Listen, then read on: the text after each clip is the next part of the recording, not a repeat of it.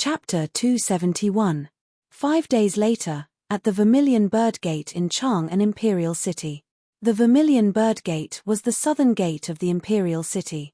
It got its name because the vermilion bird of the 4 symbols represented the south. Outside the gate was the Vermilion Bird Avenue, the central axis of Chang'an. On the busy Vermilion Bird Avenue, carriages and horses shuttled back and forth. The 150-meter-wide Vermilion Bird Avenue had a 50-meter-wide imperial road in the middle. Commoners could cross it, but they were not allowed to walk on it. At 9 in the morning, the court session in the Taiji Palace had just ended. After the court session, the officials had to leave the Taiji Palace through the Sky Gate and head south out of the Vermilion Bird Gate. After that, all the officials returned home to sleep, while those who had to go to the Yamen for the morning roll call went to work. Some of the officials who were familiar with each other were chatting as they walked. Suddenly, they heard the sound of horse hooves coming from the Vermilion Bird Avenue. In Chang'an, horses were not allowed to gallop unless there were special circumstances. The sound of horse hooves naturally attracted the attention of the officials. They all looked up to find the source of the sound.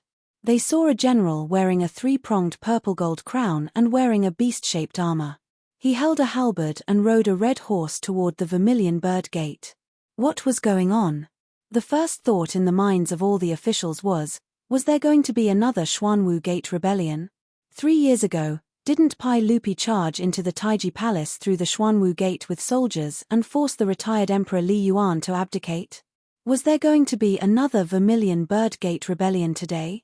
Outside the Vermilion Bird Gate, the officials who had just left the court were in an uproar. Some of the more timid ones even exclaimed. But soon, the officials realized that something was wrong. The Imperial Army guards outside Vermilion Bird Gate did not even bat an eye at the charging general. It was clear that these Imperial Army soldiers knew what had happened. And there was only one general charging toward the Vermilion Bird Gate. Of course, he was not here to start a rebellion. Otherwise, it would be too childish. That general galloped his horse to the Vermilion Bird Gate and pulled on the reins. He brandished his halberd and shouted, "I am Lu Biyu, Lu Fengxian. Who dares to fight with me?"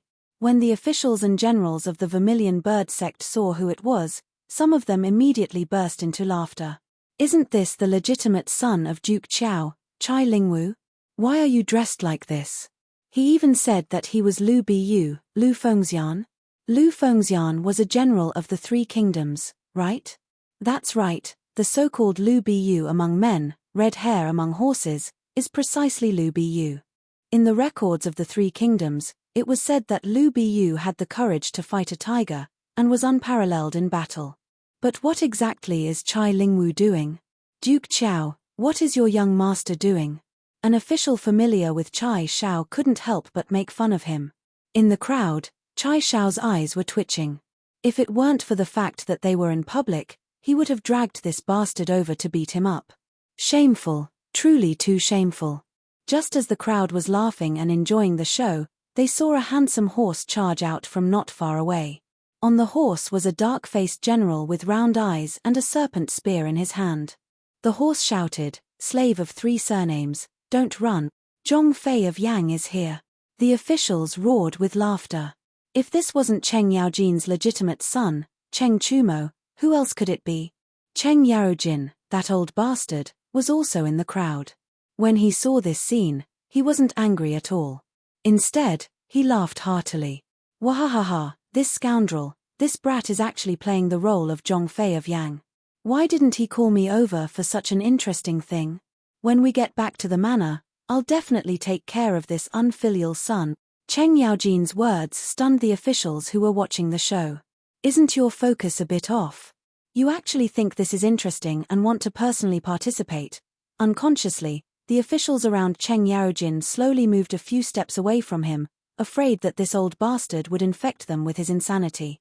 Cheng Chumo and Chai Lingwu, these 2 people, began to fight on the main street of Vermilion Bird Gate. It was very lively. This caused more and more people to gather around Vermilion Bird Gate. They applauded and cheered, making these 2 people even more excited. The 2 people fought for dozens of rounds. Then they saw a red-faced man, holding a green dragon crescent blade, rush over on his horse. I am Guan Yu, Guan Yun Chang. This time it was Yuchi Jingda, that old bastard, who began to cheer loudly. He shouted with his broken voice, "It's my family's child. Dog, you even painted your face red. Yuchi Baolin, if you can't beat them, don't go home." His words almost made Yuchi Baolin, who was disguised as Guan Yu, fall off her horse. She calmed herself down and pretended that she didn't hear anything. She raised her blade and attacked Chai Lingwu. The 3 horses fought for 30 rounds. Then they saw another horse rush out from the side. On the horse's back was a white-faced general, holding a double-edged sword. "I am Liu Bei, Liu Xuanda. Little Liu Bu, don't hurt my brother." Then he urged his horse forward. The 4 people fought on Vermilion Bird Gate. This time it was Fang Xuanling's turn to be stunned. The old man's temple suddenly throbbed. The one who called himself Liu Bei was his second son, Fang Jun, Fang Yi Ari. Du Ruhui also poked him with his elbow. "Brother Xianling, your second son is also very brave." Fang Xianling was choked half to death by his words. He could only pretend that he didn't hear anything. He glared at his son, thinking about how to punish him when he returned home. Cheng Chumo, Yuchi Baolin, and Fang Yi Ari surrounded Chai Lingwu and fought. Seeing this, the officials and the common people on Vermilion Bird Gate stared straight at them, cheering louder and louder. No one noticed that on top of Vermilion Bird Gate's Imperial City wall, Pai Lupi's figure quietly appeared, watching the 4 people fight with interest. "Zio, is this the 3 heroes fight Liu Bu in your book? It is very interesting." Li Wangyu was also beside Pai Lupi. Hearing Pai Lupi's question, he smiled and nodded. "Your Majesty, it is the 3 heroes fight Liu Bu." Pai Lupi asked again, A bit interesting. What about the chapter after that? Where did you write it? Has the 2nd volume been printed?" "The 2nd volume is being engraved and will be finished in 2 days. Once the book is printed, I will immediately send it to your Majesty for inspection." Pai Lupi nodded with satisfaction and continued to look below. Li Wangyu sighed. "Damn, such a big shot reader, I can't afford to provoke him. If I provoke him, it won't be a problem of sending him razor blades." In order to advertise and market his Romance of the 3 Kingdoms, Li Wangyu went to the palace a few days ago and presented the 1st volume of his Romance of the 3 Kingdoms to Pai Lupi. Pai Lupi liked Romance of the 3 Kingdoms immediately. This historical novel about the 3 kingdoms was very much to his liking.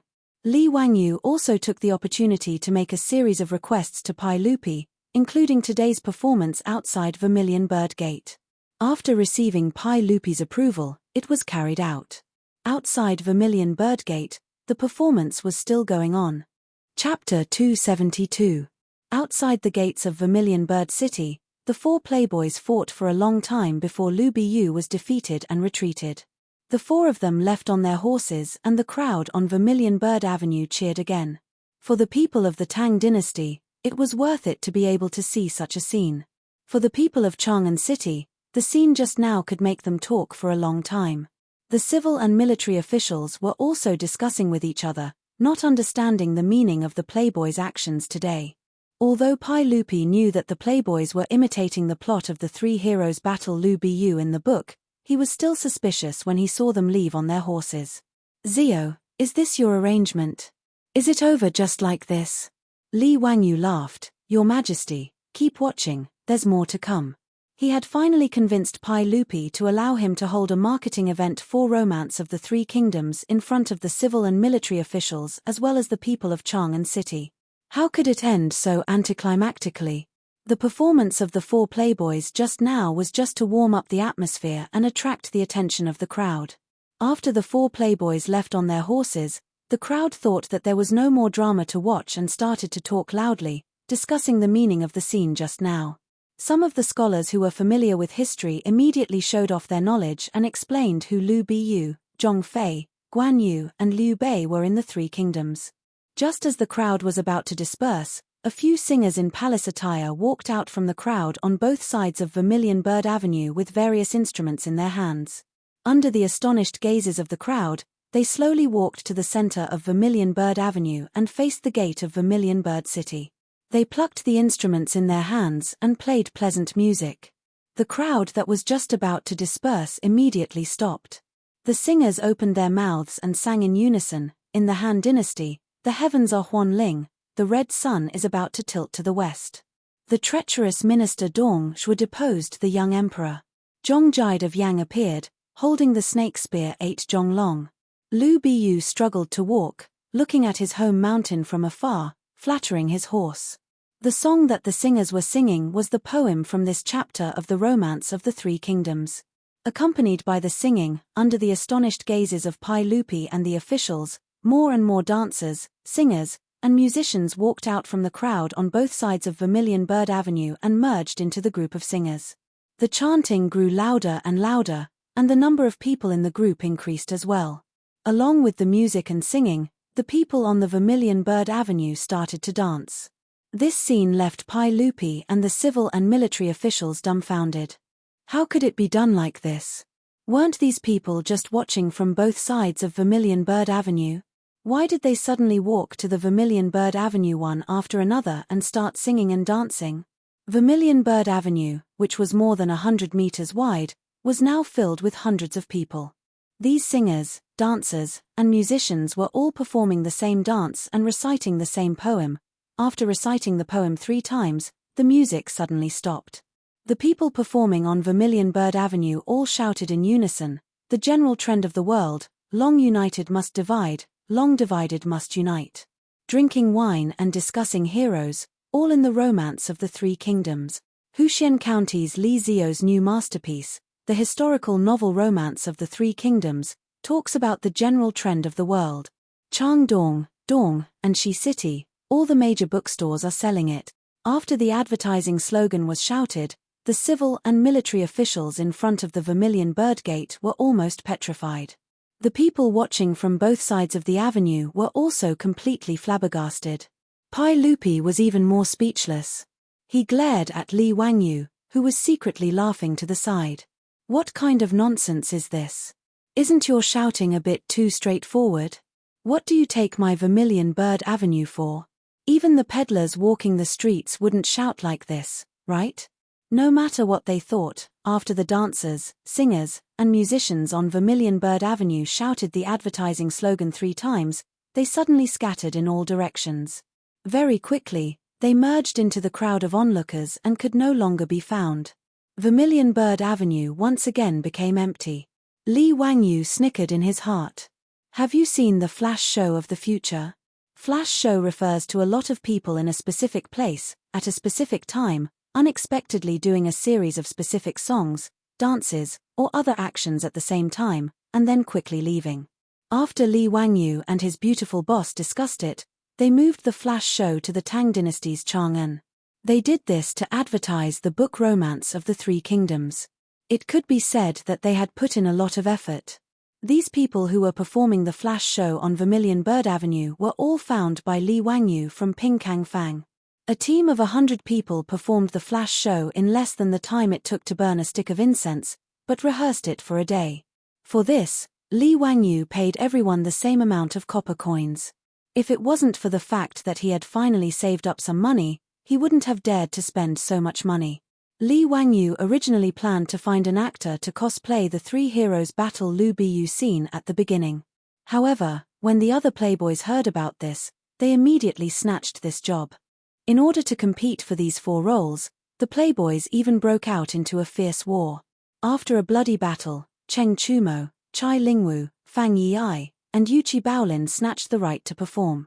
Chai Lingwu originally didn't want to cosplay Lu Biyu and wanted to exchange roles with Cheng Chumo, but Li Wangyu dissuaded him. "Zio, why don't you let me cosplay Zhongfei?" Li Wangyu looked him up and down for a long time. He only said one sentence, which made Chai Lingwu give up on the idea. Cheng Chumo's face is black. The playboys who didn't get the role were very dissatisfied. Li Wangyu repeatedly assured them that there would be more opportunities for them in the future, which temporarily dispelled their resentment. In this regard, Li Wangyu could only shake his head. The Tang dynasty was seriously lacking in entertainment. Look at this group of playboys, they even wanted to snatch the opportunity to cosplay, which almost led to a bloodbath. TSK, TSK, how pitiful. Naturally, the rich playboys had also read The Romance of the Three Kingdoms.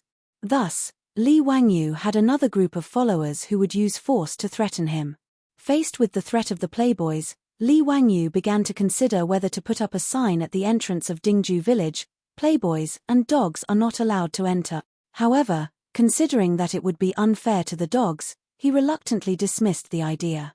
The cosplay performance in front of the Vermilion Bird Gate in the Imperial City, as well as a flash advertisement, immediately spread throughout Chang'an City at the speed of light.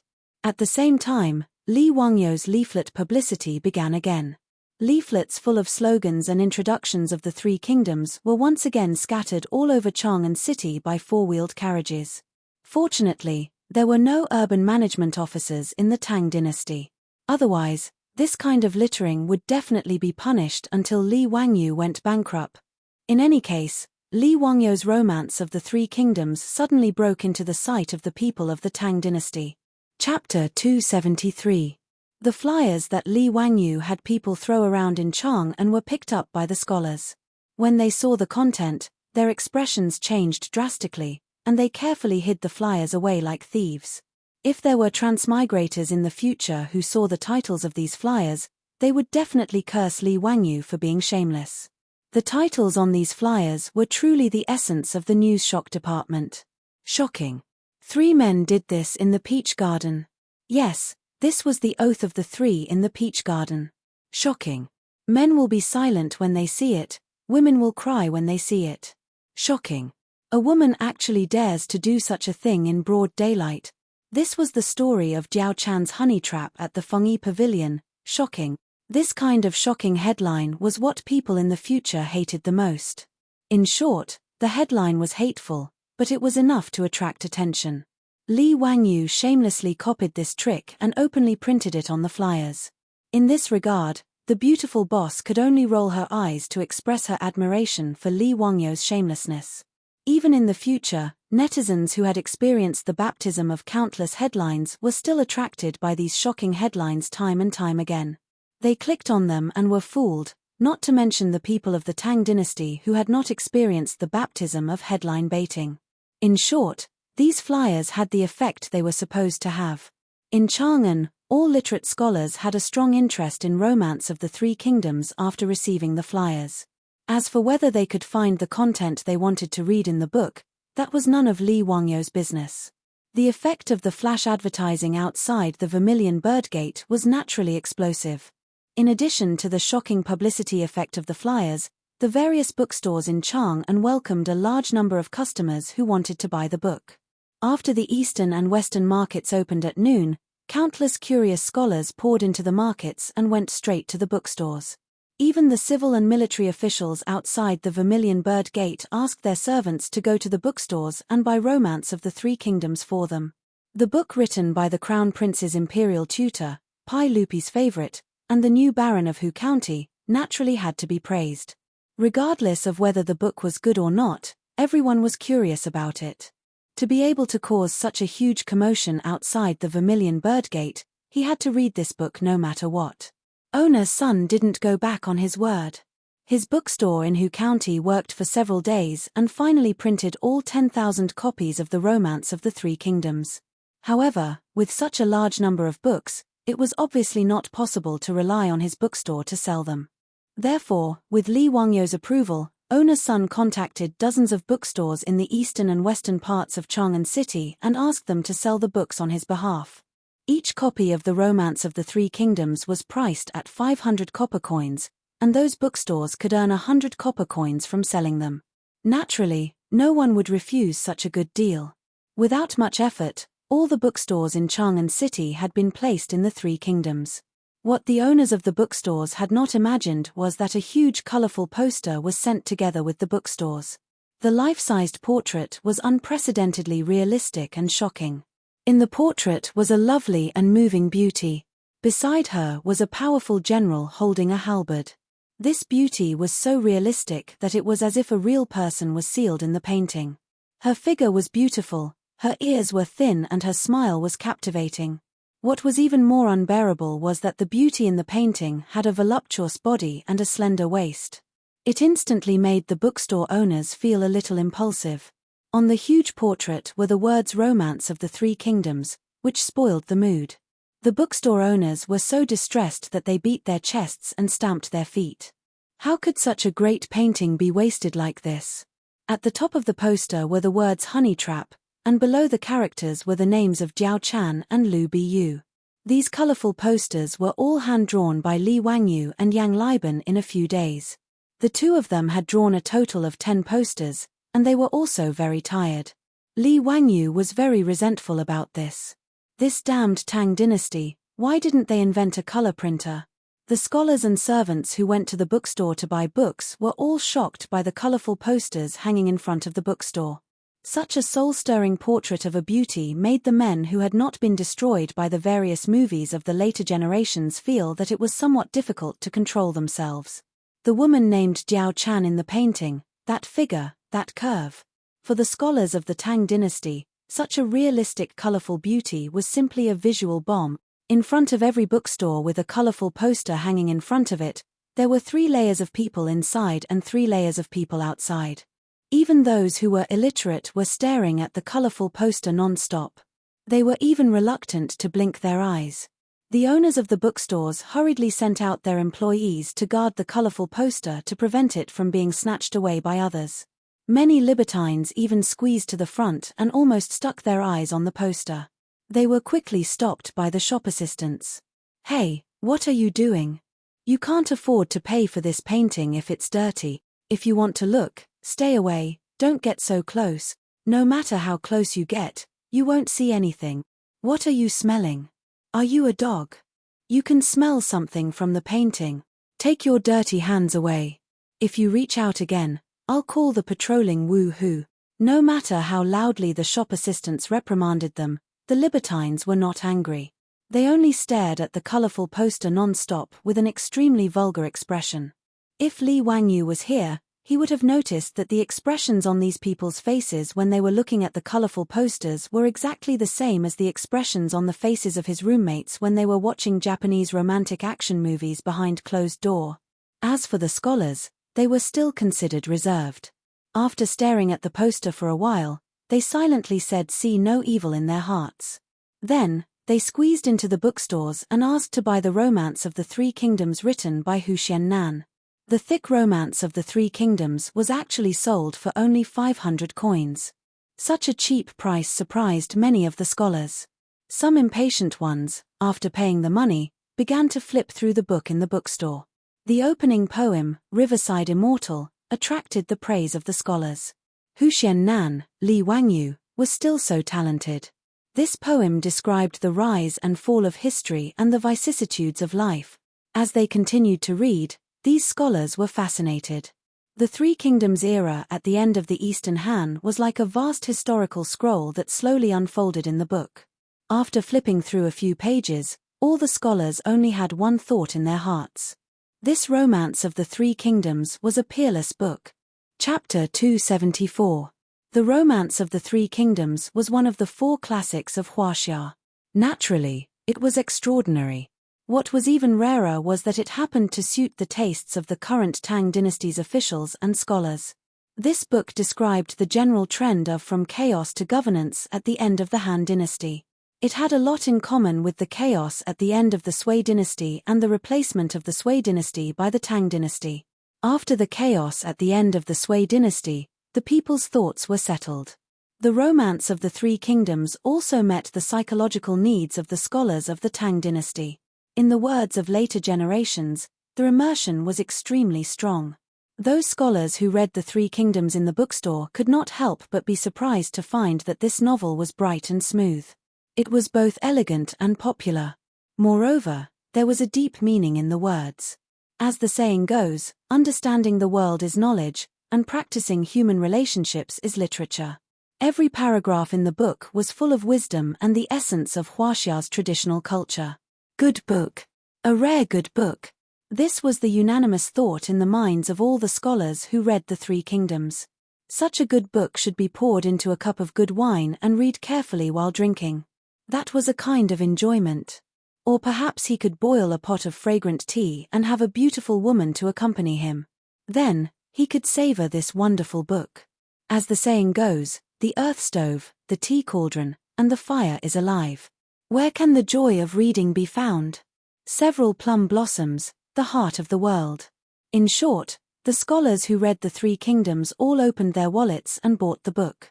Even if there were scholars who were poor and did not have enough money, they still shamelessly borrowed copper coins from their companions and bought a book. In the two cities of Chang'an, more than a dozen bookstores were like this. It was unprecedentedly popular. The scene of selling books even scared the owners of the bookstores.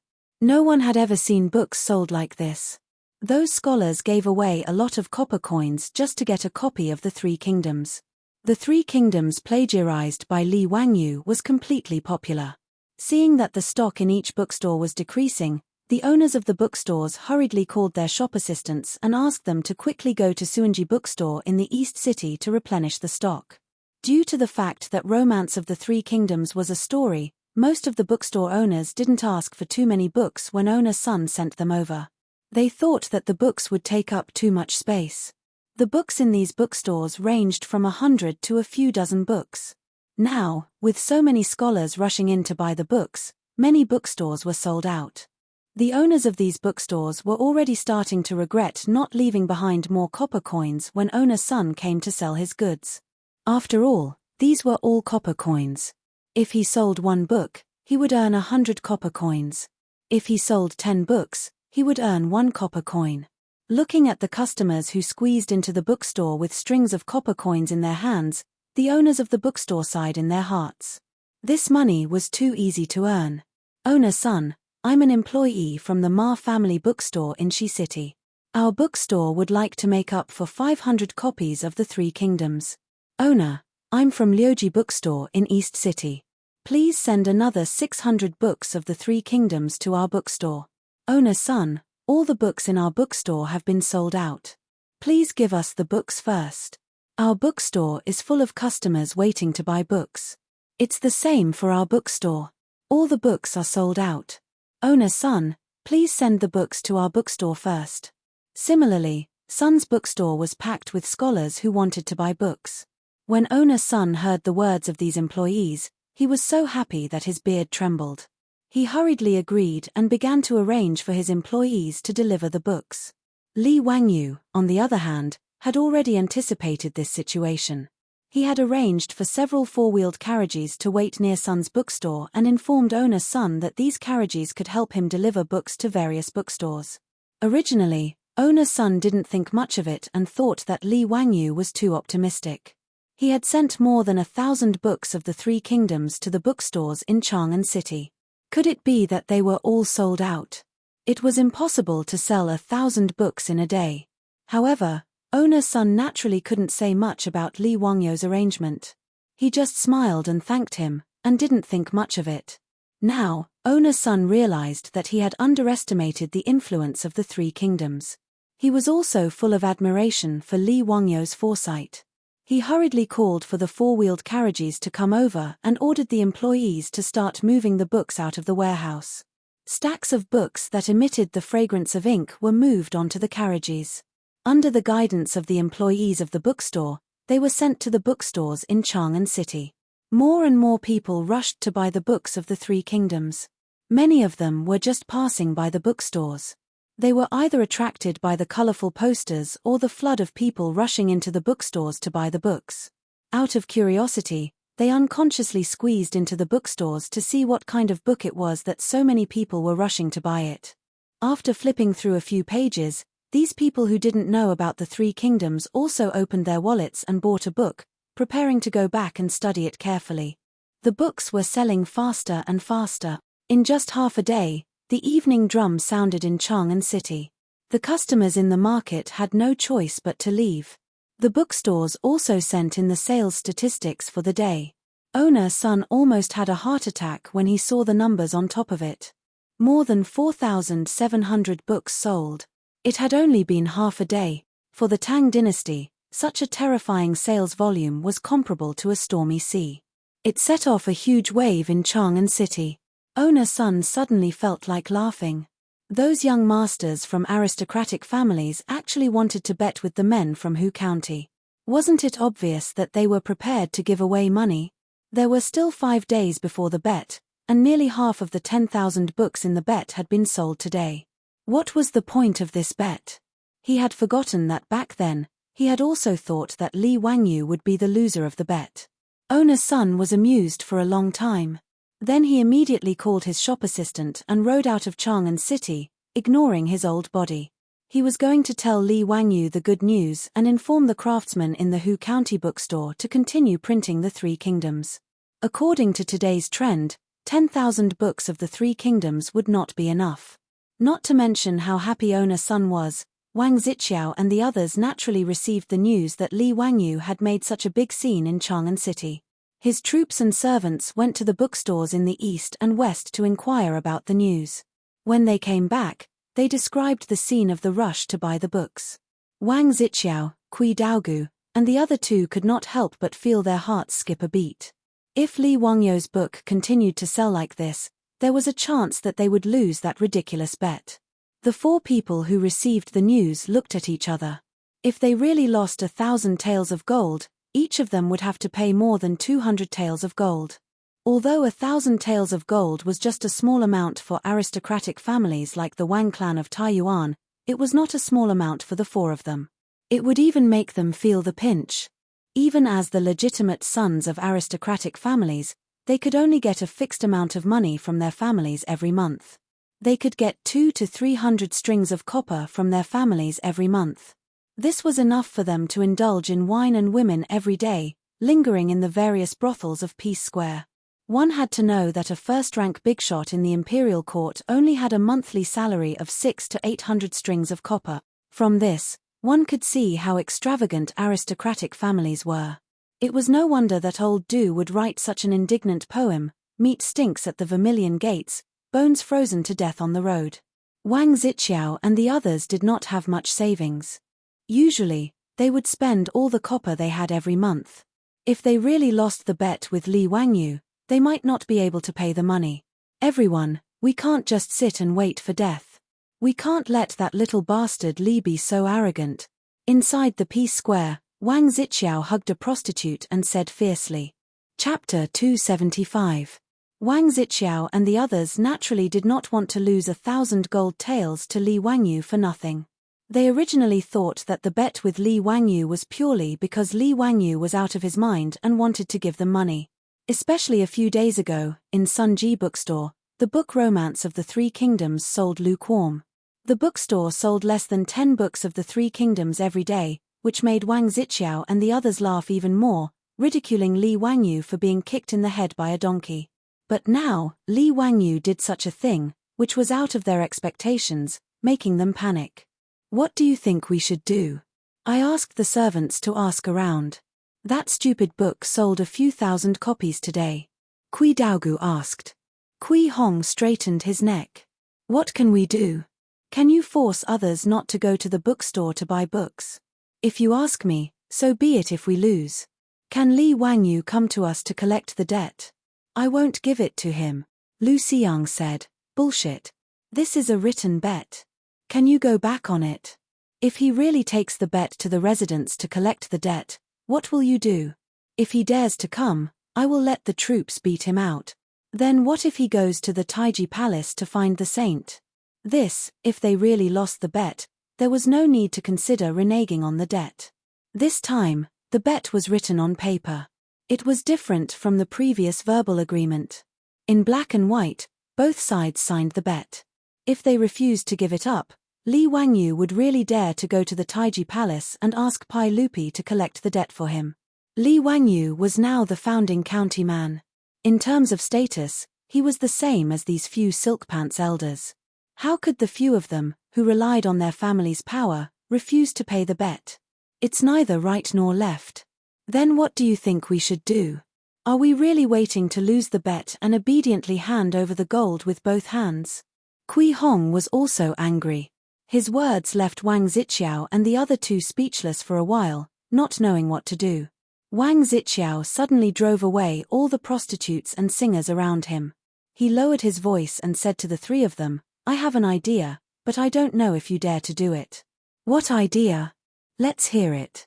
Come closer, my teachings are not to be passed on to 6 ears.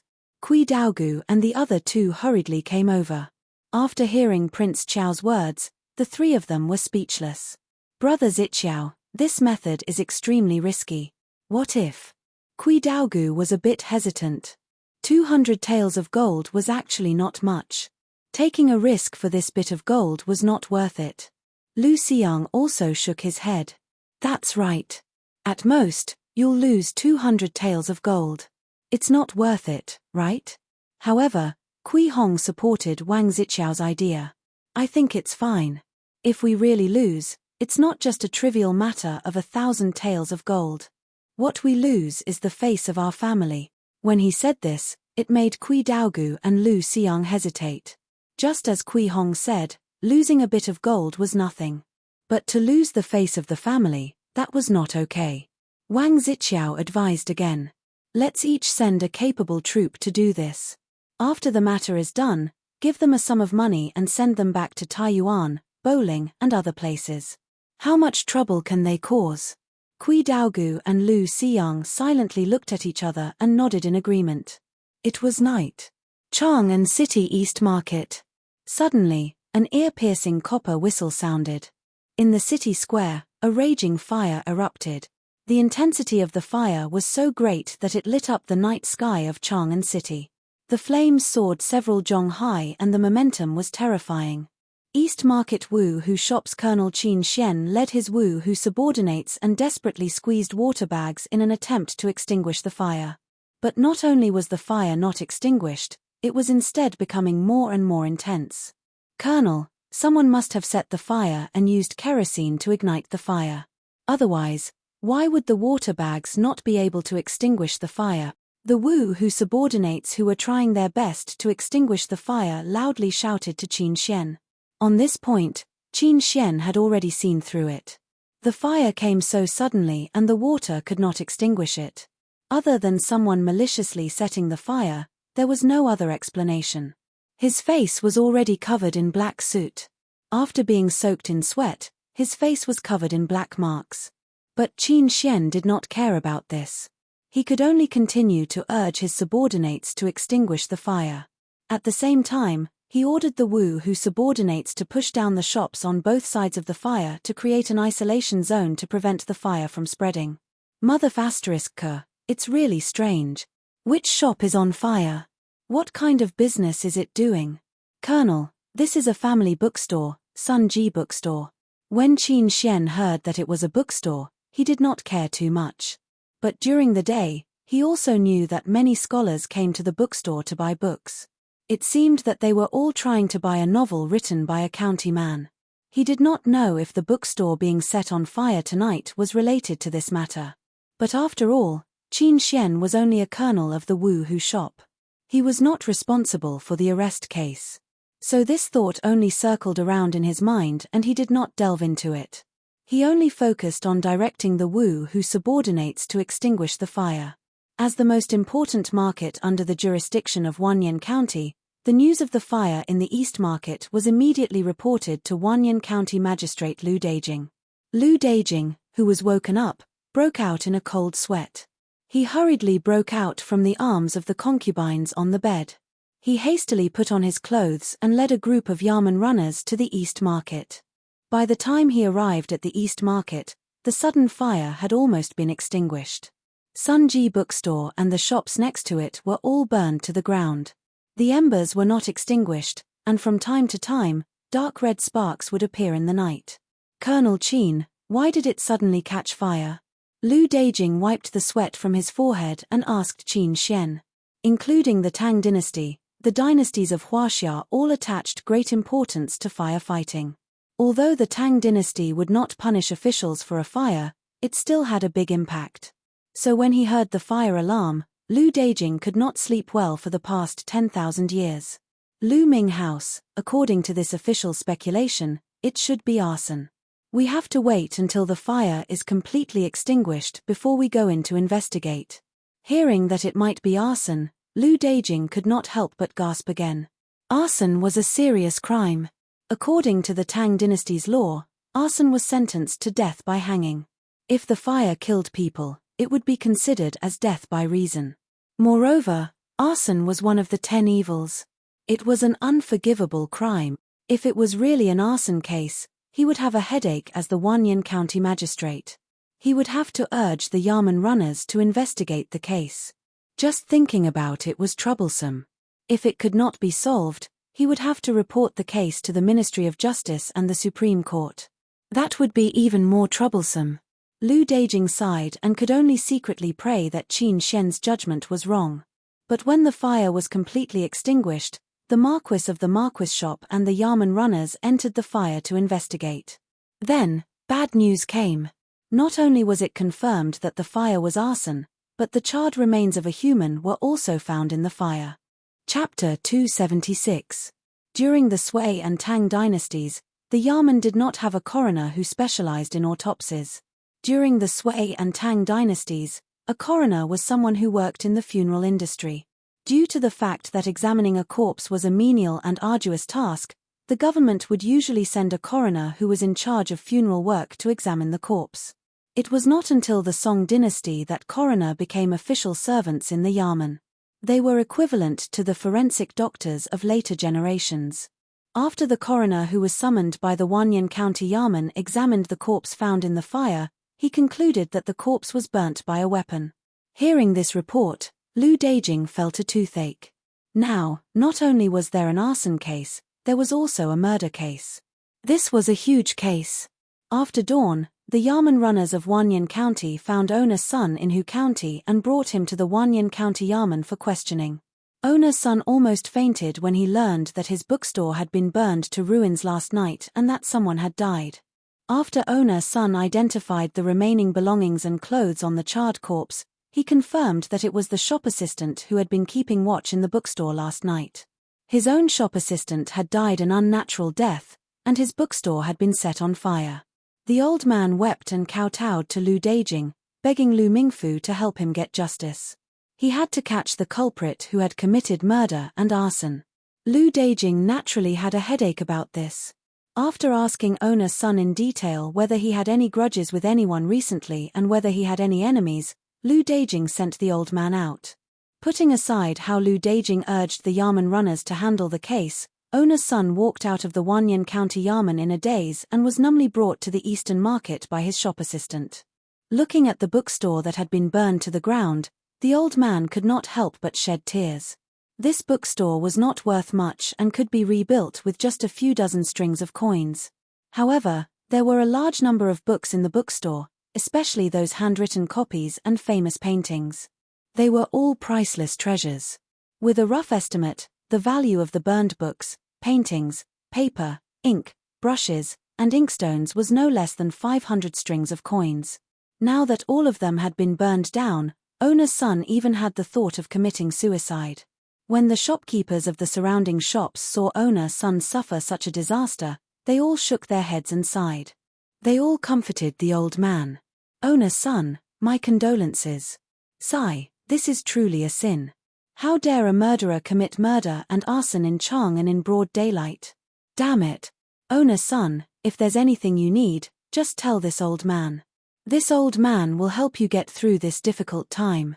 Owner's son is such a nice person. He has never argued with anyone and is always honest in his business dealings. How could someone be so cruel? The group of merchants all spoke up to console the old man, causing owner's son to feel slightly comforted. He cupped his hands in thanks to everyone and began to make arrangements for the aftermath. He ordered people to clean up the ruins of the bookstore and take stock of the losses. He also arranged for someone to report the news to the shop assistant who was killed. He also had someone send copper coins to express his condolences. After busying himself for half a day, owner's son suddenly recalled something and his face warped in shock. He had no time to care about anything else. He pulled over a shop assistant and hurriedly gave him a few instructions. Then, he hurriedly mounted his horse and ran out of Chang'an City. Owner's son suddenly remembered that there were still thousands of copies of the Romance of the Three Kingdoms in the bookstore. He had to go to Dingju village to inform Li Wangyu about this matter. As he galloped on horseback, a thought flashed through owner's son's mind. Could this sudden fire have something to do with those aristocratic families? After thinking carefully, the old man could not help but break out in a cold sweat. He had no quarrel with anyone.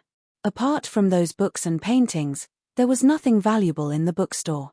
If it was for money, there were many shops in the Eastern market that dealt in gold and jewelry. There were plenty of valuable things. How could a thief commit murder and arson just to steal books? Owner's son did not think that there were any enemies that would be so fierce, except for some minor conflicts with the legitimate sons of the aristocratic families such as the Wang clan of Taiyuan and the Kui clan of Bowling. Thinking deeper, Owner's son felt even more frightened and his heart raced. He thought of the bet that Li Wangyu had made with those young masters of the aristocratic families. He had promised to sell 10,000 copies of the Three Kingdoms in 10 days. But now, all the books in his bookstore had been burned to ashes. Owner's son did not dare to continue thinking about it. This was not something that a merchant like him could participate in. The old man whipped the horse twice more and sped up towards Dingju village. Li Wangyu had just woken up and received such bad news. He could not help but be shocked. He exchanged glances with his beautiful superior and could tell what the other was thinking from their eyes. If this matter had nothing to do with the aristocratic families, Li Wangyu dared to wring his head off and give it to the aristocratic families to kick as a ball. Yesterday, he had just created a sensation in Chang'an City and made the romance of the Three Kingdoms sell like hotcakes. But in the middle of the night, someone had sneaked into Sun's bookstore to commit murder and arson. This was definitely not a coincidence. With the books burned, it was naturally impossible to sell 10,000 copies of the Romance of the Three Kingdoms. A few days later, he would be considered to have lost the bet and would have to pay Wang Zixiao and the others 1,000 taels of gold. Li Wangyu did not expect that Wang Zixiao and the others would be so crazy. For a bet of 1,000 taels of gold, they dared to commit murder and arson. This was truly outrageous. Li Wangyu naturally did not know that these aristocratic families dared to do anything for their own reputation. If he had not been conferred the title of meritorious noble by Pai Lupi, the aristocratic families would have already made a move on him. Whether it was the Zheng clan of Xinjiang or the Wang clan of Taiyuan, they had been unhappy with him for a long time. Now, it was only because they were afraid of Pai Lupi that these aristocratic families did not dare to openly deal with Li Wangyu. Li Wangyu's face was gloomy as he asked, "Owner son, can your bookstore in Hu County print more books urgently?" "Of course. Old me thought yesterday that 10,000 copies might not be enough to sell, so I have already informed the bookstore to start printing more. I estimate that in another 2 or 3 days, we should be able to rush out 5,000 copies. That's good. Owner son, then I'll have to trouble you to arrange for the printing as soon as possible. As for the murder and arson case, I will give you an explanation," Li Wangyu said in a low voice. Owner's son nodded repeatedly. Old me understands. Once the books are printed, Old me will immediately have people send them to the bookstore in Chang'an City to sell. Don't worry, there are still 4 days left. We will definitely sell 10,000 copies. Li Wangyu did not say anything else after arranging things. He let the old butler, Li Heng, send owner's son out of the door. The murder and arson case in the East Market gave Li Wangyu a great shock. At this moment, he realized that this was not a legal society of the future, but the Tang dynasty of 1,300 years ago. If one did not have enough power to protect himself and his family, he would probably be eaten up until not even his bones were left. Just a few legitimate sons of the aristocratic families dared to commit murder and arson in Chang'an City. In this world, was there anything that they did not dare to do? Those who steal will be punished, and those who steal the country will become feudal lords. Only the feudal lords will be benevolent and righteous. The so-called benevolence and righteousness of these aristocratic families was indeed hypocritical. After a brief discussion with Su Changqing, Li Wangyu called for Niu Wu. The two of them rode on horses and rushed to Chang'an City. Chapter 277. Li Wangyu naturally went to Chang'an to complain. Although he had the title of a county baron, he had no power or influence. Other than complaining to Pai Lupi, he had no other choice. Li Wangyu was just a white-collar worker who graduated from a second-tier university in the future. He did not know how to solve cases, nor was he as intelligent as Zhuge Liang. If he was bullied, Complaining to his parents was his only choice. Fortunately, his current parent was also powerful enough. No matter what, Li was still his uncle who hadn't gone beyond 5 generations. Li Wangyu naturally would not be pretentious. He wanted to take responsibility for everything. When it was time to cry, he would not be stingy. In the legislative hall of Taiji Palace, Pai Lupi summoned Li Wangyu as usual. "Zio, why did you come to the palace again today? Is something the matter?" Pai Lupi asked with a smile. Li Wangyu would not come to Chang'an if he had nothing to do, let alone to Taiji Palace. Pai Lupi was very clear about this. His nephew was good at everything, except that he was too tired. If he had nothing to do, he would definitely hide in Dingju village and live a carefree life. Yesterday, Li Wangyu had just entered Taiji Palace and created such a good show. Pai Lupi was very satisfied, but he did not know why he had come to the palace today. Li Wangyu's face was full of misery. "Uncle, I came to the palace today to ask you to save my life." What happened?" Pai Lupi asked, puzzled. Li Wangyu took out the contract he had signed with Wang Zixiao and the others, and handed it to Pai Lupi with both hands. "Uncle, a few days ago, I had some conflicts with the legitimate sons of Taiji Wang clan, Boling Kui clan, and a few other aristocratic families. Feeling indignant, I made a bet with them. I bet that I could sell 10,000 copies of the Romance of the Three Kingdoms within 10 days. Pai Lupi looked at the bet and motioned for Li Wangyu to continue. "Yesterday, after my promotion, the bookstores in Chang'an sold more than 4,000 books of the Three Kingdoms. This little nephew was about to win the bet, but who would have thought that last night, the bookstore that helped this little nephew sell books was set on fire and all the books turned to ashes." When Pai Lupi heard this, his expression slowly turned grim. Li Wangyu sighed and continued, "If it was only the books that were burned, it would be fine. But the key point is that even the clerk who was on night duty in the bookstore was killed. This is really..." At this moment, Li Wangyu's acting skills were off the charts. He was just short of wiping his eyes with an onion. "Uncle, I don't expect to win any bets. I just hope that Uncle can help me talk to this aristocratic family and cancel the bet. Sigh, with my small arms and legs, I really don't dare to get involved with such a vicious person." His words were very pitiful, but Pai Lupi understood the meaning of his words very clearly. He was insisting that the aristocratic family had committed murder and arson in order to win the bet. Pai Lupi glared at him with a gloomy face. He waved his hand to summon an attendant, have the 100 Horsemen Department investigate what exactly happened in the East Market. Not long after, the attendant in charge of palace affairs from the 100 Horsemen Department entered the legislative hall and reported to Pai Lupi. "Reporting to everyone, the 100 Horsemen Department has already investigated. Last night, at 1 o'clock in the East Market, Sun Ji bookstore caught fire. The clerk who died was also stabbed to death with a blade and then abandoned in the fire." Pai Lupi coldly asked, "Did you find out who did it?" "We're still investigating, but after the 100 Horsemen Department examined the corpse, they confirmed that the method of murder was the method of an old soldier in the army. The clerk who was killed should have been in his sleep. His mouth and nose were covered, and then a blade was used to stab his heart. The blade was inserted between the bones, and he died on the spot. The method was very skillful. This is definitely not something that a thief can do. After the curfew last night, did the patrolling Wu Hu ask about it? Did you find anything strange?" Pai Lupi asked again. In Chang'an City, there was a curfew after nightfall. The streets, which were more than 100 meters wide, were like natural barriers that separated the various markets. And on the streets, there were patrolling Wu Hu at any time. Wanting to quietly climb over the high walls of the market, then pass through the 100-meter wide streets, and climb up the wall to enter the East Market was not an easy task. No, the patrolling Wu Hu have already interrogated, but did not find anything. But the 100 Horsemen Department can confirm that there are 4 murderers.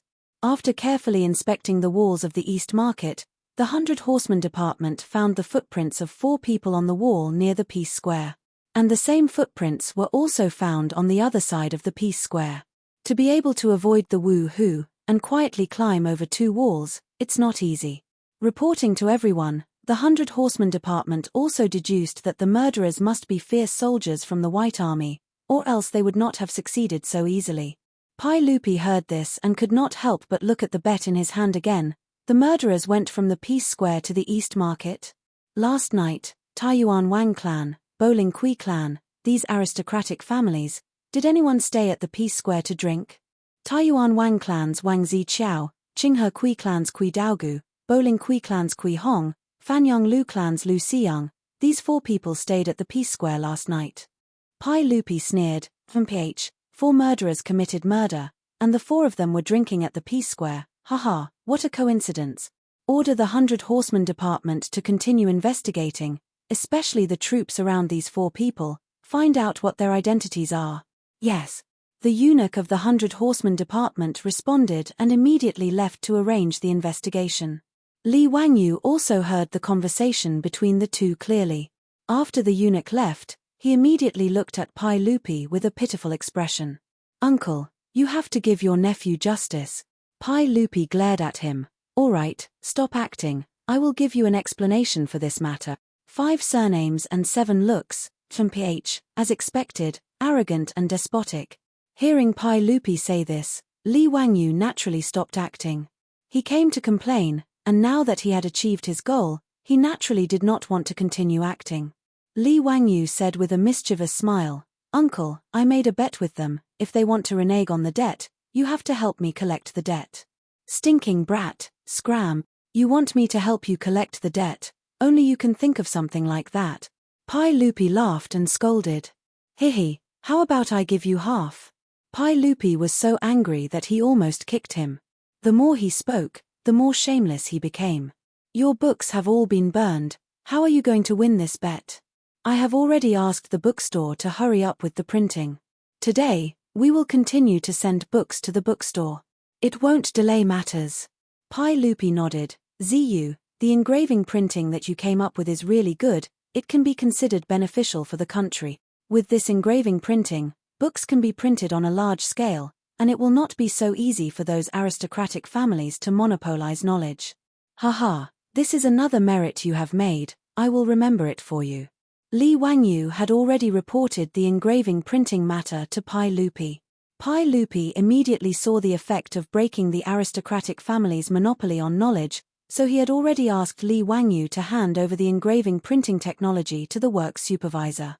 Now, the work supervisor had already begun to copy the books stored in the palace, and was preparing to print them on a large scale and distribute them to the world. While Li Wangyu was complaining in Taiji Palace, Taiyuan Wang clan was not having a peaceful time. Chapter 278.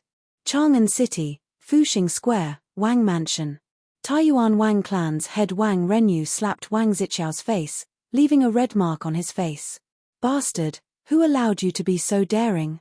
Wang Ziqiao covered his face with his hands, looking at his father in disbelief. "What did I do? Didn't I just let my subordinates burn down a bookstore? Don't tell me I have to watch that bastard Li Wangyu humiliate me." Wang Renyu said angrily, "Just burn down a bookstore? You even killed a waiter in the shop with your troop. Mph, just a lowly commoner, what's the big deal?" Wang Ziqiao did not care at all.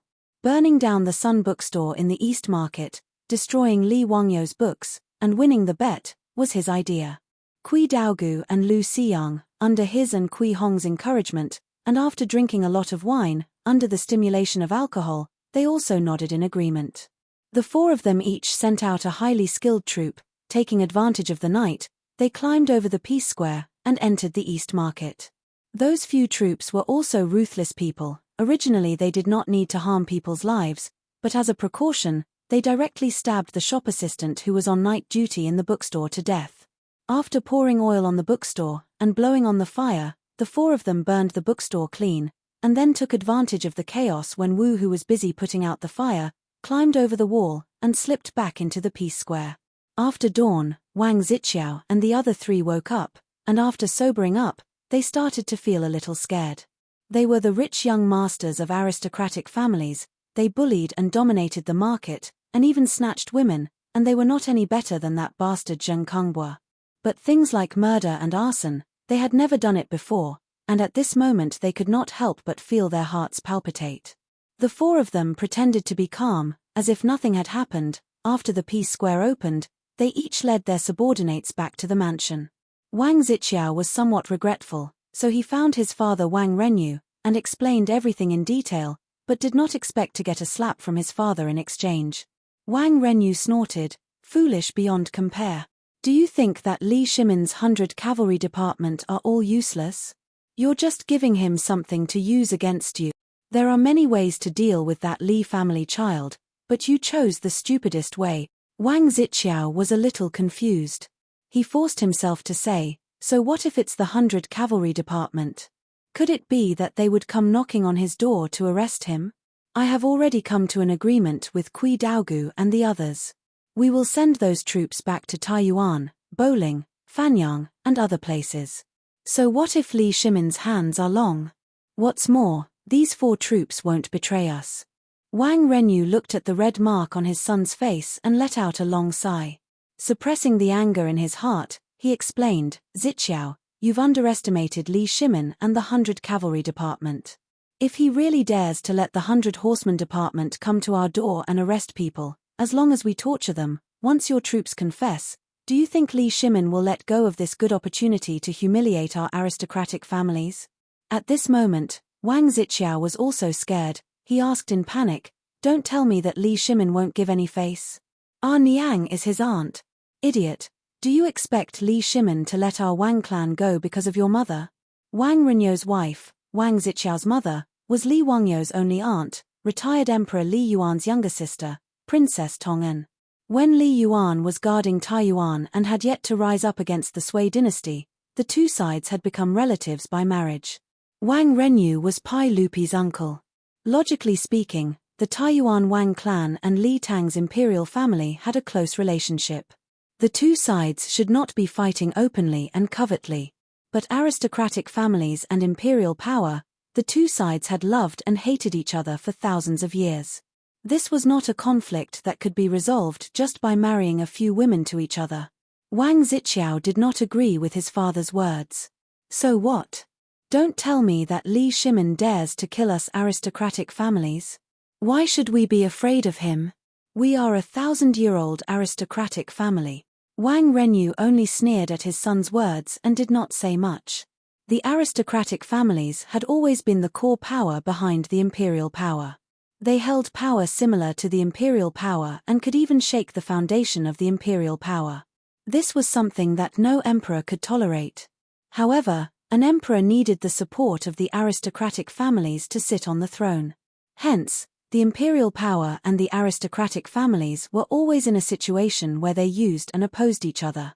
Flourishing for thousands of years, there were aristocratic families with 100 years of history. However, there were no dynasties with more than 400 years of history. This was also the reason why aristocratic families like Wang Zixiao looked down on the imperial power. Wang Mang wanted to change the situation of the Western Han's land annexation. In the end, the aristocratic families rebelled and overthrew Wang Mang's rule. The aristocratic families in Guangzhou supported the Nanyang Liu clan to establish the Eastern Han. At the end of the Eastern Han, the three kingdoms fought for hegemony, and the aristocratic families were the ones supporting them. The aristocratic families of the West Jin moved south, causing the treasury of the West Jin to be empty. The chaos of the 5 barbarians had a lot to do with the aristocratic families moving south. When the aristocratic families reached their peak in the East Jin, their power even surpassed that of the imperial power. During the Sui dynasty, Yang Jian created the imperial examination system in hopes of using it to keep the aristocratic families in check. However, it did the opposite, increasing the power of the aristocratic families. The aristocratic families made use of the imperial examination system to push the power struggle between the aristocratic families and the imperial power into the imperial court. When it came to the Tang dynasty, how could the battle between the aristocratic families and the imperial power be peaceful? Just a few days ago, the aristocratic families used the locust plague to force Pai Lupi to issue an edict. From this, one could see the relationship between the two sides. Wang Renyu waved his hand at Wang Zixiao. Okay, I'll deal with this matter myself. You don't have to worry about it. Go take a look at your mother. She caught a cold recently and is not feeling well. After sending his son away, Wang Renyu closed his eyes and thought for a while. Then, he summoned the housekeeper and gave him a few instructions. The housekeeper lowered his head and left to carry out Wang Renyu's orders. Within the Taiji Palace governing hall, Pai Lupi and Li Wangyu were playing chess while waiting for the 100 Cavalry Division's report. The eunuch from the 100 Cavalry Division tiptoed into the hall with an embarrassed look on his face. Pai Lupi looked up at him. "Speak, what's the news?" Just now, the 100 Cavalry Division sent news that the Wang clan of Taiyuan beat a soldier to death for stealing property. After the Wang clan beat him to death, they sent someone to Chang'an County to report. Pai Lupi and Li Wangyu were stunned. They didn't understand what the eunuch meant. The Wang clan beat a soldier to death for stealing property. Was this news worth telling to Pai Lupi? Before Pai Lupi could ask, the eunuch continued, "The Kui clan of Bowling, the Kui clan of Qinghe, and the Lu clan of Fanyang all beat a soldier to death for different crimes. They have all gone to Chang'an County and Wanyan County to report." As soon as he finished speaking, Pai Lupi immediately understood what was going on. In a fit of rage, Pai Lupi slapped the table in front of him and swept the chessboards on the table to the ground. "These bastards! How dare they!" Li Wangyu also realized what was going on. This was *King murder to silence them. The aristocratic families were so cruel. Chapter 279. The troops were not the property of the master, and their status was higher than that of the servants. However, if the troops made mistakes and were punished by the master, even if they were accidentally beaten to death, they would not be punished. The law of the Tang dynasty stipulated, if the master beat the troops to death, he committed murder, but he was punished to death or negligent homicide, he was not guilty. That was to say, if the troops of the Taiyuan Wang clan, the Bowling Kui clan, the Qinghe Kui clan, and the Fanyang Lu clan were charged with violating the law due to negligence, they would not have to bear any responsibility after being punished to death. They only needed to report to the county government. The 100 Cavalry Department had just found out that there were 4 people who committed the crime in the East City, and was investigating the troops of the 4 sons of the 4 families. Then, there was news that the troops of the 4 families were beaten to death because of mistakes. Even a fool could understand what had happened. This kind of merciless method of silencing witnesses made Li Wangyu shudder. These aristocratic families did not care about human lives at all. Even the troops who worked for the aristocratic families were killed just like that. Li Wangyu could not understand or accept this kind of ruthless decision and the practice of treating human lives as grass. Pai Lupi's anger was more because he was played by the aristocratic families. The 4 troops were beaten to death without any disguise. They were clearly laughing at him, the emperor of the Tang dynasty. There was no evidence, and no evidence. Even if Pai Lupi was dead, what could he do to them? Wang Renyu was not a playboy like Wang Zixiao. Sending the troops back to their hometowns would only leave behind hidden dangers. If the 100 Cavalry Department could find clues, the aristocratic families would naturally know. Last night, the 4 playboys hurriedly ordered their troops to attack and had already left a lot of clues. If the 100 Cavalry Department found out that it was the aristocratic families who did it, it would probably be a big trouble. Since they had already done it, they would do it to the end. Only the dead could keep an absolute secret. Therefore, Wang Renyu was merciless. He found a random reason to beat the troops of his family to death. The other 3 aristocratic families naturally would not be merciful. After receiving the news, they also chose to kill to silence. After venting his anger, Pai Lupi finally managed to control his temper. He waved his hand and dismissed the servant. Li Wangyu was also filled with helplessness and fear. "Uncle, these aristocratic families are truly unscrupulous. Sooner or later, he would teach them a lesson.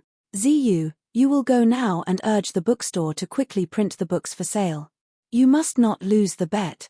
I want these aristocratic families to obediently lower their heads and hand over the gold with both hands," Pai Lupi said through gritted teeth. To Pai Lupi, the bet between Li Wangyu and the hedonistic sons of the aristocratic families was no longer just about Li Wangyu. He wanted Li Wangyu to win the bet and humiliate these aristocratic families. This bet that seemed like a joke had turned into a battle between Pai Lupi and the aristocratic families.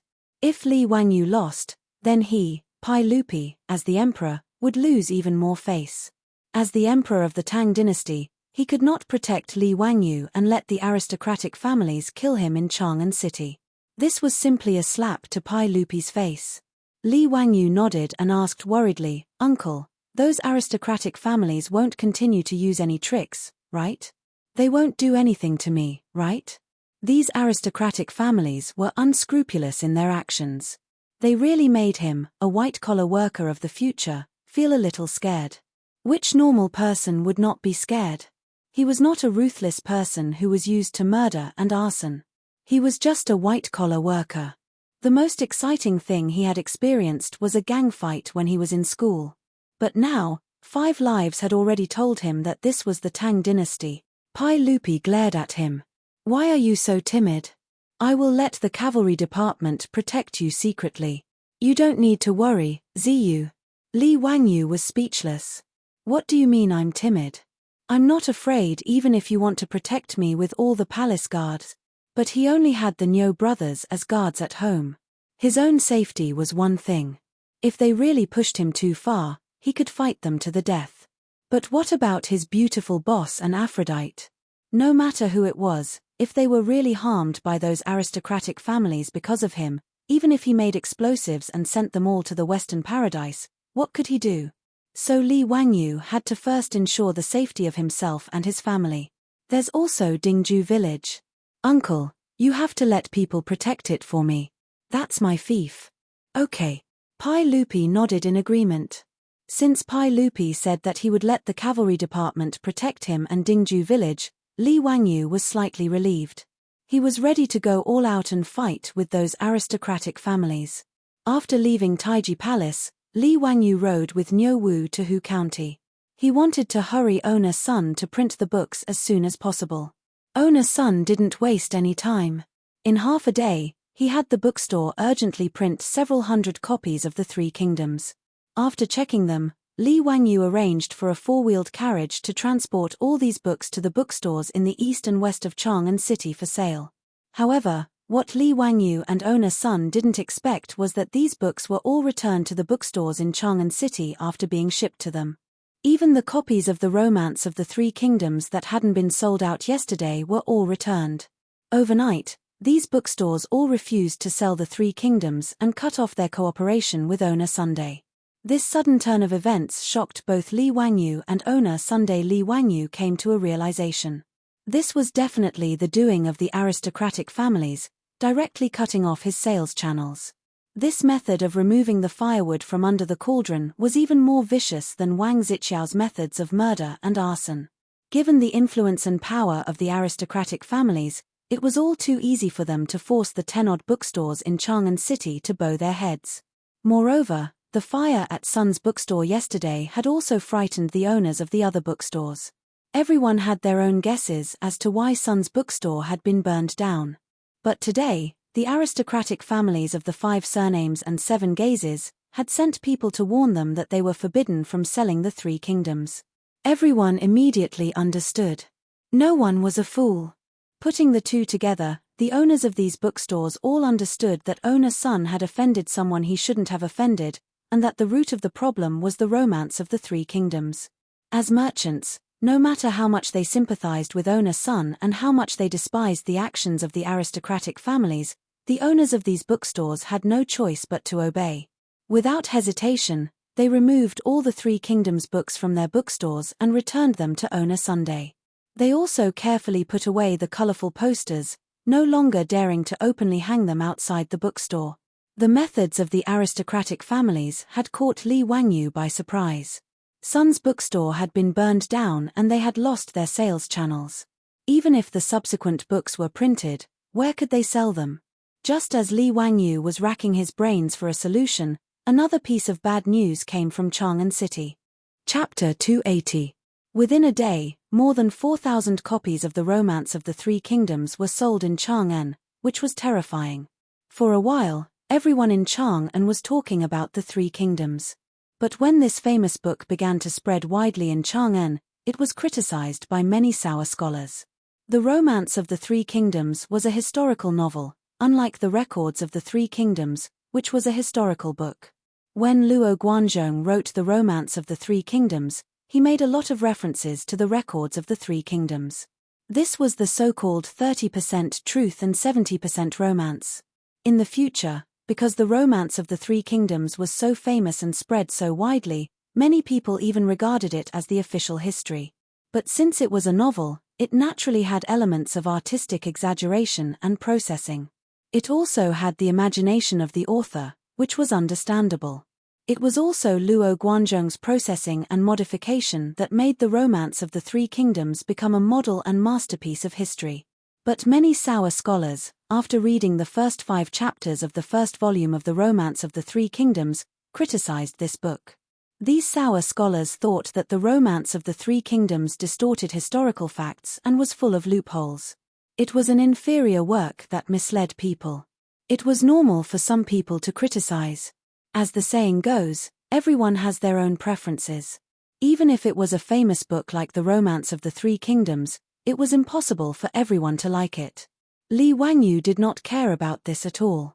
But what made Li Wangyu speechless was that the shop assistant of the Sun's bookstore in Chang'an City to deal with the aftermath hurried to report. The group of bored Sao scholars actually gathered together and ran to the Vermilion Bird Gate to kneel down. They wanted to report to Pai Lupi and request that the Romance of the Three Kingdoms be sealed. These Sao scholars even piled up the books they had bought outside the Vermilion Bird Gate and burned them all, which attracted a lot of people to watch. Li Wangyu was so angry that he almost cursed out loud. These Sao scholars, are they bored? I'm copying a novel, what does it have to do with you? Bad news came one after another. In Chang'an, undercurrents began to surge again in various markets. They accused the Book of the Three Kingdoms of harboring evil intentions and reflecting the current sage. The rumors were very vivid. Some people even took out Li Wangyu's Three Kingdoms and pointed to the contents, describing vividly to the crowd how this place reflected the saints and so on. Li Wangyu was even more speechless when he heard these rumors. Was the Tang dynasty also trying to set up a literary prison? He really wanted to ask Luo Guanzhong if he had such thoughts when he was writing the book. Li Wangyu was so angry that he laughed. He thought of a certain college entrance examination in his previous life. The author of the article described something about food. He wrote about a fish, but there was a strange light in its eyes. The question asked, "What does this strange light mean?" Then, the author was dumbfounded. "What can I do? I'm also in despair. I don't have any ideas at all. Without the standard answer, how would I know what I wanted to express?"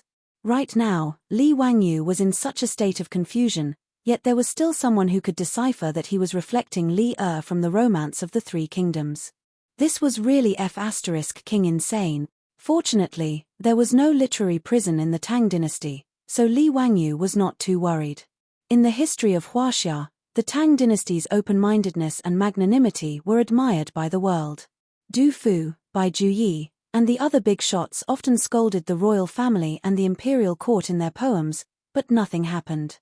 At most, they were not liked. In the Tang dynasty, there might be people who were dismissed and demoted because of poems and essays, but there were definitely no bloody cases like the Ming and Qing dynasties. The literary prison was a nightmare for the literati in the Ming and Qing dynasties, especially the Qing dynasty's literary prison. During the Yongjing period, because the incantation of the Baiyun Temple's old Taoist, "Heaven and earth listen to me, ghosts and gods are under my command," Yongjing was furious and the old Taoist was immediately beheaded.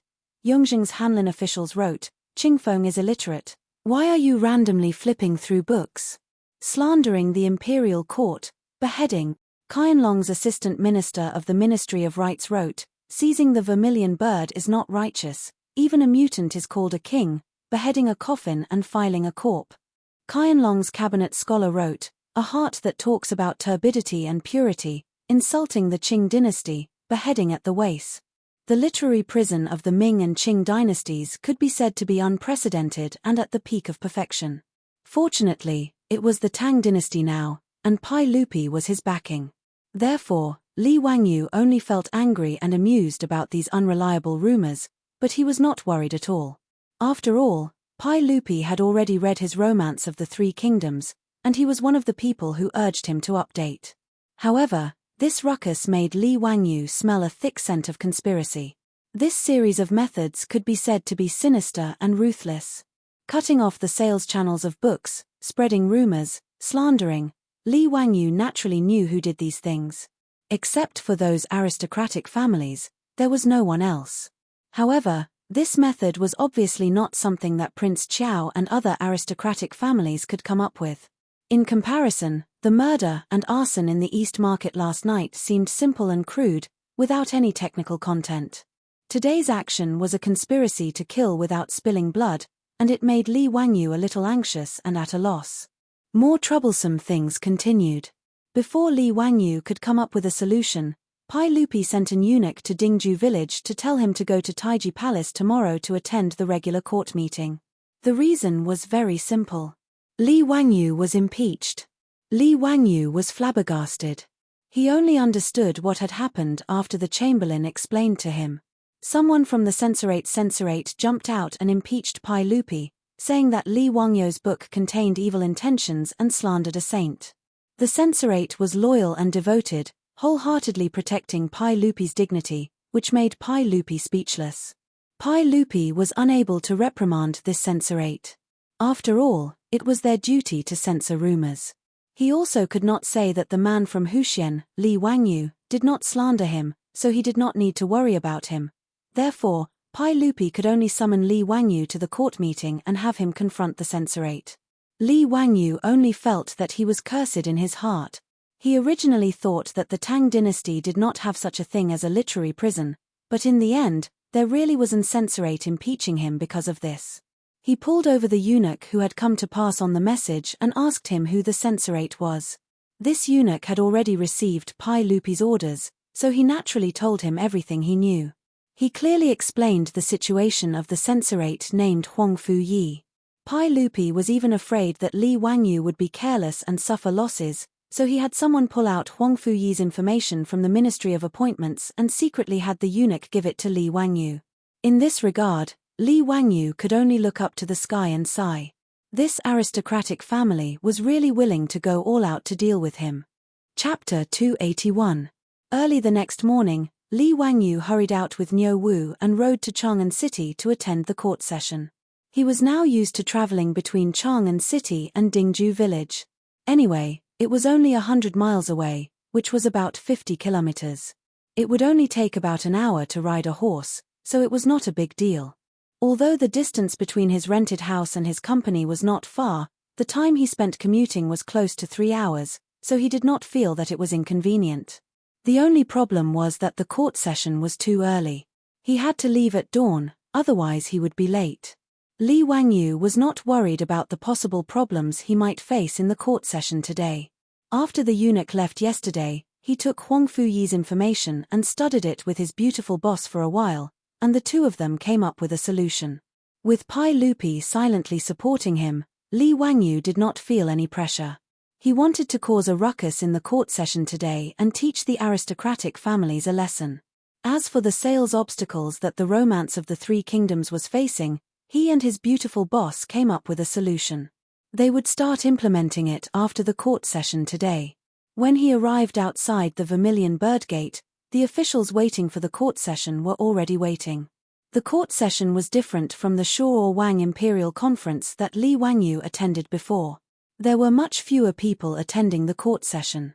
Only officials above the 5th rank, censors, and doctors in charge of sacrificial ceremonies were required to attend the court session every day. Li Wangyu hurriedly greeted Zhongsun Wuji, Fang Xianling, and the other big shots that he knew.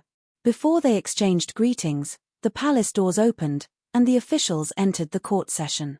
The court session did not have any ceremonial guards, nor did it have any extravagance. It was just a daily court session that dealt with the administrative matters of the court. Li Wangyu followed the crowd into the main hall.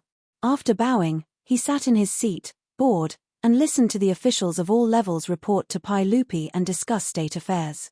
He had no interest in these things at all. Moreover, He woke up early today, and his ears were filled with the so-so voices of the officials. He could not help but doze off. His head drooped, and his eyelids grew heavier and heavier. Li Wangyu dozed off in the Taiji Palace's main hall. Speaking of sleeping while sitting down, that was Li Wangyu's specialty. When he was in school, he had never been caught sleeping in class by the teacher. He placed his left hand on his forehead and pretended to be in deep thought. Then, he lowered his head and began to sleep. Chang Chao started to deal with official business at around 7 in the morning. Usually, it would be between 9 and 11 in the morning. After such a long time, Li Wangyu slept very happily in the palace. He was just short of snoring. While he was on a date with the daughter of the Duke of Ju, he suddenly heard someone call his name, causing the sleeping Li Wangyu to suddenly wake up. He wiped the saliva from the corner of his mouth without batting an eyelid and looked forward. In front of Pai Lupi's throne, there was a young official dressed in 8th rank dark green official robes. Li Wangyu immediately understood that the meat show was coming.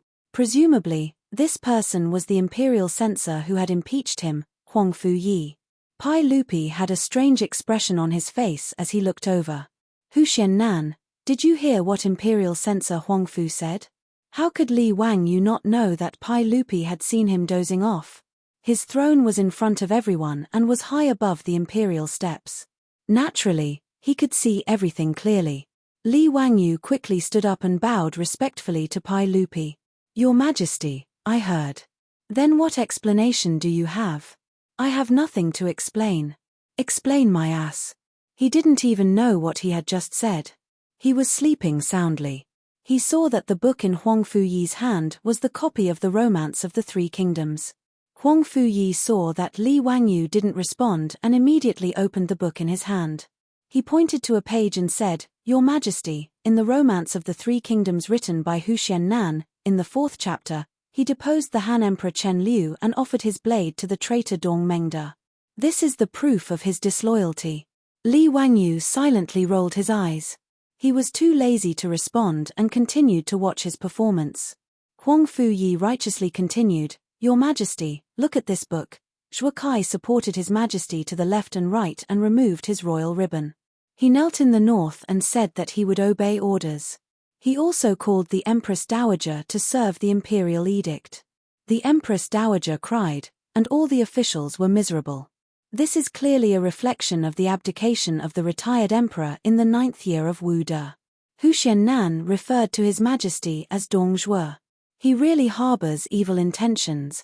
Li Wangyu almost gave Huang Fu Yi a thumbs up. This scholar's mouth was really King amazing. Even in the book, Dong Zhuo forced the Han Emperor to abdicate. He could forcefully say that he was referring to Pai Lupi forcing Li Yuan to abdicate after the incident at the Xuanwu Gate. When Pai Lupi heard this, his expression became very ugly. He naturally wouldn't believe Huang Fu Yi's nonsense, but the incident at the Xuanwu Gate was a thorn in Pai Lupi's heart. Huang Fu Yi used the incident at the Xuanwu Gate as an excuse, but Pai Lupi couldn't do anything. He simply looked at Li Wangyu with a gloomy expression. Zio, do you have any explanation for Imperial Censor Huang Fu's words? All the civil and military officials in the court, including those who weren't from aristocratic families, felt that Huang Fu Yi was too much. How could he interpret the text in the book like this? All the officials had already read the Romance of the Three Kingdoms yesterday. How could they see the meaning in it? Huang Fu Yi was clearly making trouble for no reason. Yu Shanan was about to stand up and curse, but he was pulled back by Kong Ingda. Kong Ingda shook his head at him, indicating for him to calm down and listen to Li Jiao Xiaolang's explanation. In the main hall, all the officials looked at Li Wangyu, waiting to see how he would explain. However, Li Wangyu calmly nodded. Your Majesty, this is what this official meant. It is as Imperial Censor Huang Fu said. His words were like a clap of thunder, shocking all the civil and military officials in the main hall. Was this Li Wangyu from Huxian crazy? What did he just say? He said that he was referring to Pai Lupi? Referring to the incident at the Xuanwu Gate? After a moment of silence, the main hall of the Taiji Palace was instantly filled with buzzing sounds. The officials whispered to each other, asking if they had heard wrongly. Pai Lupi touched his ears in disbelief. wondering if he was hearing things. Ziyu, what did you say? Say it again. Your Majesty, the meaning in my book is that Imperial Censor Huangfu is slandering Your Majesty. That's right, that's exactly what this subject thinks, Li Wangyu replied slowly. Yu Shenan, Fang Xianling, and the others couldn't help but exclaim in horror. Ziyu, don't talk nonsense. Answer properly. However, Huangfu Yi was pleasantly surprised. He didn't expect that Li Wangyu would admit it in front of Pai Lupi. Originally, Huangfu Yi just wanted to disgust Li Wangyu and smear the romance of the Three Kingdoms. Who would have thought that he would gain such a result? Huangfu Yi laughed. Haha, since Imperial Censor Huangfu Yi admitted it, that's for the best. Your Majesty, this official asks Imperial Censor Huangfu Yi to punish him for slandering the sage and talking about the court. Before he finished speaking, he heard Li Wangyu say loudly, Your Majesty, this official is guilty. This official has an accomplice and is willing to confess. Chapter 282. Li Wangyu's words caused a commotion in the hall. Even Wang Renyu, Zhang Yuanshou, and the other big shots of the aristocratic families were dumbfounded by his words. Was this Huxian man crazy? These big shots of the aristocratic families vaguely felt that something was wrong, but they couldn't figure out what the problem was. Yesterday's series of actions against Li Wangyu had been discussed by Wang Renyu, Zhang Yuanshou, and the other big shots of the aristocratic families. The methods of this group of old foxes were naturally incomparable to those of Wang Zixiao's group. They mercilessly flogged the troops who committed murder and arson in the East Market to death, cut off the 100 Horsemen Department's pursuit of clues, and turned the East Market case into an open case. Even if the 100 Horsemen Department and Pai Lupi were well aware of who committed the East Market case, so what? Without evidence, no matter how furious Pai Lupi was, he could only endure it. After that, they used the influence of the aristocratic families to set a trap for Li Wangyu. With a few efforts, Li Wangyu was badly battered. Yesterday, in the entire Chang'an city, not a single book of the Three Kingdoms could be sold. As for Huangfu Yi, of course, this was also arranged by the aristocratic families. Their purpose was to disgust Li Wangyu and Pai Lupi, and at the same time to defame the Book of the Three Kingdoms. In short, they only needed to cause a ruckus in the imperial court for a few days and delay Li Wangyu from successfully selling the book. In their view, in the face of this kind of impeachment, Li Wangyu would naturally not admit to it, and then there would be a lot of verbal arguments. In this way, it was very simple to cause a ruckus and delay the matter. As long as the impeachment was not settled, Li Wangyu's Book of the Three Kingdoms could no longer be sold on the market. If the bet was delayed for 10 days, the aristocratic families would win the bet. It was very simple and easy. The reason why these big shots of the aristocratic families began to interfere in the bet between Li Wangyu and Wang Zixiao was not because they were unwilling to part with the 1,000 taels of gold. This amount of gold was not even a drop in the ocean for the aristocratic families. What they didn't want to lose was face. The foolish sons of the aristocratic families had drunk too much and let their underlings commit murder and arson. This was simply stupidly giving Pai Lupi something that could be used against them. For the sake of the aristocratic family's reputation, Wang Renyu had no choice but to kill his family's troops to cover up the truth. Although they did not care about killing a troop, the act of killing a troop of their own family in order to protect themselves made the aristocratic families feel that they had lost face. Thus, they became more and more jealous of Li Wangyu. As a result, Wang Renyu and the others took the bet seriously. No matter what, they could not afford to lose the bet. Otherwise, the reputation of their aristocratic families would be worthless. If Li Wangyu lost the bet, the aristocratic family's face would be saved, and they would be able to give Pai Lupi a slap in the face. So what if you, Li Shimin, are the emperor of the Tang dynasty? So what if you protect Li Wangyu? In the end, you could only watch your nephew lose the bet and obediently hand over the gold with both hands. But today, in the Chang dynasty, Li Wangyu actually nodded and admitted Huangfu Yi's impeachment. He even said that he had accomplices. What was going on? After the shock, Pai Lupi immediately realized that something was wrong. Not to mention whether Li Wangyu really had such thoughts. Even if he did, he was not crazy, right? How could he admit it in front of everyone? Looking at Li Wangyo's faint smile, Pai Lupi could not help but breathe a sigh of relief. This bastard must have a backup plan. In the main hall, Li Wangyu said loudly, "Your Majesty, this subject is guilty. This subject also has accomplices and is willing to confess. This imperial censor Huangfu is this subject's accomplice. The reason why this subject slandered Your Majesty in the book was all because of imperial censor Huangfu's instructions." As soon as he said this, everyone was stunned again. And Huangfu Yi, like a cat whose tail was stepped on, immediately exploded. "Nonsense. Your Majesty, Huxian Nan is speaking nonsense. This subject does not know Huxian Nan at all, so how could I order him around? This subject is also not his so-called accomplice. Your Majesty, please investigate this." Li Wangyu gave him a sidelong glance. "Your Majesty, this subject has evidence." Pai Lupi looked like he was watching a good show. He did not care how Huangfu Yi defended himself and only asked, "Ziyu, what evidence do you have?" Li Wangyu pointed at Huangfu Yi. "Imperial censor Huangfu, you are a grand scholar in the first year of Zhenguan, right?" "That's right, so what?" "Huxian Nan, don't you dare slander me and slander me," Huangfu Yi shouted angrily. Li Wangyu ignored him and bowed to Pai Lupi. He continued, "Your Majesty, Imperial censor Huangfu has long been dissatisfied with Your Majesty. The poem he wrote during the spring examination is proof."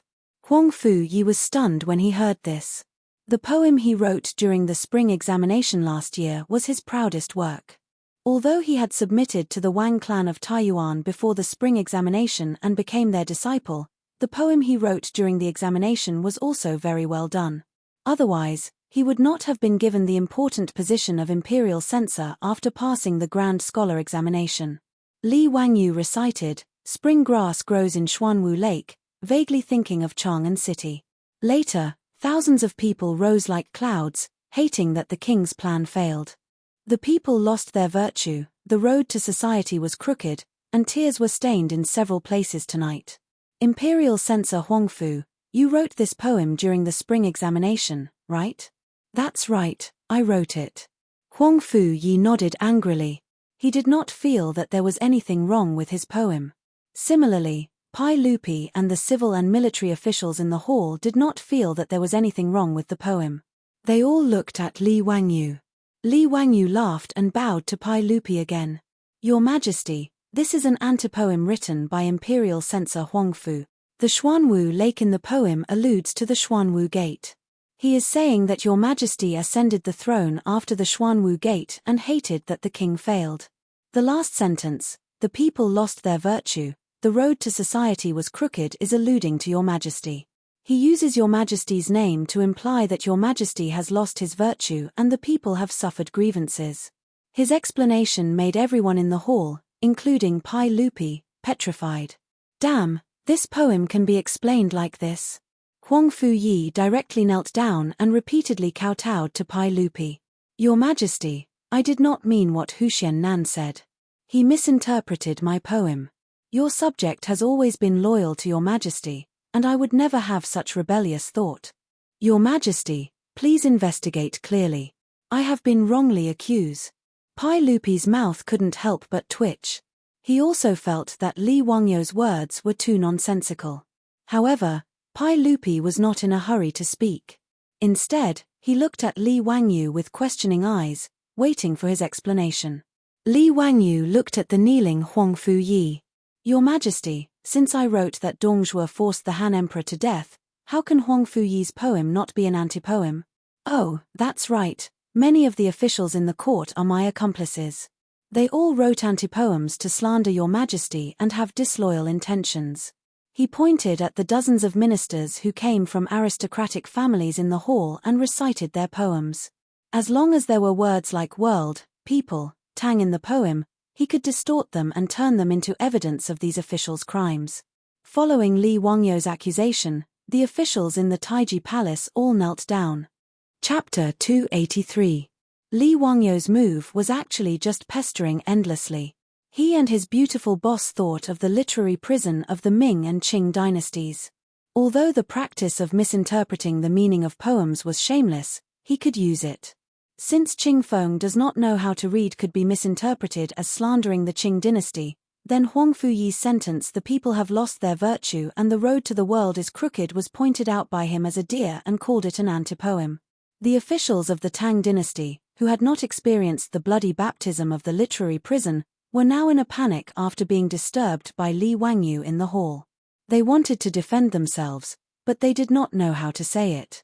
As Li Wangyu said, since Dongzhuo forced the Han Emperor to death in the Three Kingdoms, it was said by Huang Fuyi to reflect the change of the Xuanwu Gate and slander Pai Lupi, it was natural for Li Wangyu to interpret their poems and articles in this way. "Zio, don't talk nonsense." Pai Lupi saw the situation and understood Li Wangyu's meaning. He held back his laughter and reprimanded him. "Your Majesty, if Censor Huangfu said that I was reflecting Your Majesty, then I am not talking nonsense. These people are all my accomplices." Li Wangyu's words made Huang Fuyi hate him. It would have been better if he hadn't said anything.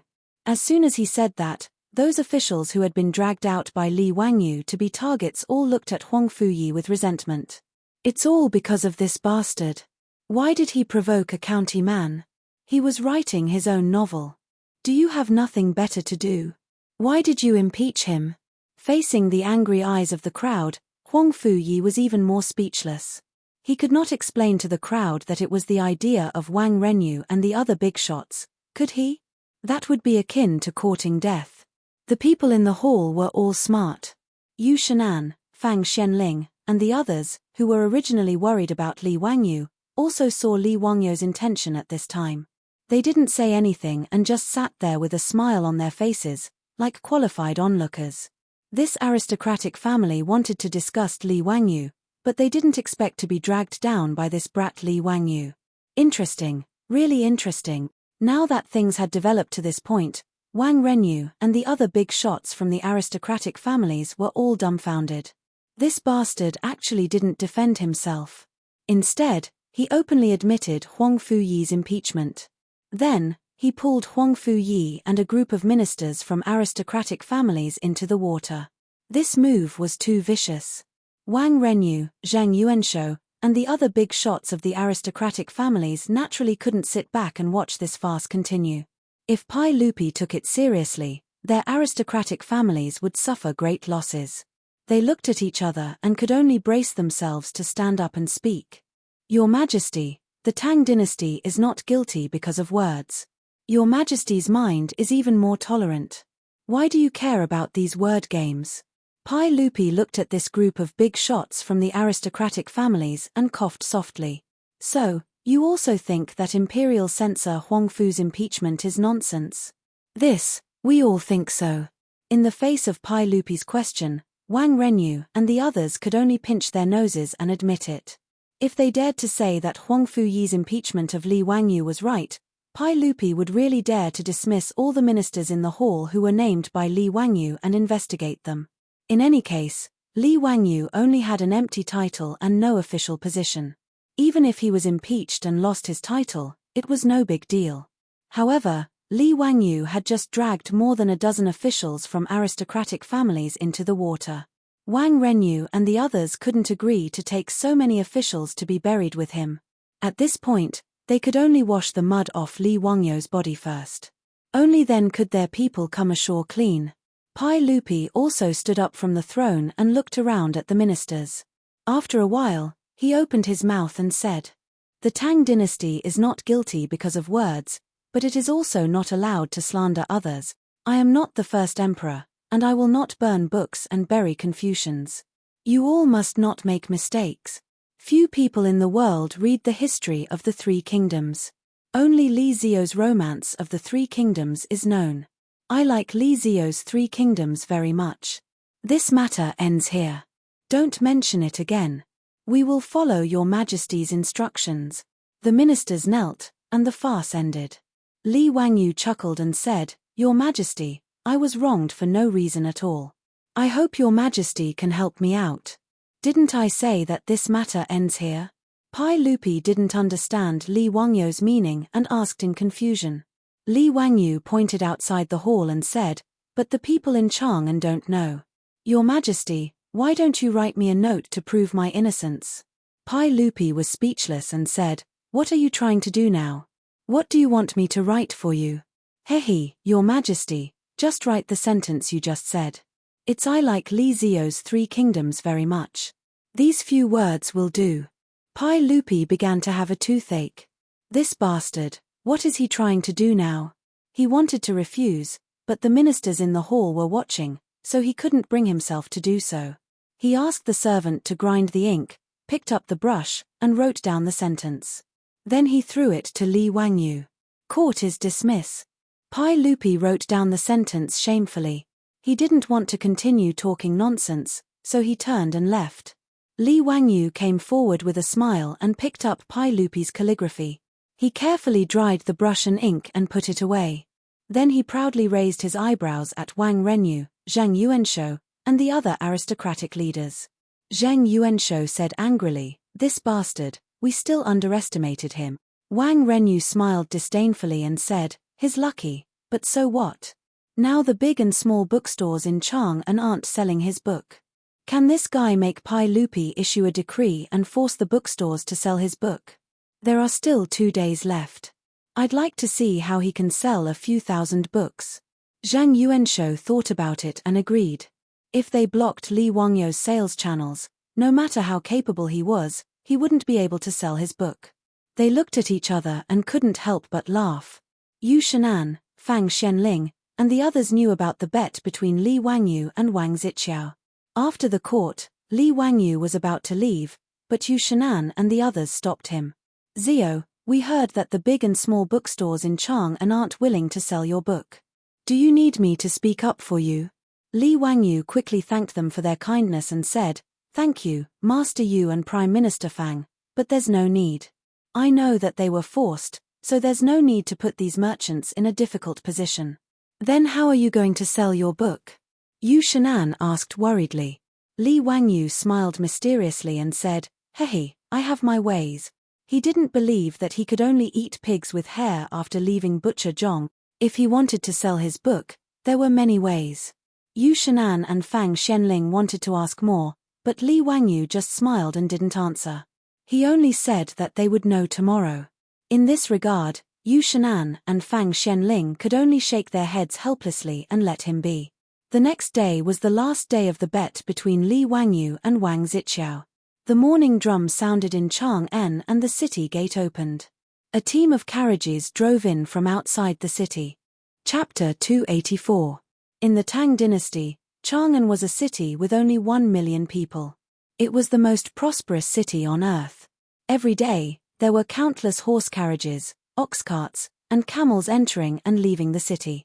As the guards of the illustrious Virtue Gate, they were used to seeing these carriages. However, when the illustrious Virtue Gate opened today, the carriages lining up to enter Chang'an stunned the guards and colonels. The colonels of the illustrious Virtue Gate were familiar with these 4-wheeled carriages. They were the carriages of the Shunfeng Express Carriage Company. These 4-wheeled carriages were very powerful. 4 horses could pull 30 stones of goods and they could run very fast on the official road. The colonels also knew that the Shunfeng Express Carriage Company was the property of Empress Zhongsun. Therefore, the colonels of the illustrious Virtue Gate took good care of these 4-wheeled carriages entering and leaving the city. However, the 4-wheeled carriages that appeared in front of the guards and colonels were filled with books. This was not strange. What left everyone dumbfounded was that there was a banner hanging on each of the carriages. The words written on the banner made the soldiers and colonels who were guarding the illustrious Virtue Gate unable to believe their eyes. A sign was a sign that a shop in ancient times used to attract customers. "Colonels, do we need to kneel down?" a soldier asked softly. The colonels of the illustrious Virtue Gate stared at him and said, "Kneel my ass. Go check the public examination and let them enter the city." Although he knew that these carriages belonged to the Shunfeng Express Carriage Company, the colonels did not dare to let them pass. They had to check the public examination one by one. Otherwise, if something happened, he would not be able to bear the responsibility as a mere colonels. Nearly 100 4-wheeled carriages formed a long line as they waited to be checked into the city. The banner hanging on the carriage also stunned the merchants and pedestrians waiting in line outside the city gate.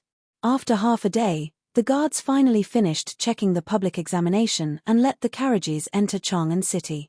Seeing the carriages leave, the colonels could not help but look at the signs hanging on the carriages again. Was this really okay? After the carriages entered Chang'an City, they immediately spread out and headed towards the markets that had just opened. The old soldiers guarding the gate, the marquis patrolling the streets, and the citizens of Chang'an were all stunned when they saw the four-wheeled carriages. Those who were literate all stared at the banner on the carriage in a daze. Some of the more cowardly ones even knelt down and kowtowed to the four-wheeled carriage. The illiterate commoners beside them hurriedly asked these people what was written on the banner hanging on the carriage. Why did they have such a reaction? After hearing the explanation, many more knelt down. Even the scholars who lived in the market bowed to show their respect when they saw the banners on the four-wheeled carriages. The reason why these four-wheeled carriages attracted so much attention and caused such a commotion was because of the banners hanging on the carriages. There were 11 words written on the banners. "We like Li Zio's 3 kingdoms very much." This was what Pai Lupi had written yesterday in the Great Hall of Taiji Palace, unable to refuse Li Wangyu's request. But Pai Lupi would never have thought that Li Wangyu would use his handwritten words on the banners as an advertisement. The calligraphy written by Pai Lupi had been enlarged and copied by Li Wangyu and made into banners. There were more than 100 copies, hanging above each four-wheeled carriage. Everyone was so shocked because they saw the contents of the banners. Using the calligraphy of a saint to advertise was an unprecedented feat in the market. The onlookers did not know what the words written by the saint meant, so they asked each other, "Excuse me, Langjun, but what is the meaning of the 3 kingdoms written by Li Zio written on the carriage cover?" A passerby dressed as a scholar was stopped and asked. "Li Zio is the man who founded the country, Li Wangyu, the man who founded the country. His name is Zio. He is now very famous, and even became the royal tutor of the crown prince at the age of 16. Hiss. There was a sound of people sucking in cold air.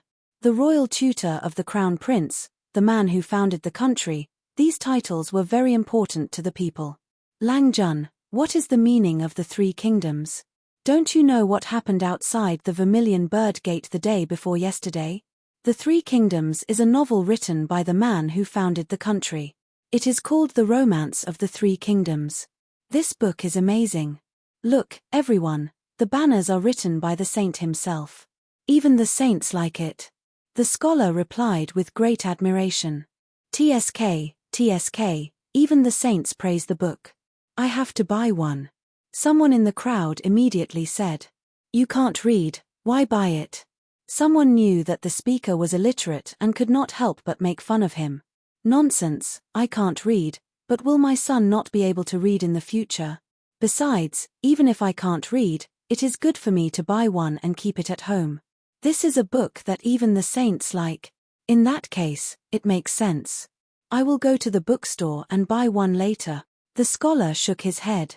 I don't know why, but the bookstores in Chang'an City do not sell this book. I wanted to buy it yesterday, but I couldn't find it even after going to several bookstores. What? Those bookstores don't sell it. Sure, be quiet. I know about this. I have a relative who works as a clerk in the bookstore. He secretly told me that someone forbade the bookstore from selling the 3 Kingdoms. There is such a thing. This is a book that even the saints like. Did these bookstores eat a bear's heart or a leopard's gall? Who knows? In any case, the bookstores in Chang'an City do not sell this book. As the crowd discussed, the four-wheeled carriages drove to the crossroads of the various markets and stopped. The innkeeper jumped down from the four-wheeled carriage.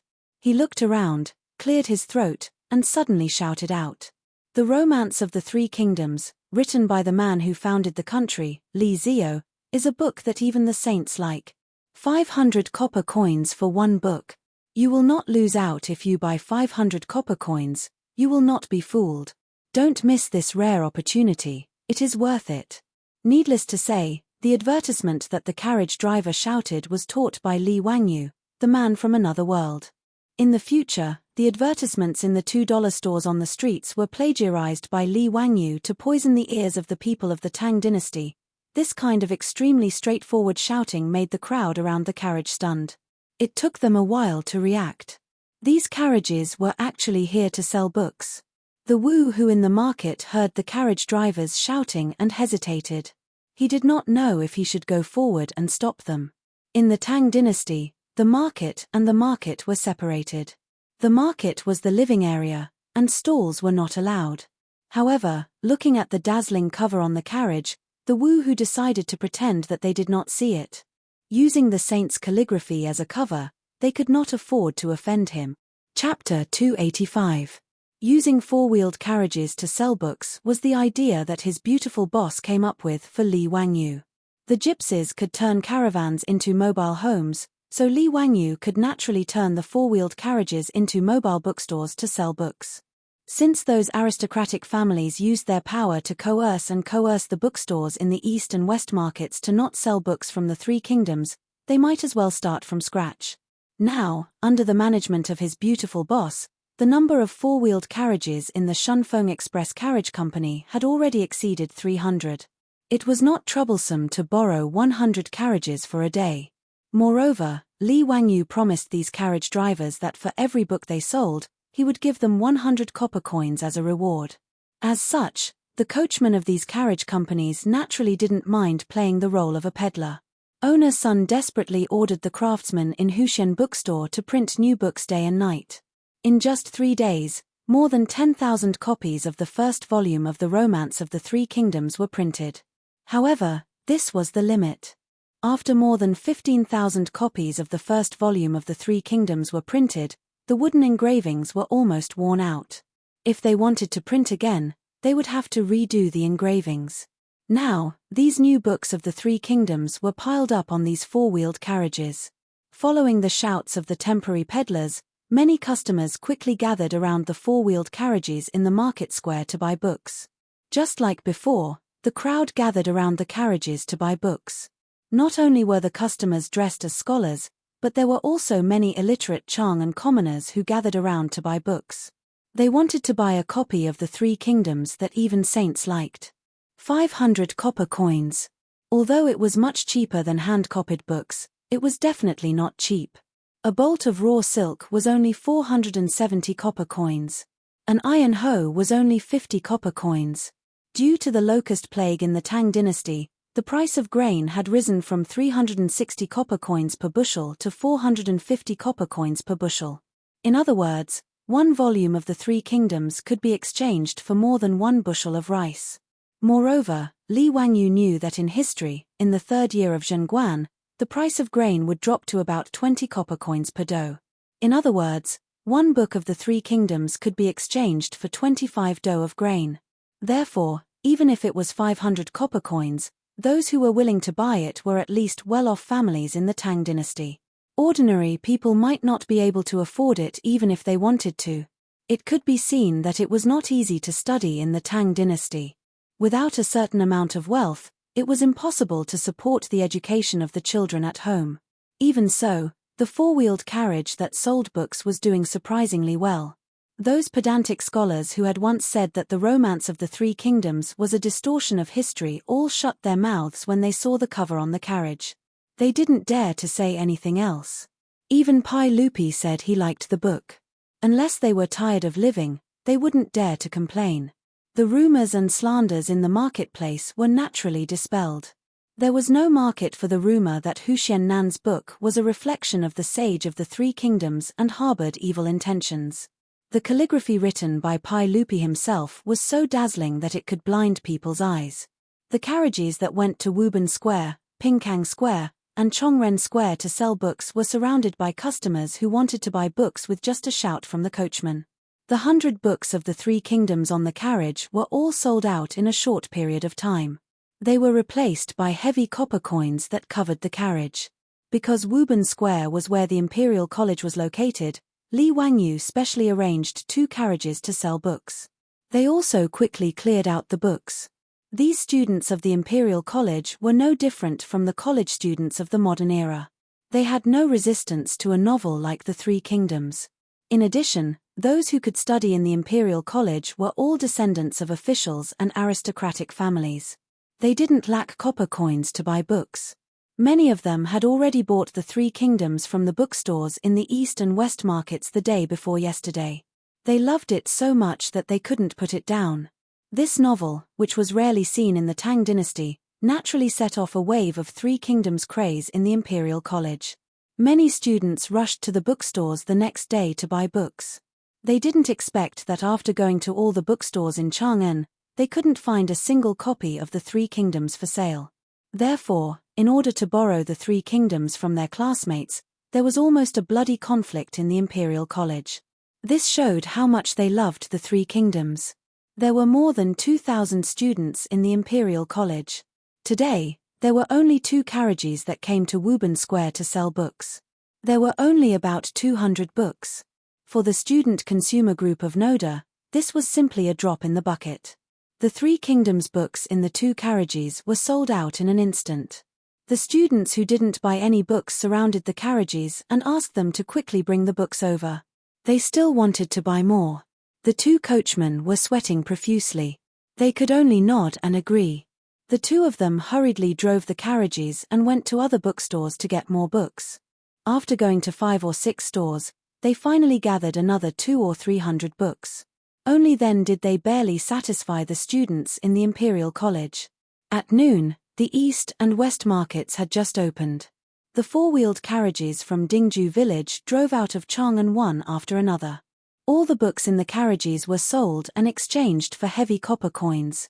In 10 days, The Three Kingdoms by Li Wangyu had sold more than 14,000 copies in Chang'an. It was terrifying. He won the bet with Wang Zixiao and the others without any suspense. Li Wangyu's actions today naturally couldn't escape the eyes of the aristocratic families. But they couldn't do anything. They couldn't send their own troops to smash the carriages selling the books, could they?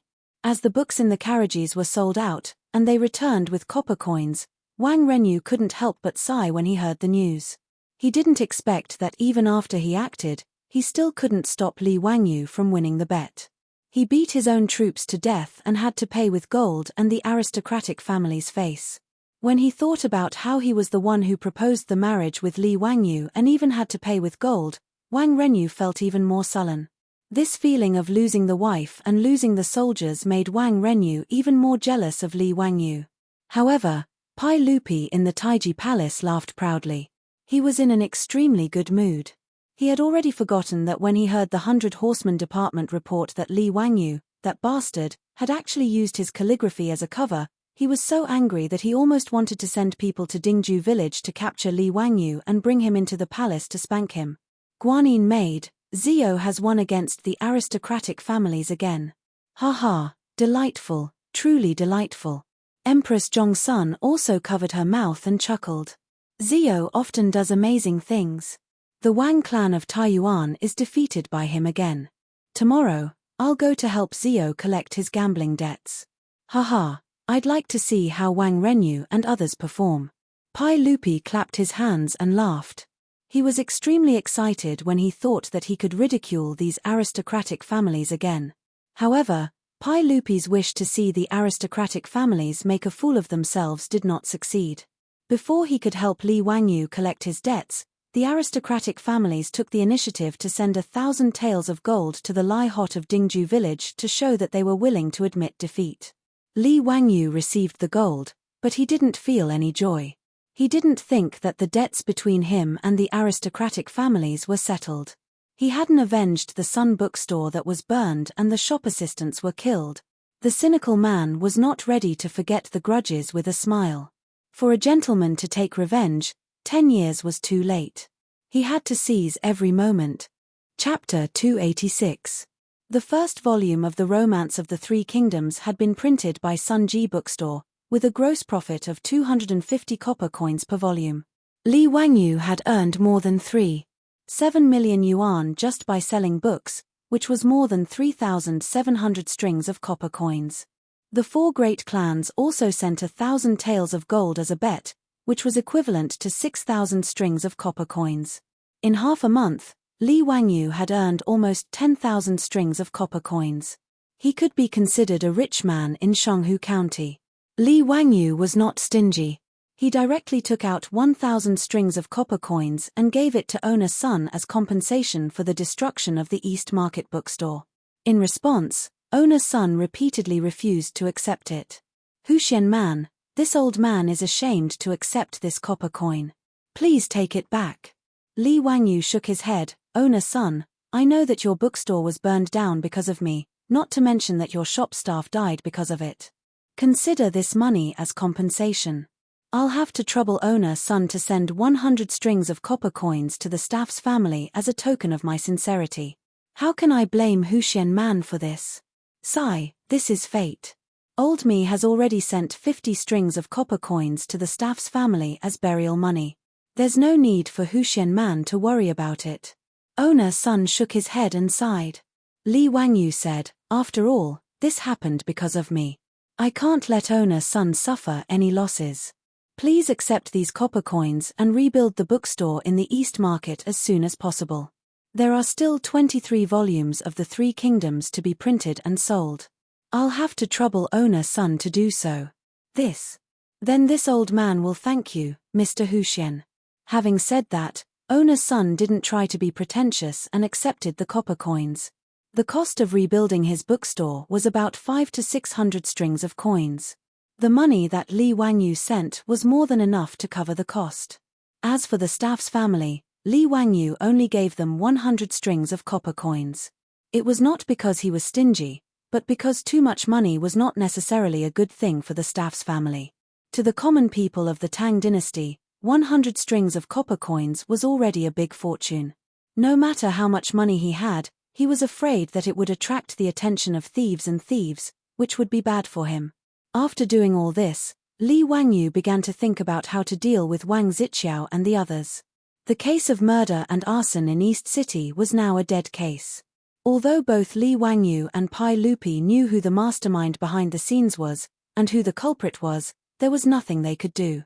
The only thing that made Li Wangyu slightly relieved was that the 4 murderers had already been beaten to death by the aristocratic families themselves. However, this did not mean that the matter was over. Wang Zixiao and the other 3 people who ordered the 4 troops to commit the crime were still free and unfettered. However, Li Wangyu thought about it and realized that revenge would not be easy. No matter where those rich playboys went, they always brought a group of troops with them. The aristocratic families were so powerful that even Pai Lupi was not willing to confront them head-on. Therefore, revenge by force was unrealistic. What was more, Li Wangyu was a white-collar worker in the future. He did not have the courage to kill people. He had lived in a legal and harmonious society for 26 years. How could he become so hard-hearted and want to kill people only after a few months in the Tang dynasty? Except for the time when Zheng Kongbua of the Zheng family in Xinjiang tried to humiliate his beautiful boss, Li Wangyu could not help but want to kill him. At that time, he was already thinking about how to make black gunpowder. However, at this time, Li Wangyu wanted to find a way to kill the 4 playboys. It was not that he could not do it, but that he could not do it. How to punish the aristocratic families and the playboys of the aristocratic families became a problem. The cynical man thought for a long time, but finally he came up with a way that was not a way. Since the aristocratic families wanted to be whores and set up a monument to their chastity, he would simply let these aristocratic families lose face completely to vent his anger. However, he could not do it by himself. After thinking about it, Li Wangyu was going to ask the playboys for help. He was too lazy to look for these playboys one by one, so he went directly to Marquis Lu's mansion in Yongxing Square and handed his name card to the Cheng family's troops, asking for Cheng Chumo and his brother. Seeing that it was a county man who came to visit, the Cheng family's troops naturally did not dare to neglect. They quickly invited Li Wangyu and Niu Wu to the gatehouse to wait for a while, and then asked someone to invite their young duke. Hearing that Li Wangyu came, the 3 brothers of the Cheng family immediately came out to greet him. Wow, ha ha ha, Zio, it's rare for you to take the initiative to come here. Let's talk in the mansion. Let's get drunk today. As soon as Cheng Chumo saw Li Wangyu, he gave him a bear hug, which almost suffocated Li Wangyu. Without waiting for him to speak, it was a double bear hug. Cheng Chuliang and Cheng Chubi each gave him a bear hug, which made Li Wangyu suddenly wonder if coming to Marquis Lu's mansion today was a mistake. "Brothers, let's go outside to drink. Call Chai Lingwu, Fang Yi, and the others. I have something to ask brothers for help." As Li Wangyu spoke, he looked behind Cheng Chumo and the others, afraid that Cheng Yarojin, that old hooligan, would appear. Ever since Cheng Yarojin and Yuchi Jingda, that group of old hooligans, caused a ruckus at home, fireproofing, burglary, and old hooligans became the top priority of the Li family. He did not want to drink in Marquis Lu's mansion. Wouldn't that be walking right into a trap? If he met Cheng Yarojin, that old hooligan, he would definitely not have a good time. Seeing Li Wangyu say so, Cheng Chumo and his brother did not refuse. "Okay, go to Peace Square or the Hu Wine Shop." Li Wangyu was sweating like a waterfall. This group of hedonistic hooligans. When it came to drinking, they would go to these two places. They really were hopeless. He thought that today's matter was not suitable for others to know. It would be more convenient to go to the Hu Wine Shop. "Let's go to the Hu Wine Shop." As soon as Li Wangyu finished speaking, he saw the Cheng brothers winking at him. What are they doing? Li Wangyu was baffled by the three brothers' actions. "Hehe, Ziyu, how was that Hu Ji you bought from the wine shop last time? Are you satisfied with her service?" Cheng Chubi had a lascivious smile on his face. Li Wangyu was speechless. He gave the three hooligans a middle finger to express his disdain. Cheng Chumo smiled and said, "Calling me brother is useless. Hurry up and tell me, have you opened that Hu Ji's bud? Is the taste ecstasy? That Hu Ji is a bit ugly, but her figure is really not bad, haha." Li Wangyu rolled his eyes and couldn't be bothered with these three hooligans. He turned and walked out of the door. In fact, Li Wangyu also wanted to show off to these hedonistic sons, but he hadn't even touched Aphrodite's little hand. How could he endure this?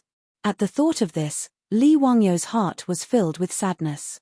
The young version of Angelina Jolie was right under his nose every day, but because of his beautiful superior's strict guard. Sigh, it was all tears. Cheng Chumo summoned the troops in the mansion and had them send letters to the various manors on horseback, telling the hedonistic sons to meet directly at the Hu Wine Shop. It didn't take long for the hedonistic sons to gather at a Hu Wine Shop in Shi City. As soon as they met, Fang Yi was the first to shout, "Ziyu, how long will it take for you to finish the second book of the Three Kingdoms?" "My lord has been thinking about it every day.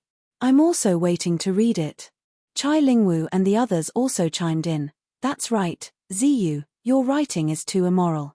Just when we're itching to read it, we'll break it down next time." "Aren't you immoral? I'll give you 10 days to produce the second book. Otherwise, don't blame me for living in your mansion and watching over you while you write. A bunch of people who want me to write faster, you win." Li Wangyu repeatedly begged for mercy and punished himself with several cups of wine before the hedonistic sons finally let him off with a laugh. Chapter 287. After 3 rounds of wine, when the atmosphere was at its peak, Li Wangyu suddenly chased all the Hu concubines out. "Ziyu, what are you doing?" Fang Yi asked, puzzled. Li Wangyu chuckled and said, "Brothers, I have something that I would like to ask for your help with." "What's so mysterious?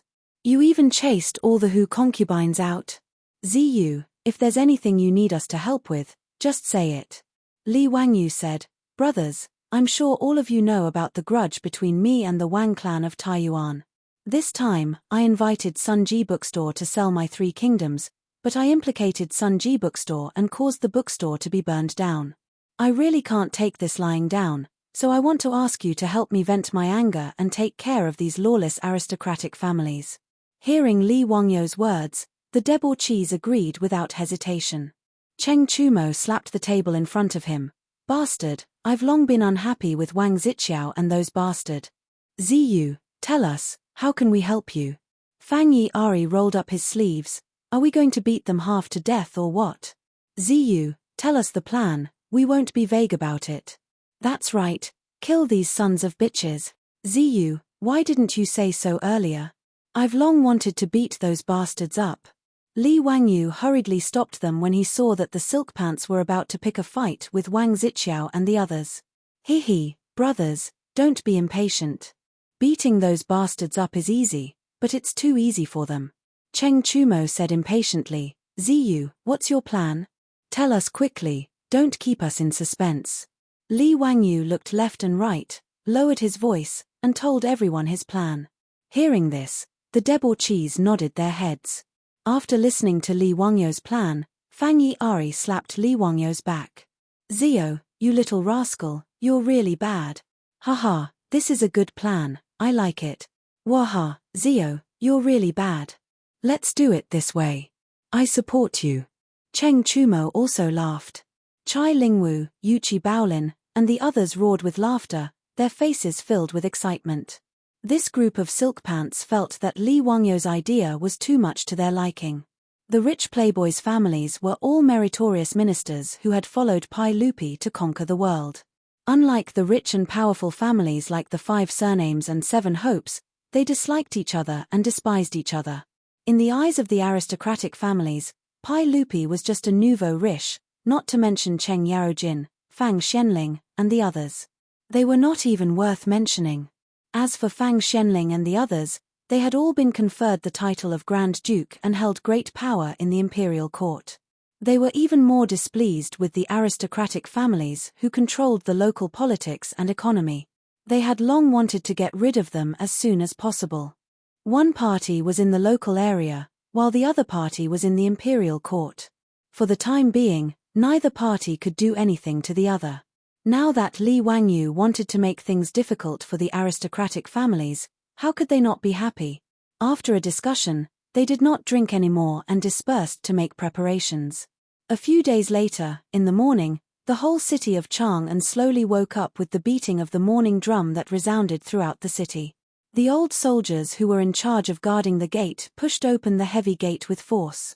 After the gate was opened, the old soldiers suddenly noticed that a few large pieces of paper had been pasted on the gate by someone, like a notice from the government. These old soldiers were illiterate and did not know what was pasted on the gate. They only thought that it was a notice posted by the government last night. When a passerby dressed as a scholar was about to go out of the gate, he was stopped by the old soldiers and asked what was written on the paper pasted on the gate. The scholar fixed his eyes on it and could not help but be stunned on the spot. He stared blankly at the several pieces of paper and his face turned red. However, he did not answer the old soldier's questions. Lang Jun, what exactly is written on the notice? More and more people began to gather around the notice posted on the door of the workshop. However, limited by the education level of the Tang dynasty, the literacy rate was terribly low. There were not many people who could understand the notice. Those who could understand the notice all had strange expressions on their faces. No matter how others urged them, they did not answer. However, they were reluctant to move their feet. They just stared at the paper pasted on the gate. Finally, under the constant urging of the onlookers, someone read out the content on the paper in a low voice. It did not matter. The crowd gathered at the gate became more and more, but they were still very quiet and did not make any sound. They were afraid that they would miss a word or two from the scholar's mouth. They all looked very excited. They stretched out their ears and listened attentively to the scholar reading out the content on the paper in a low voice. There were even some young people who were listening to the scholar's reading and blushed. They were so excited that even the pimples on their faces were glossy. Such a scene was happening at the gate of many important houses in Chang'an City. Wang Zixiao, Kui Daogu, and the other two people spent the whole night in Pingkang Square. At this time, they were yawning and walking out of the square under the protection of a group of troops, ready to go home. They walked to the gate of Pingkang Square. However, they were shocked to find that the originally wide gate had been blocked by the crowd. There was no way to get in or out. What happened? Someone go and have a look. Wang Zixiao rode on the horse and could not help but yawn. He impatiently waved his hand to his troops, indicating that they should go and have a look. Immediately, a troop jumped off the horse and tried to squeeze into the crowd. After a while, the troop squeezed out with sweat on his forehead. However, the expression on his face was strange. He bowed to Wang Zixiao and replied hesitantly, "Sir, I don't know who pasted a few pieces of paper on the gate of the square. On them, it is written, What is it? Make it clear. Wang Zixiao shouted angrily. It is a piece of erotic literature. Erotic literature? When they heard the troop say this, Wang Zixiao and the others could not help but be interested. They immediately shouted to their subordinates, "Go, disperse the crowd." The troop accepted the order and rushed out after a sound of acknowledgement. This troop was strong and no one was willing to provoke the Taiyuan Wang clan and the Kui clan of Qinghe. When the troop revealed their aristocratic identities, the crowd gathered at the gate of the square dispersed. However, these people did not go far. After they opened the gate, they still gathered together and pointed at Wang Zixiao and the others. From time to time, there would even be bursts of laughter from the crowd. Wang Zixiao and the others felt that it was strange. When they saw the troop disperse the crowd, they squeezed their horses' bellies and urged their horses forward. They wanted to see what was written on the paper on the gate of the square. When they saw it, the originally curious four people's faces instantly flushed red. Wang Zixiao was so angry that his eyes were bloodshot. He lashed the paper on the door with his whip and roared angrily at his subordinates, "Are you all King dead? Tear it. Tear this thing off for me." After he finished speaking, he shouted at the old guard guarding the gate, "Who is it? Who pasted this? Do they not want to live anymore? I will tear them into pieces." Chapter 288. The reason why Wang Zixiao and the others were so furious was because of the notice posted on the door of Ping Kang Fang. On it was a piece of erotic text that made people blush. The main characters of the erotic text were the Taiyuan Wang clan, Xingyang Zheng clan, Boling Kui clan, Qinghe Kui clan, and Fanyang Lu clan. It did not even try to cover it up. It directly wrote the names of Wang Zixiao and the others, as well as their families, in the text. This erotic text was very explicit, delicate, and vivid. Its imagination was so strong that it made people stunned. It was no wonder that the onlookers were so excited. Erotic texts had long existed in Huaxia. In the pre-Qin period, erotic texts had appeared. In the Book of Songs, National Wind, there were many chapters about love between men and women. In the Song dynasty, Zhuxi even thought that the wind was obscene. Since Huaxia had etiquette, men and women should not touch each other. Everyone thought that these erotic texts were bad people's thoughts, and forbidden texts that made people's imagination run wild. But in every dynasty, these erotic texts were endless. It reached a record high in the Ming and Qing dynasties. For example, Cut Lamp Newspeak, National Beauty, Spring Dream in the Red Chamber, and so on. These books had a large scale of erotic descriptions that made people speechless. Even the well-known Jin Ping Mai belonged to the category of novelty in front of these erotic novels. These books were forbidden books since ancient times. Li Wangyu once found these ancient forbidden books out of curiosity and read them one by one. As for Li Wangyu, who had experienced the baptism of Japanese action movies, he didn't think much of these so-called forbidden books. At most, they were just a little more erotic. But for the ancient scholars of Huaxia, these erotic texts were too lethal. They could be called mental bombs. And now, the erotic text posted on the door was created by Li Wangyu to take revenge on the aristocratic families. The aristocratic families boasted of being a 1,000-year-old family, and what they valued the most was their reputation. Even if Wang Zixiao and the others were unruly in Chang'an City and did all kinds of ugly things, they were covered up by the aristocratic families using their power. In order to maintain their prestige, these aristocratic families did not hesitate to throw out huge amounts of copper coins every year to let the literati cheer for them. Li Wangyu wanted to strip them of their bright and beautiful clothes and let the world see the ugly side of the aristocratic families. For several times, the aristocratic families had tried in vain to deal with him using scholarly rumors, which made Li Wangyu even more annoyed. Since the aristocratic families liked to stir up the hearts of the people, Li Wangyu didn't mind letting the aristocratic families experience what it meant to be full of malice. Therefore, he chose the seemingly absurd erotic text, fighting poison with poison. As the saying goes, 3 men make a tiger. Although the plot of these erotic novels seemed absurd and unruly, there would naturally be people who would believe it after reading and discussing it. What's more, it wasn't completely fabricated. Just by looking at Zheng Kongbo of the Zheng family in Xinjiang, one would know that these kinds of scandals were often committed by the rich young masters of aristocratic families.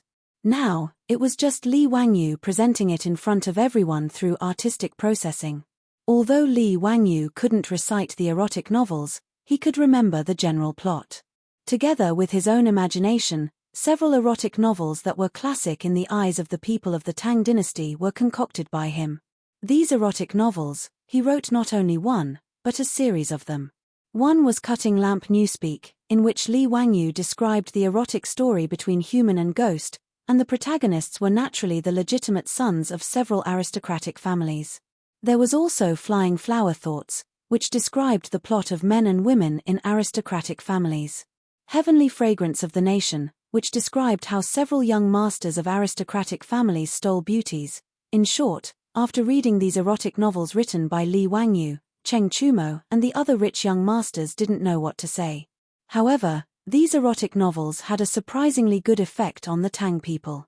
Even Cheng Chumo and the other rich young masters, after reading these erotic novels, bent down and didn't dare to straighten their bodies.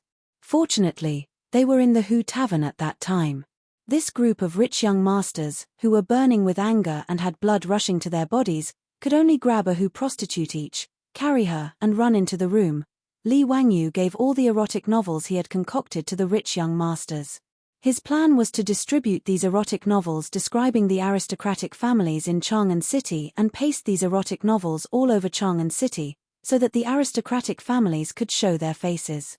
However, Li Wangyu didn't want the aristocratic families to find out the truth.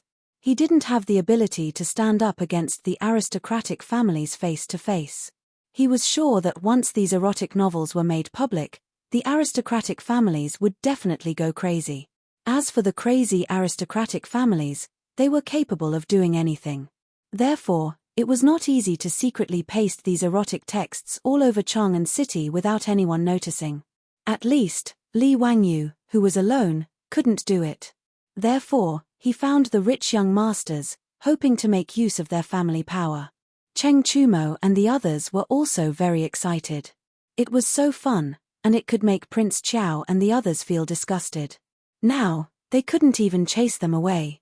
The group of rich young masters finally vented on the Hu prostitutes.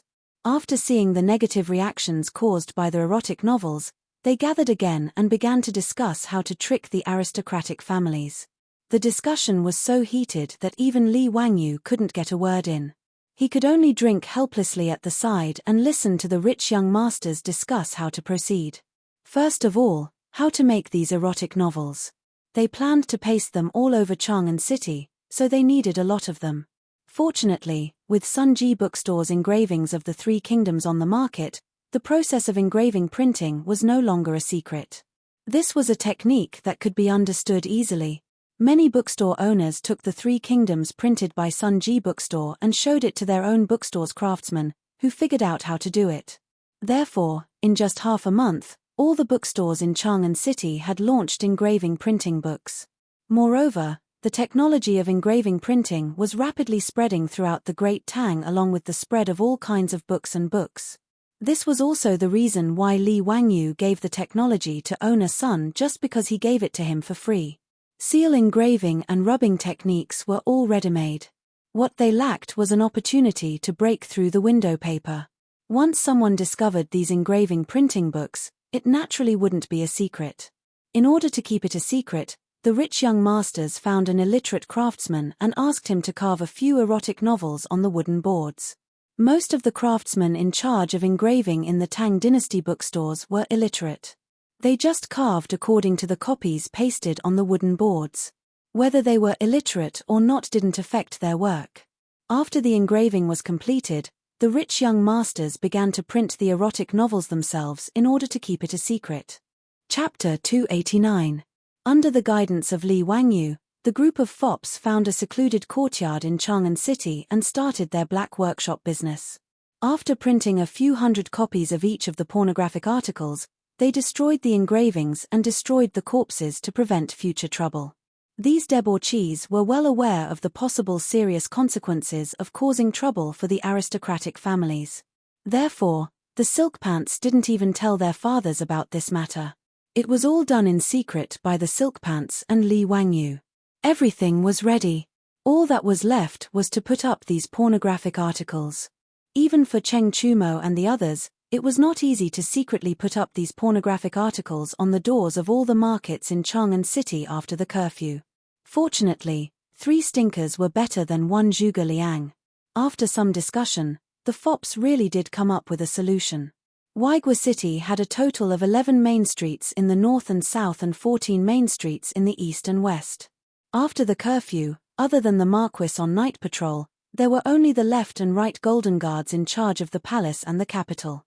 Of the 16 guards of the Tang dynasty, other than the left and right Golden Guards, the left and right Golden Guards, and the left and right Thousand Ox Guards, who were the emperor's personal attendants, the rest of the guards were stationed outside Chang'an City to guard the capital. The generals of the 16 guards were basically military bigwigs like Cheng Yaojin, Qin Qiong, and Yuqi Jingda. Cheng Chumo and his 2 brothers, Yuqi Baolin and Yuqi Baoqi, these fops also had nominal titles in the 16 guards. For example, Cheng Chumo was the Left Golden Guards commander of the Left Golden Guards, a 6th-rank upper military official. Yuqi Baoqi was the Thousand Ox Guards of the Right Thousand Ox Guards, a lower 6th-rank upper military official. However, the fops only had nominal titles. After all, Cheng Yaojin, Qin Qiong, and Yuqi Jingda were all in their prime.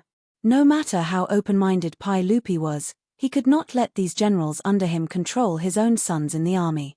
Therefore, even if Cheng Chumo and the others had official titles, they were actually just eating empty pay. Usually, they had nothing to do. At most, they would go to the barracks to do roll call. Other than messing around together all day long, there was nothing else they could do. But although Cheng Chumo, a trusted general of the Yi Guards, did not care about the actual situation, he was still an official of the left Jinwu Guards. This gave the foppish sons a chance to execute their schemes.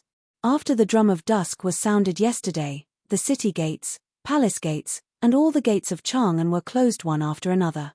The Wu who was in charge of patrolling the streets as well as the Jinwu Guards on the left and right began to patrol the streets with torches and lanterns. In fact, patrolling at night was quite boring, and it was difficult to slack off even if one wanted to. On both sides of the streets in Chang'an City, there were only trees and tall walls. The streets were empty. There wasn't even a place to shelter from the wind. Unless they hid in the drainage canals on both sides of the road, there was no place for the Imperial Guards and Marshal Marquis to rest. As for those drainage ditches that were full of filth, as long as one had a normal brain, they would not have such thoughts. On these main streets, only the residences of nobles, and officials of the 3rd rank and above near the Imperial City could open their residences. On the wide streets, only the lanterns hanging above the doors of these mansions could give off some faint light. The Jinwu Guards who were in charge of patrolling the streets had just passed by Duke Lu's residence when they heard the door creak open. The squad leader of the Jinwu Guards turned his head and saw the person clearly with the help of the lanterns hanging on the door. "Greetings, General Cheng." The squad leader hurriedly jumped off his horse and saluted Cheng Chumo. The Jinwu Guards under him also dismounted and saluted. "Is your Jinwu Guards patrolling today? Brothers, thank you for your hard work. It's still early now, come in, I'll treat you to a cup of wine to warm your bodies," Cheng Chumo said casually. His words made the squad leader of the left Jinwu Guards hesitate for a moment, but he nodded in agreement. "Then I'll thank General Cheng on behalf of my brothers." The squad leader respectfully saluted. They patrolled the streets of Chang'an City on a daily basis, so no one restrained them. Since it was late at night, the general of the left Jinwu Guards was not worried that they would slack off. Furthermore, they had to patrol the streets for a night and could only report back to the military camp when the morning drum sounded. As such, it did not matter if they were delayed for a while. Moreover, this was Duke Lu's eldest son, the general of the left Jinwu Guards Yi Guards Imperial Guards. How could a small squad leader like him have the courage to refuse? The Jinwu Guards of the left Jinwu Guards tied their horses respectfully and put down their weapons, then followed Cheng Chumo into Duke Lu's residence. After entering Duke Lu's residence, the group of Jinwu Guards dared not even breathe loudly. They lowered their heads and followed Cheng Chumo closely. They were only ordinary Jinwu guards, and there was a huge difference between their statuses and Duklus, so they dared not be presumptuous. Although they did not know why the general of the left Jinwu guards suddenly summoned them today, the squad leader of the Jinwu guards and the other soldiers were not qualified to refuse. Cheng Chumo led them to a side room in the front yard of the residence, then pushed the door open and entered. In the side room, there were a few tables with dishes and wine. Cheng Chumo called out to the Jinwu guards, "Come, come, all of you are comrades in the army, so there's no need to be polite. Take off your armor first, and just eat and drink without worry." The squad leader was slightly hesitant. "General Cheng, I still need to patrol at night later." Cheng Chumo did not give him a chance to speak, and waved his hand. "It's fine, I'm in a good mood today, so I want to treat my fellow soldiers to a drink. You don't have to be restrained. As for the night patrol, it's even easier. Don't worry, I'll explain it to the general." There was a general in the left Jinwu guards, and it was Duke Lu, Cheng Yarojin. There was also a great general, who was a primary grade 3 official, and 2 generals, who were secondary grade 3 officials. Below them were the 4 generals, who were secondary grade 4 officials. The general was in charge of arranging and supervising the day and night patrols in the capital. With Cheng Chumo's status, it was indeed very easy for him to inform the general that he wanted to reserve some Jinwu guards for a drink. Since Cheng Chumo had said so, the squad leader of the Jinwu guards naturally had to be tactful, so he ordered his men to take off their armor and sit beside the tables. Cheng Chumo smiled as he watched everyone sit down. He clapped his hands, and a servant girl from the Cheng residence entered the side room, took away the armor, and poured wine for the Jinwu guards. "Come, fellow soldiers, let's drink. You can't drink this wine in the winery, but this is Shaodao wine personally brewed by the county men.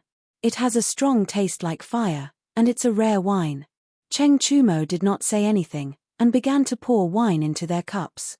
These Jinwu guards were all soldiers, so how could they not drink wine? Since Duke Lu's son said so, they naturally did not hesitate, and after thanking Cheng Chumo, they raised their heads and drank the wine in their cups. In the room next to the side room, there were still many people, including the group of foppish sons, Li Wangyu, and the others. Chapter 290. According to the military system of the Tang dynasty, 10 people were one fire. Excluding Cheng Chumo and Li Wangyu, there were exactly 10 people in the room. Everyone didn't have to wait for long before a servant girl from the Cheng residence brought in the armor that the imperial guards had taken off. Cheng Chuliang greeted everyone, picked up the armors of the left golden guards and began to put them on. Du He, Du Go, Wei Shuyu and Li Wangyu did not know how to put on the armors, so the maidservants came forward to help them.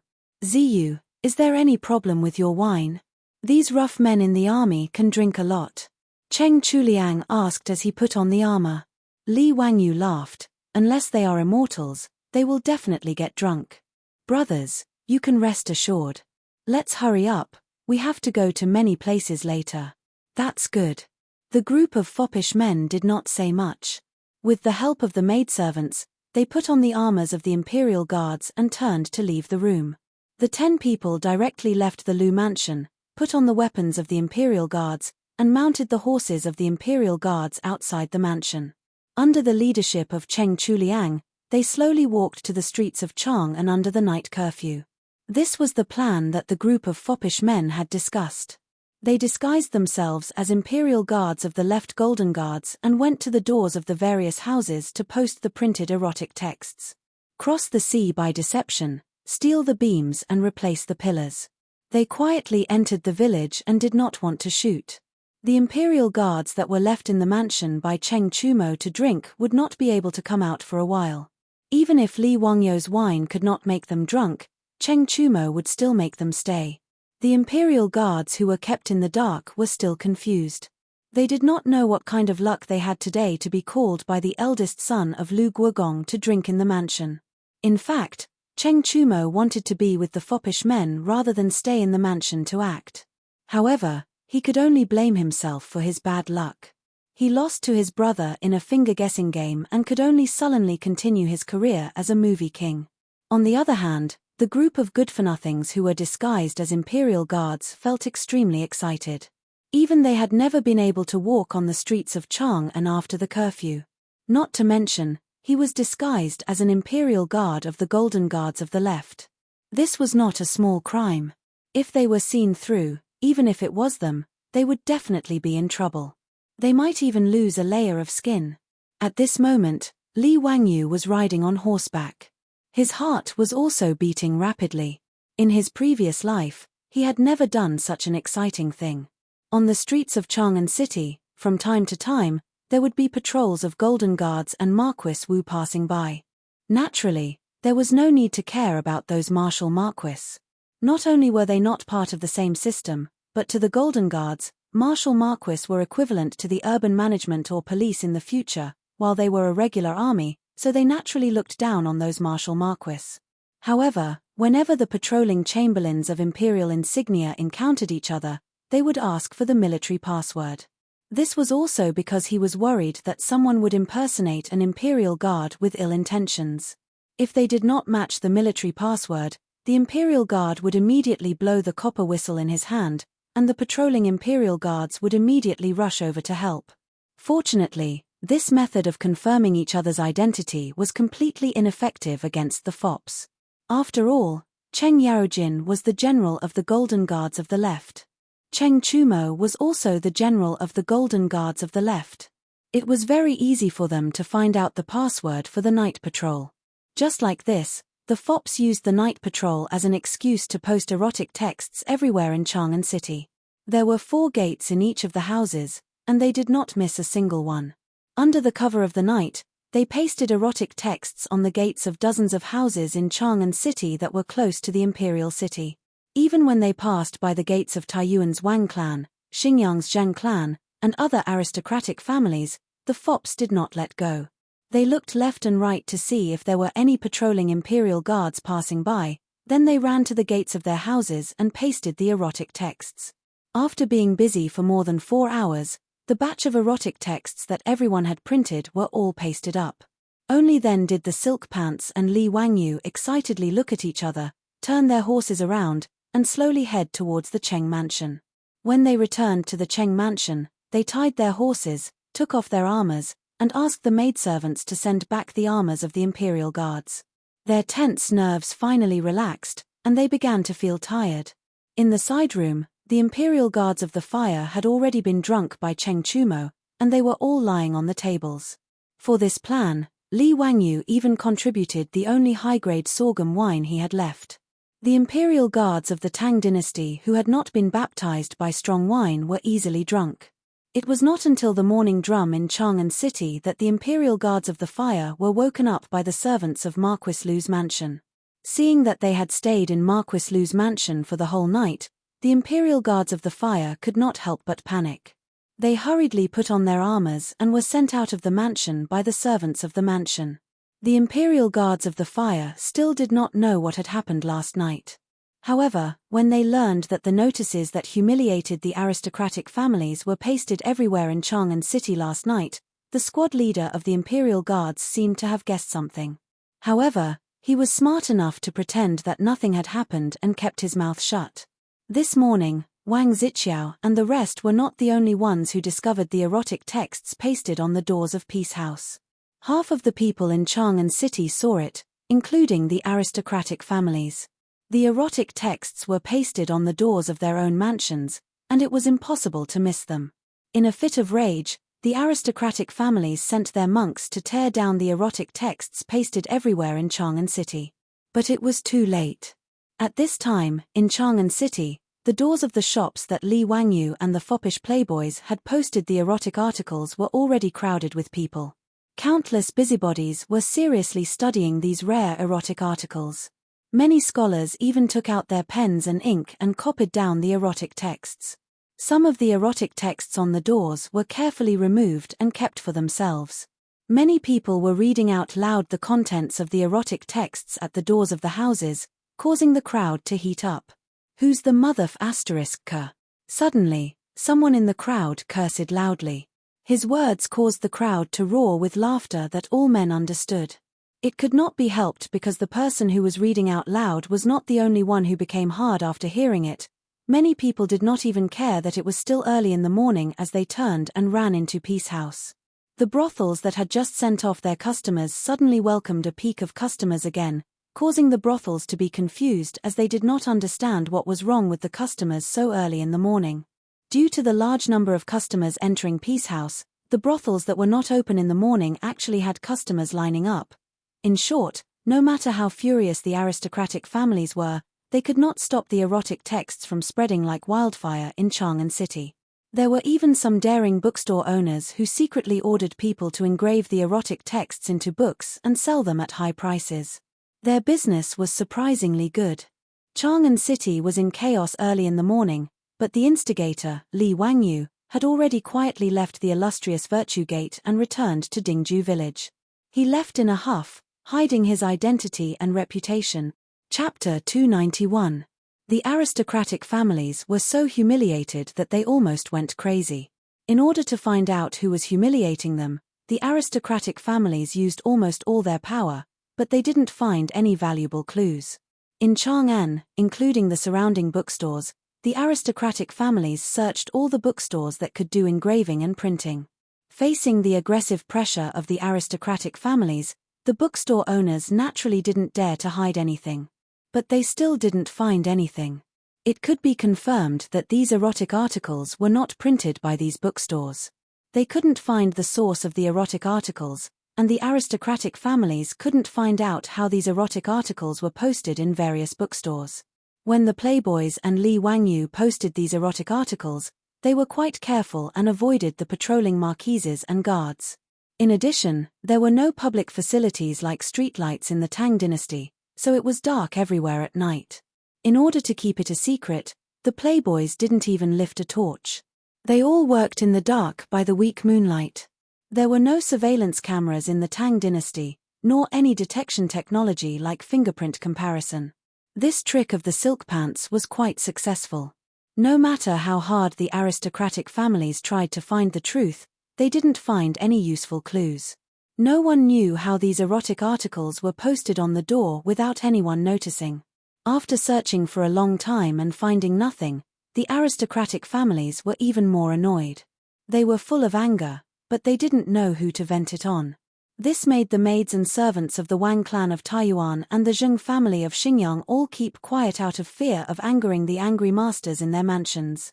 By now, Wang Renyu, Zhang Yuanshou, and the others had a guess in their hearts. After the curfew, no one could post hundreds of erotic articles in Chang'an with such fanfare. It seemed that except for the one in Taiji Palace, no one else could do it. When the aristocratic families didn't find anything, Wang Renyu and the others were more convinced of this guess. In their hearts, the resentment for Pai Lupi grew stronger. Pai Lupi didn't know that he would help Li Wangyu and the Playboys take such a big blame. Naturally, the 100 Cavalry Department had already reported to Pai Lupi about the commotion in Chang'an. Even those erotic texts were collected by the 100 Horsemen Department and sent to Pai Lupi's desk. After Pai Lupi saw the erotic stories created by Li Wangyu, he just laughed. He didn't even bother to ask the 100 Cavalry Department to investigate who did it. However, Pai Lupi, who had seen these erotic texts, put them away and couldn't help but sleep with a few of his concubines that day. Not to mention how Pai Lupi was licentious in the harem and how angry the aristocratic families were, the reputation of these aristocratic families, as well as the protagonists of the erotic literature, such as Wang Zixiao and Kui Daogu, was notorious in Chang'an. Even his friends from the aristocratic families couldn't help but smile strangely when they saw them. Chang'an City was also filled with all kinds of discussions. Some people, after reading the erotic literature, had a righteous look on their faces. Who wrote this? It's so vulgar. Using such unsightly words, it's really a disgrace to the educated. That's right, the person who wrote this is extremely morally corrupt. How could such a wicked article be written? It's a bad atmosphere, the moral of the world is deteriorating day by day, the person who wrote this should be punished for his evil intentions. These few defenders, while scolding angrily, carefully took down the erotic literature pasted on the door and put it into their arms.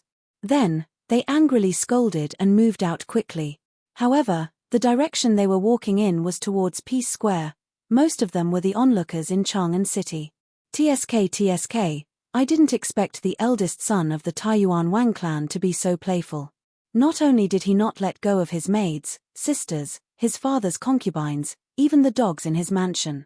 That's right, there's also the Zheng family of Xingyang, the Kui family of Bowling, the Kui family of Qinghe, and the Lu family of Fanyang. I originally thought that these millennium-old aristocratic families were the leaders of the scholarly world, but I didn't expect them to be so filthy, hiding filth and accepting filth. Sure, quiet, you guys don't want to live anymore, talking about the aristocratic families like this. That's right, did you guys see that erotic literature? It said that between the young masters of these aristocratic families, each other. The more he spoke, the lower his voice became, but the more excited the crowd heard. Similar scenes were playing out everywhere in Chang'an City. The image that the 5 families and 7 families had painstakingly built up was almost destroyed by Li Wangyou's erotic literature. Even those officials from aristocratic families, whether in the imperial court or in the government office, could not avoid the strange looks of their colleagues. This made the aristocratic families so angry that they almost vomited blood. And the initiators of all this, Cheng Chumo and the other foppish young masters, were naturally very happy. The erotic literature that Li Wangyou threw out was simply a mental bomb. It made Wang Zixiao, Kui Daogu, and the others feel absent-minded. Intolerable bullying, intolerable bullying. Who on earth wanted to destroy the pride of their aristocratic families? Who on earth wanted to humiliate them so viciously? This was a mortal enemy. Wang Zixiao and the others did not dare to go out of their houses now. They felt that wherever they went, they were the center of the crowd's attention, and they always felt that someone was pointing at them and whispering. This kind of mental torture made the foppish young masters of aristocratic families, who had always lived a luxurious life, become mentally and physically haggard. In just a few days, they were almost unrecognizable. Seeing this situation, Wang Renyu and the others simply asked the family to send these legitimate sons out of Chang'an City, to Taiyuan and other places to recuperate and avoid the limelight. Outside Chang'an City, by the Ba Bridge, Wang Zixiao and the others looked lonely. They turned their heads to look at the towering walls of Chang'an City behind them, but there was no one behind them to send them off. Now, these people's reputations were so bad that even the foppish young masters of aristocratic families, who usually called them brothers, did not send them off when they left the capital. It was very sad. When Wang Zixiao and the others left Chang'an City in a sorry state like stray dogs, Li Wangyou's second volume of The Romance of the Three Kingdoms was ready to be sold. Li Wangyou did not want to let owner Sun print the first volume of The Romance of the Three Kingdoms, because he was shocked to find that there were already pirated copies in Chang'an City. The demand of the scholars of the Tang dynasty was obviously not something that the 15,000 copies of The Romance of the Three Kingdoms printed by Sun Ji Bookstore could satisfy. Under the situation that they could not buy The Romance of the Three Kingdoms, the owner of the bookstore immediately found craftsmen to remake the engravings and directly print them for sale on the market. In this regard, Li Wangyou could do nothing. There was no such thing as intellectual property protection in the Tang dynasty, so he could only admit that the books were pirated. What's more, Li Wangyou also pirated Luo Guanzhong's books. He did not have the face to accuse others of pirating. The second volume of The Romance of the Three Kingdoms was ready to be sold, and the fans of the Three Kingdoms in Chang'an City had been looking forward to it for many days. Now, even generals like Cheng Yaojin and Yuqi Jingde were fascinated by the Three Kingdoms. Regarding Li Wangyou's delay in updating, the few old hooligans did not directly kill him with their knives. It could be said that Li Wangyou was blessed by the heavens. Chapter 292. In the Eastern Market, the Sun bookstore that had been burned down had been rebuilt. After all, the shops in the Eastern and Western markets were not residences. There were not so many painted beams and carved rafters. Moreover, the structure was very simple. Owner Sun threw out a lot of copper coins. With enough money, the craftsmen were naturally attentive. Li Wangyou also asked his beautiful superior to lend a few four-wheeled carriages to Owner Sun to help transport the wood. It only took 5 to 6 days for the 3 shops to be rebuilt. The second volume of The Romance of the Three Kingdoms had been printed long ago. Now, Owner Sun's bookstore in Hu County had already started to carve the third volume. However, Li Wangyu had been holding back the release of the book. He was waiting for the Sun bookstore in the Eastern Market to be rebuilt. Since he won the bet with the aristocratic families, the bookstores in Chang'an City naturally did not have to pay attention to the aristocratic family's ban on the sale of the Three Kingdoms. However, although Li Wangyu did not blame these bookstores, he was not willing to give them benefits like this. He would rather wait for the Sun bookstore to be rebuilt. First, the Sun bookstore would start to sell the books. Then, he would let owner Sun send the books to other bookstores to sell. In this way, the benefits that it would bring to the Sun bookstore were self-evident. Owner Sun was naturally aware of Li Wangyu's sentimental and righteous actions, and he was moved to tears. In the old man's opinion, it was very rare for a noble like Hu County to be considerate of a merchant like him. Owner Sun was very attentive to Li Wangyu's instructions. He wanted to make sure that Li Wangyu was satisfied. After the Sun bookstore was built, a notice was posted early to inform everyone that the second volume of The Romance of the Three Kingdoms was about to be released. This news was immediately noticed by many fans of the Three Kingdoms who were looking forward to it. Now, not only did the Book of the Three Kingdoms have many fans, but the storytellers in the brothels had also started to talk about the Three Kingdoms. Storytelling actually started from the Tang dynasty. Originally, in the temples, in order to attract believers, spread Buddhist scriptures, and preach to the public, there were secular stories. Secular stories were stories that the monks used to explain Buddhist scriptures that were easy to understand. The content was interesting and very popular. As a result, storytellers began to appear in the brothel. They would often tell stories about supernatural stories to attract customers. After Li Wangyu's Three Kingdoms was published, it naturally attracted the attention of storytellers.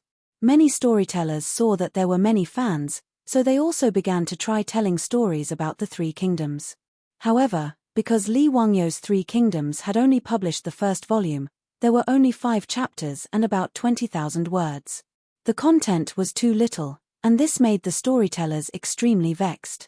Now that the second volume of the Three Kingdoms was about to be released, the most excited people in Chang'an were the storytellers who made a living out of it.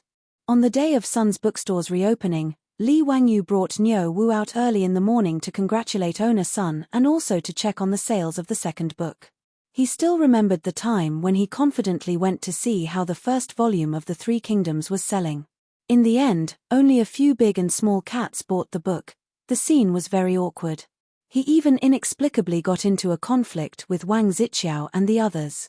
In the end, it led to the destruction of owner Sun's bookstore and the death of his employees. Now that Wang Zixiao and the other aristocratic playboys were chased out of Chang'an, Li Wangyu's mood improved a lot. When he arrived at the East Market, it was not yet noon, and the East Market was not open yet. When he arrived at Sun's bookstore, owner Sun, who had received the news, immediately came out to welcome him. Owner Sun, congratulations, congratulations. I wish you a prosperous source of wealth and a prosperous business, Li Wangyu said with a smile. At the same time, he asked Niu Wu to deliver the congratulatory gift he had prepared.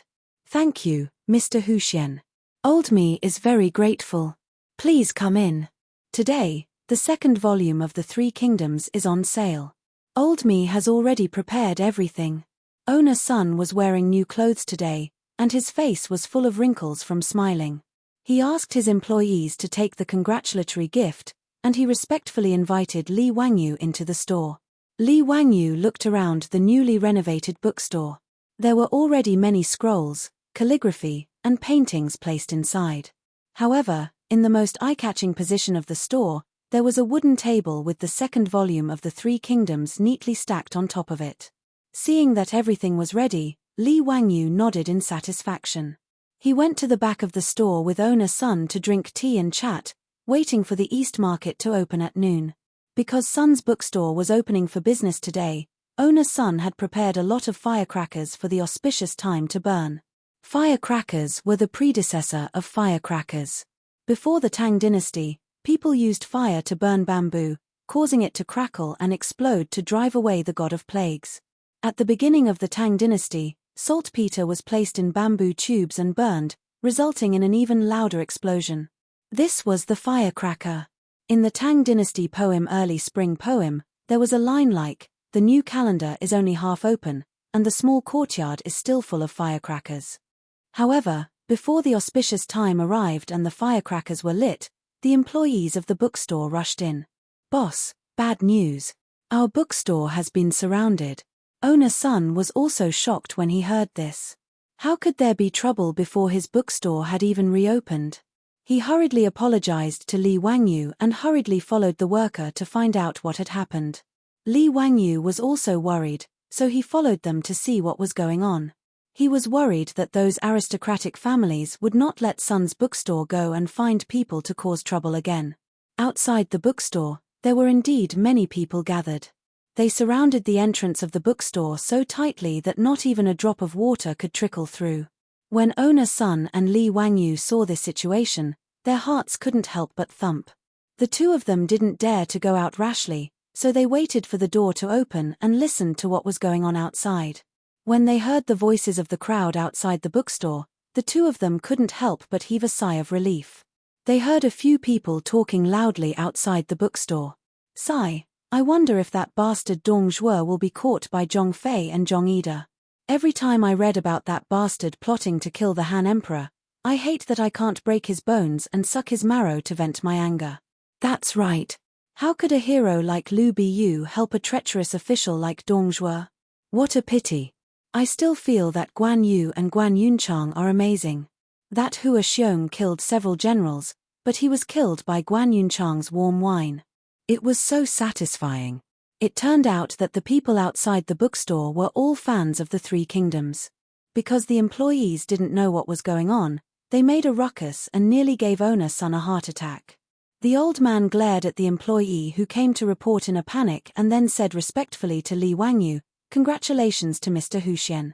The people outside the bookstore are all customers waiting to buy books." Li Wangyu naturally heard the voices of the people outside the bookstore and was secretly happy. He didn't waste his time copying books. However, as more and more customers gathered outside the bookstore, Li Wangyu couldn't help but frown. Sun's bookstore only had 3 shops, but there were at least thousands of people gathered outside the bookstore. If they were to open the bookstore to sell books, there would be trouble if so many customers rushed in. Li Wangyu didn't want a happy occasion to turn into a sad one. If there were too many people and they got trampled, it wouldn't be good. He frowned and thought for a while. He had a plan in mind. Chapter 293. Whether it was Li Wangyu or Owner Sun, they did not expect the bookstore to reopen today and attract so many customers. He had underestimated the influence of the Romance of the Three Kingdoms. As one of the 4 classical novels of Huaxia, it naturally had its own unique charm. Even in the Ming and Qing dynasties, when all kinds of novels were constantly emerging, the Three Kingdoms stood out, not to mention the Tang dynasty. Li Wangyu also unscrupulously separated the Three Kingdoms into 2 books, each with more than 20,000 words, which made the many scholars who were already fascinated by the book unable to stop reading. Therefore, when they learned that Sun Ji Bookstore would reopen today and sell the 2nd volume of the Three Kingdoms, nearly 1,000 people rushed to buy it.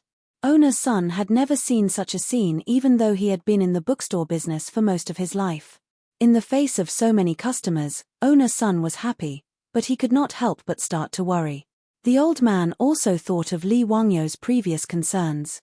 Before the old man could think of a solution, Li Wangyu stretched out his hand to summon him and whispered a few words to him. After hearing Li Wangyu's words, the old man could not help but be stunned. Is this really feasible? Isn't this too childish? It's okay, just listen to me, it's definitely feasible. Owner Sun, quickly go and arrange it, Li Wangyu said with a smile. Seeing that the man was so confident, and Owner Sun did not have any good ideas, he could only be skeptical and follow Li Wangyu's instructions to make arrangements.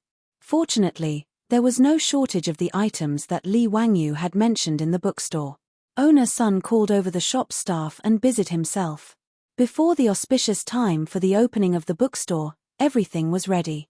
Owner Sun specially invited the Taoist priest of the Taoist temple to calculate the auspicious time of the opening. Immediately, the shop staff took the brazier out of the shop and began to burn the exploding rods in it. The exploding rod ignited and exploded, emitting crackling sounds as the smoke dispersed in all directions. The crowd outside the bookstore also cheered. They were waiting for the bookstore to open so they could rush in to buy books. However, after the rods were set off, the bookstore's door did not open. Only owner's son and a few staff walked out of the bookstore. Owner's son took a deep breath and used the force of his dantian to yell at the crowd. Esteemed guests, Son's bookstore is reopening today. Thank you all for coming. However, due to the limited space in the bookstore, it couldn't accommodate so many distinguished guests at the same time. For the safety of our esteemed guests, Old Me has made some number plates and invited our esteemed guests to collect them. In a while, Old Me will be divided into batches and randomly draw number plates. The distinguished guests whose numbers are called will be invited to enter the bookstore to purchase books. If there is any inconvenience, please forgive us. Owner's son's words stunned everyone. What did he mean by that? You need to draw a number to buy a book. Only Li Wangyu, who was hiding in the bookstore, couldn't help but snicker. Hihi, I'll let you know the fear of lottery. Just now, when he saw that there were too many people present, an idea came to him. He recalled his experience of buying a house and drawing numbers in his previous life. There were more than 500 houses in the residential area, and there were actually 3,000 to 4,000 people queuing up to buy a house. This made Li Wangyu deeply suspicious. Were these houses given away for free? Fortunately, Li Wangyu's luck was not bad. He got into the top 500 and successfully got a house. Thinking of that house, Li Wangyu's heart started to ache again. F***ck, he had paid the down payment and mortgage for such a long time for nothing. In the end, before he could even hand over the house, he was sent to the Tang dynasty by his beautiful boss. That was why he had come up with the idea of drawing numbers just now, because he had a wicked sense of humor. Outside the bookstore, the customers who were waiting to buy books were confused. They took the number plates from the staff. Because it was an impromptu idea, these so-called number plates were just small pieces of paper written on the bookstore's paper. Various numbers were written on them. Everyone held the small pieces of paper in their hands and were all confused. They didn't understand what Son's bookstore was doing. When owner's son saw that the staff had finished distributing the number plates, he asked someone to bring out a box. He reached in and took out a piece of paper with the same number. The distinguished customers who got number 125-67 can enter the bookstore to buy books. The old man looked at the number plates in his hand and read out 30 numbers. Then, he began to invite the customers who got these numbers to enter the bookstore. Here, I'm here. In the crowd, a scholar holding a small piece of paper in his hand shouted happily and squeezed out of the crowd. The others were envious as they watched these 30 people happily walk into the bookstore. Soon, they paid for the books and completed the transaction. When these 30 people walked out of the bookstore with brand new books in their hands, the crowd gathered in front of the bookstore looked at them with envy. Brother, I'll give you 600 copper coins. Can you transfer this book to me? Those who were rich couldn't wait and didn't bother to continue queuing. They simply squeezed to the side of the first batch of people who bought the book and wanted to buy it. The scholar who was stopped was actually a little embarrassed. He had to grit his teeth and fork out the money to buy the 3 kingdoms. Seeing that someone was willing to pay 100 copper coins for the book, he didn't hesitate and immediately nodded in agreement. The two of them immediately settled the transaction. The poor scholar who got the copper coins asked the shop assistant for a new number plate and started queuing up again, waiting for the numbers to be drawn. With this precedent, many customers outside the bookstore who didn't lack money started to bid for the book. They weren't stupid. It was understandable that the bookstore was afraid of having too many people. But at this moment, there were nearly 1,000 people outside the bookstore, blocking the street. If they continued to wait for the numbers to be drawn, they didn't know how long they would have to wait. It was better to spend a little more money. 100 copper coins. Not only did it save him time, but he could also immediately get his hands on the 3 Kingdoms book. Why not? Of the 30 people who bought the book in the first batch, many of them were like the poor scholar. They resold the book and started queuing again. Li Wangyu also noticed this scene and couldn't help but be stunned. Even a scalper had appeared, but fortunately, he didn't care. It was just his bad taste to make this number draw. Otherwise, He could have asked Niu Wu to take his goldfish charm and go to the Marquis shop in the East Market to mobilize a group of Marquis to maintain order. He didn't need to go through so much trouble to ask owner Sun to make something like the number drawer. This cynical man simply thought of the day when he was unhappy about the number drawer in order to buy a house. He probably came to torment this group of people who bought books. The beautiful boss just finished dealing with the affairs of the carriage shop and also came to the bookstore to see how the sale of Li Wangyu's book was going. She rolled her beautiful eyes at Li Wangyu when she saw the speechless lottery method of buying books. This guy really had too much of a bad taste. Li Wangyu didn't care. He laughed and was very proud. Chapter 294. Li Wangyu didn't expect that copying the Romance of the Three Kingdoms would cause so much trouble just to pass the time and also out of bad taste. Fortunately, all the troubles had been resolved. The Romance of the Three Kingdoms not only set off a craze for the Tang dynasty, but also brought a lot of profit to Li Wangyu. Li Wangyu only planned to print 10,000 copies of each volume of the Romance of the Three Kingdoms. However, there were 24 volumes of the Romance of the Three Kingdoms. If he copied all of them, he could make 60 million yuan just by selling the books, which was equivalent to 60,000 strings of copper coins or 10,000 taels of gold. Even he was shocked by the number that he had calculated. Wasn't this money too easy to earn?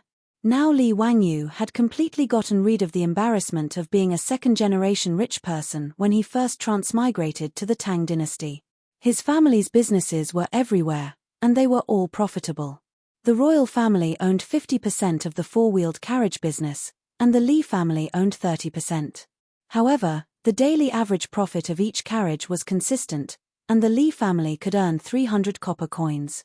Now, under the management of the beautiful boss, the SF Express carriage business had more than 300 carriages in just over a month. In this way, the Li family could earn 90,000 copper coins a day just by the carriage business alone. Moreover, this income was still rising. According to the beautiful boss's business plan, the SF Express would reach the scale of 1,000 carriages in the future. At that time, the Li family could earn 300,000 copper coins a day just by relying on the four-wheeled carriage business, which was 300 strings of copper coins. It should be known that this was only a day's income. Pai Lupi used his official position for personal gain and sent the Ministry of Works to rush the construction of the wine workshop. The workshop was completed and the high alcohol content sorghum wine had begun. The first batch of sorghum wine had been brewed and sealed.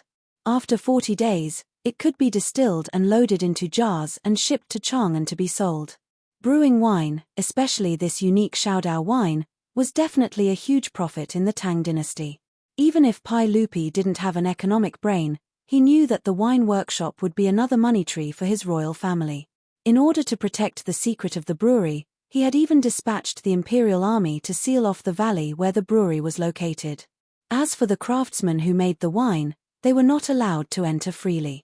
In order to keep it a secret, Pai Lupi even ordered the families of these craftsmen to be moved there. Regarding this, Li Wangyu, as the person with vested interests, could only silently complain in his heart about the evil feudal emperor. After that, he did not care about it anymore. Furthermore, after Li Wangyu calculated the profits that the brewery might generate in the future, he silently asked his beautiful superior to make another trip to Taiji Palace. He took the initiative to find Empress Zhongsun and changed the original 60% of the Li family and 40% of the imperial family's profits to 60% of the imperial family's profits and 40% of the Li family's profits. It wasn't that Li Wangyu was a coward. It was just that there was too much money, and he was flustered. Especially if he took more than Pai Lupi. Wasn't that just asking for trouble? Rather than being taken advantage of by Pai Lupi in the future, it was better to take the initiative now and hand over the shares. That way, everyone would look good. Currently, the most vexed person in the Li family was the old housekeeper, Li Heng. There was no other reason than the fact that there were too many copper coins at home. He didn't know where to put them. The county magistrate's mansion was still under construction. It would take at least half a year for it to be completed. Moreover, the Li family's old mansion was too small. Even though most of the copper coins at home had been exchanged for gold, the remaining copper coins still gave Li Heng a headache. He didn't know where to put them. Li Wangyu didn't want to return the money that he owed the county magistrate so early. In Li Wangyu's mind, this money was the same as a bank loan. Since he had to pay a lot of interest, why should he return it early? However, the old mansion's treasury was now full. Seeing Li Heng's distressed appearance, Li Wangyu didn't hesitate. He hurriedly took the copper coins to the county magistrate's mansion and paid off the family's debt. 5 four-wheeled carriages were needed to transport the 1 million copper coins. In an era before paper money, it had to be said that money really had a lot of weight. After Li Wangyu finished checking the family's assets, he closed the account book and proudly hummed a tune. I made money, but I don't know how to spend it. I'll buy a Nokia with my left hand and a Motorola with my right. The beautiful boss looked at the smug Li Wangyu from the side and was too lazy to pay attention to him. Fanning herself with a round fan, the beautiful boss wiped the fragrant sweat on her forehead and couldn't help but say, Wangyu, why is the weather in the Tang dynasty so hot? It's only April, which is March according to the Gregorian calendar. Why is it so hot? Li Wangyu also wiped his sweat and replied, don't you know? During the Tang dynasty, the temperature on Earth was relatively hot. I remember reading in a history book that there was no snow in the Tang dynasty for 19 years.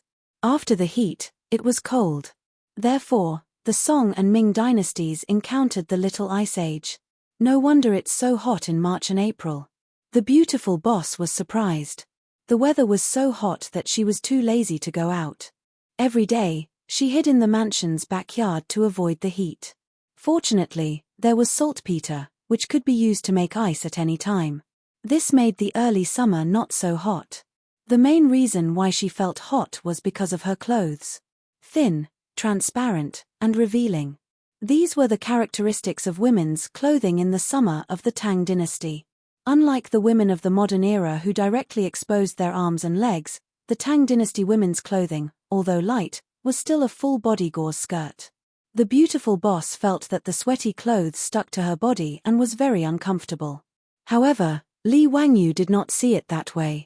He felt that the looming skirt was more attractive. Of course, he naturally did not dare to say this to the beautiful boss. Otherwise, he would certainly not have a good ending. Su Changqing did not like the long gauze skirt. Therefore, he simply went to the East Market to buy some cloth. He called the mansion's maid who knew how to make clothes and busied himself. On this day, Li Wangyu was fanning himself while immersed in copying books in the study when the door was pushed open.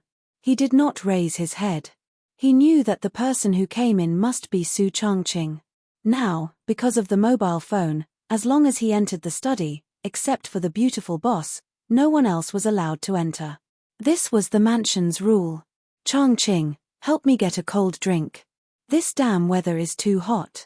Li Wangyu said while copying. Seeing that the beautiful boss opposite him did not speak, Li Wangyu curiously raised his head, but he was directly petrified. Had he transmigrated back to the modern era? The beautiful woman in front of him was wearing hot pants that revealed her snow-white, slender thighs.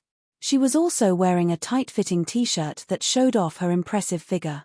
She even revealed a small part of her snow-white waist, which made Li Wangyu's Adam's apple bob a few times. The beautiful boss was actually dressed in a cool outfit like the modern era. Li Wangyu, who was used to seeing Tangs in long skirts, felt his mouth go dry. Su Changqing motioned for Li Wangyu to put away the mobile phone. He then turned to open the door of the study and pulled Aphrodite in. After seeing Aphrodite's outfit clearly, Li Wangyu could no longer hold it in. He felt his nose heat up and 2 lines of blood gushed out uncontrollably. Chapter 295. Dumbstruck, Li Wangyu stared blankly as Avro entered the study. The young girl's face was full of shyness. She slowly took off her clothes, revealing her body that was as alluring as a peach. His beautiful superior also did the same thing, exposing her snow-white skin in front of Li Wangyu. Just like that, the 2 naked women slowly walked in front of Li Wangyu. When Li Wangyu suddenly woke up, he was shocked to find that last night was actually a wet dream without a trace. Li Wangyu's heart raced and he blushed at the thought of the embarrassing things he did with his beautiful boss and Avro in his dream. Actually, he couldn't be blamed for this. It was mainly because he had received too much shock yesterday. What he thought about during the day, he dreamed about it at night. A fair and graceful woman is a gentleman's ideal mate. Yesterday, Li Wangyu had already felt his heart palpitate when he saw his beautiful boss showing off her long legs. If it was in the future, it would naturally not be a big deal for young ladies to reveal their arms and legs on the streets. But now that he had transmigrated to the Tang dynasty, Li Wangyu was used to seeing the way the Tangs dressed. So when he suddenly saw his beautiful boss dressed in such a sexy way, he couldn't help but feel a little excited. Although the Tang dynasty was more open, it wasn't as conservative and feudal as it was after the Confucianism of Cheng and Zhu. In the Tang dynasty, it was also very common for women to wear half-exposed corsets. However, no matter how light, thin, and translucent the women's clothes of the Tang dynasty were, they still wouldn't directly expose their thighs like the shorts and miniskirts worn by women in the modern era. Therefore, Li Wangyu couldn't help but stare after seeing his beautiful boss wearing such cool clothes. The reason why he had a nosebleed at the sight of Afro was naturally because the weather had been too hot recently. Li Wangyu would never admit that he had a nosebleed just because he saw a beautiful blonde girl wearing a miniskirt and a tight t-shirt. That would be too embarrassing. The teenage version of Angelina Jolie had blonde hair tied into a ponytail that hung in front of her chest. As for the hand-sewn t-shirt, because of the girl's towering protrusions, it was super full. Li Wangyu suddenly remembered a sentence he had seen on the internet in his future life. It was a crime for a woman with a good figure to wear a t-shirt. At this moment, Li Wangyu deeply agreed. In fact, even the beautiful boss was jealous of the blonde girl's overly good development. How did this European race grow up? His beautiful boss's figure was already very hot among Asian women. Whether it was her long legs or her slender waist, they were all filled with fatal temptation. Her perky buttocks and voluptuous upper body were even more attractive to men. However, compared to Avro, she had to concede defeat in certain aspects. The beautiful boss looked down at her chest regretfully and muttered softly, "Papayas are not sold in the Tang dynasty." What bad luck. Li Wangyu's nosebleed for no reason surprised Avro. However, her beautiful boss's eyes were full of disdain, and the words in her eyes were pervert, hooligan, lecher. Avro was a little flustered. She didn't know why a nosebleed was for men. Seeing 2 lines of blood flowing out of Li Wangyu's nose, she exclaimed in shock. "Lang Jun, what's wrong with you?" The girl hurriedly rushed forward, took out her handkerchief, and frantically wiped the blood off Li Wangyu's nose. The girl's delicate fragrance uncontrollably entered Li Wangyu's nostrils. What was worse was that the girl's impressive upper body was now pressed against Li Wangyu's arm.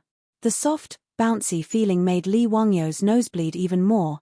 The beautiful boss snorted and went forward to pull Avro away, who was still unaware that she was being taken advantage of.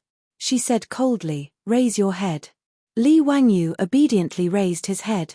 Su Changqing picked up a piece of rice paper from the table, tore off 2 strips, and stuffed them into Li Wangyu's nostrils. She then asked Avro to fetch a basin of cold water. After dipping her hand in the cold water, she gently patted the back of Li Wangyu's neck. Only then did Li Wangyu's nosebleed stop.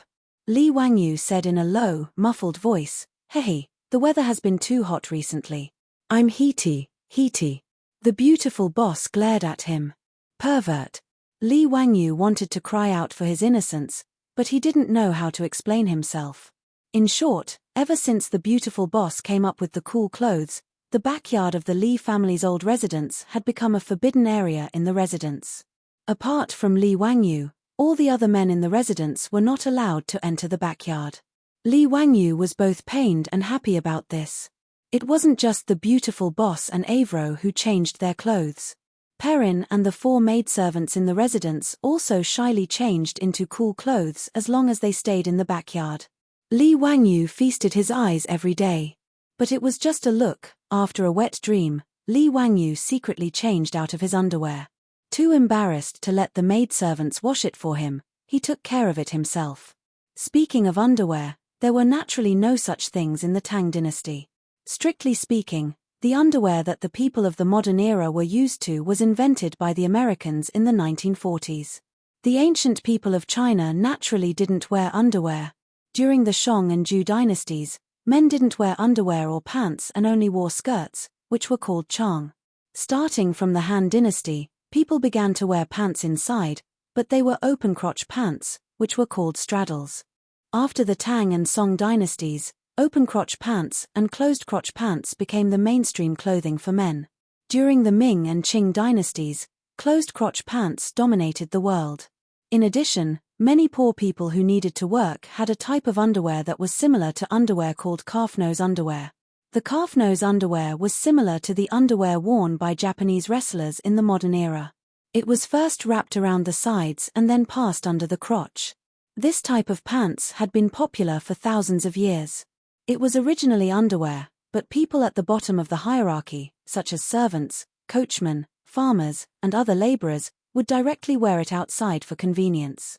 After Li Wangyu and Su Changqing transmigrated to the Tang dynasty, they naturally couldn't get used to not wearing underwear. Not to mention, if Li Wangyu wore open-crotch pants, it would really be terrible. Thus, they self-made a few pairs of underwear and finally avoided the embarrassment of not wearing underwear. As Li Wangyu washed his underwear, he wondered when this bitter single life would end. Now, the beautiful boss's attitude toward him had finally softened under his relentless fawning and flattery. At least, when he held the beautiful boss's soft and seemingly boneless hand, he wouldn't be shaken off anymore.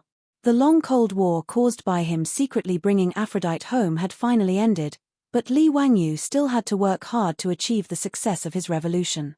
Just as Li Wangyu was hiding in the backyard and admiring the scenery every day, Pai Lupi found another troublesome matter for him, which gave Li Wangyu a headache. Chapter 296. In the backyard of the Li residence, Li Wangyu had been harassing all the beauties, young and old. No one could understand why their Langjun would say all those sweet words to coax them, as if he was smeared with honey. Perrin, don't let me see you again. Huh? Langjun, what are you talking about? Why? Because I like you every time I see you. The little girl, Pei Lan, let out a soft cry. She covered her blushing face and ran away. Avro, come and take a look at my eyes. I think something went in. Huh? Langjun, there's nothing? Nonsense, there's someone I like in my eyes. Avro was stunned for a while before she realized what Li Wangyu was talking about. The girl kissed Li Wangyu's face shyly and ran over to him like a little white rabbit. Her jiggling curves made Li Wangyu's eyes sink in. Changqing, shut up. I'll beat you to death if you dare to say such vulgar words to me. The beautiful boss waved her little fist threateningly at Li Wangyu. She really couldn't stand Li Wangyu anymore. Ever since he saw those vulgar words on her phone, this guy never got tired of it and used those disgusting words to flirt with girls in the backyard every day. The beautiful boss wanted to bite him to death. Faced with the threat of the beautiful boss, Li Wangyu could only rub his nose awkwardly and retreat in defeat. He then turned his head and continued to flirt with Avro. Li Wangyu felt that life would be wonderful if it could go on like this.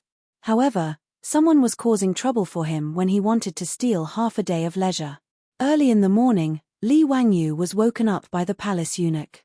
Pai Lupi wanted to see him in Taiji Palace. Although he missed the bed very much, Li Wangyu could only climb onto the horse obediently and head for Chang'an City since the big boss had invited him, no matter how unwilling he was in his heart. It was still the legislative hall. Pai Lupi was pacing back and forth unhappily. Ziyu, I have a problem here. Come and give me some advice, Pai Lupi said bluntly as soon as he saw Li Wangyu enter the palace. These words made Li Wangyu's balls hurt. Pai Lupi, you bastard. You already said it was a very troublesome matter, and you still asked me to come. What is the meaning of this? Could it be that the things that you find troublesome are not troublesome for my small body? However, even though he was cursing in his heart, Li Wangyu still bowed sincerely. Uncle, please speak. This nephew will do his best. Recently, a court official has submitted a memorial, asking me to issue a decree to release the palace maids, saying that this year's spring drought is related to the fact that there are too many palace maids in the palace. It was the accumulation of yin energy that caused the drought and lack of rain.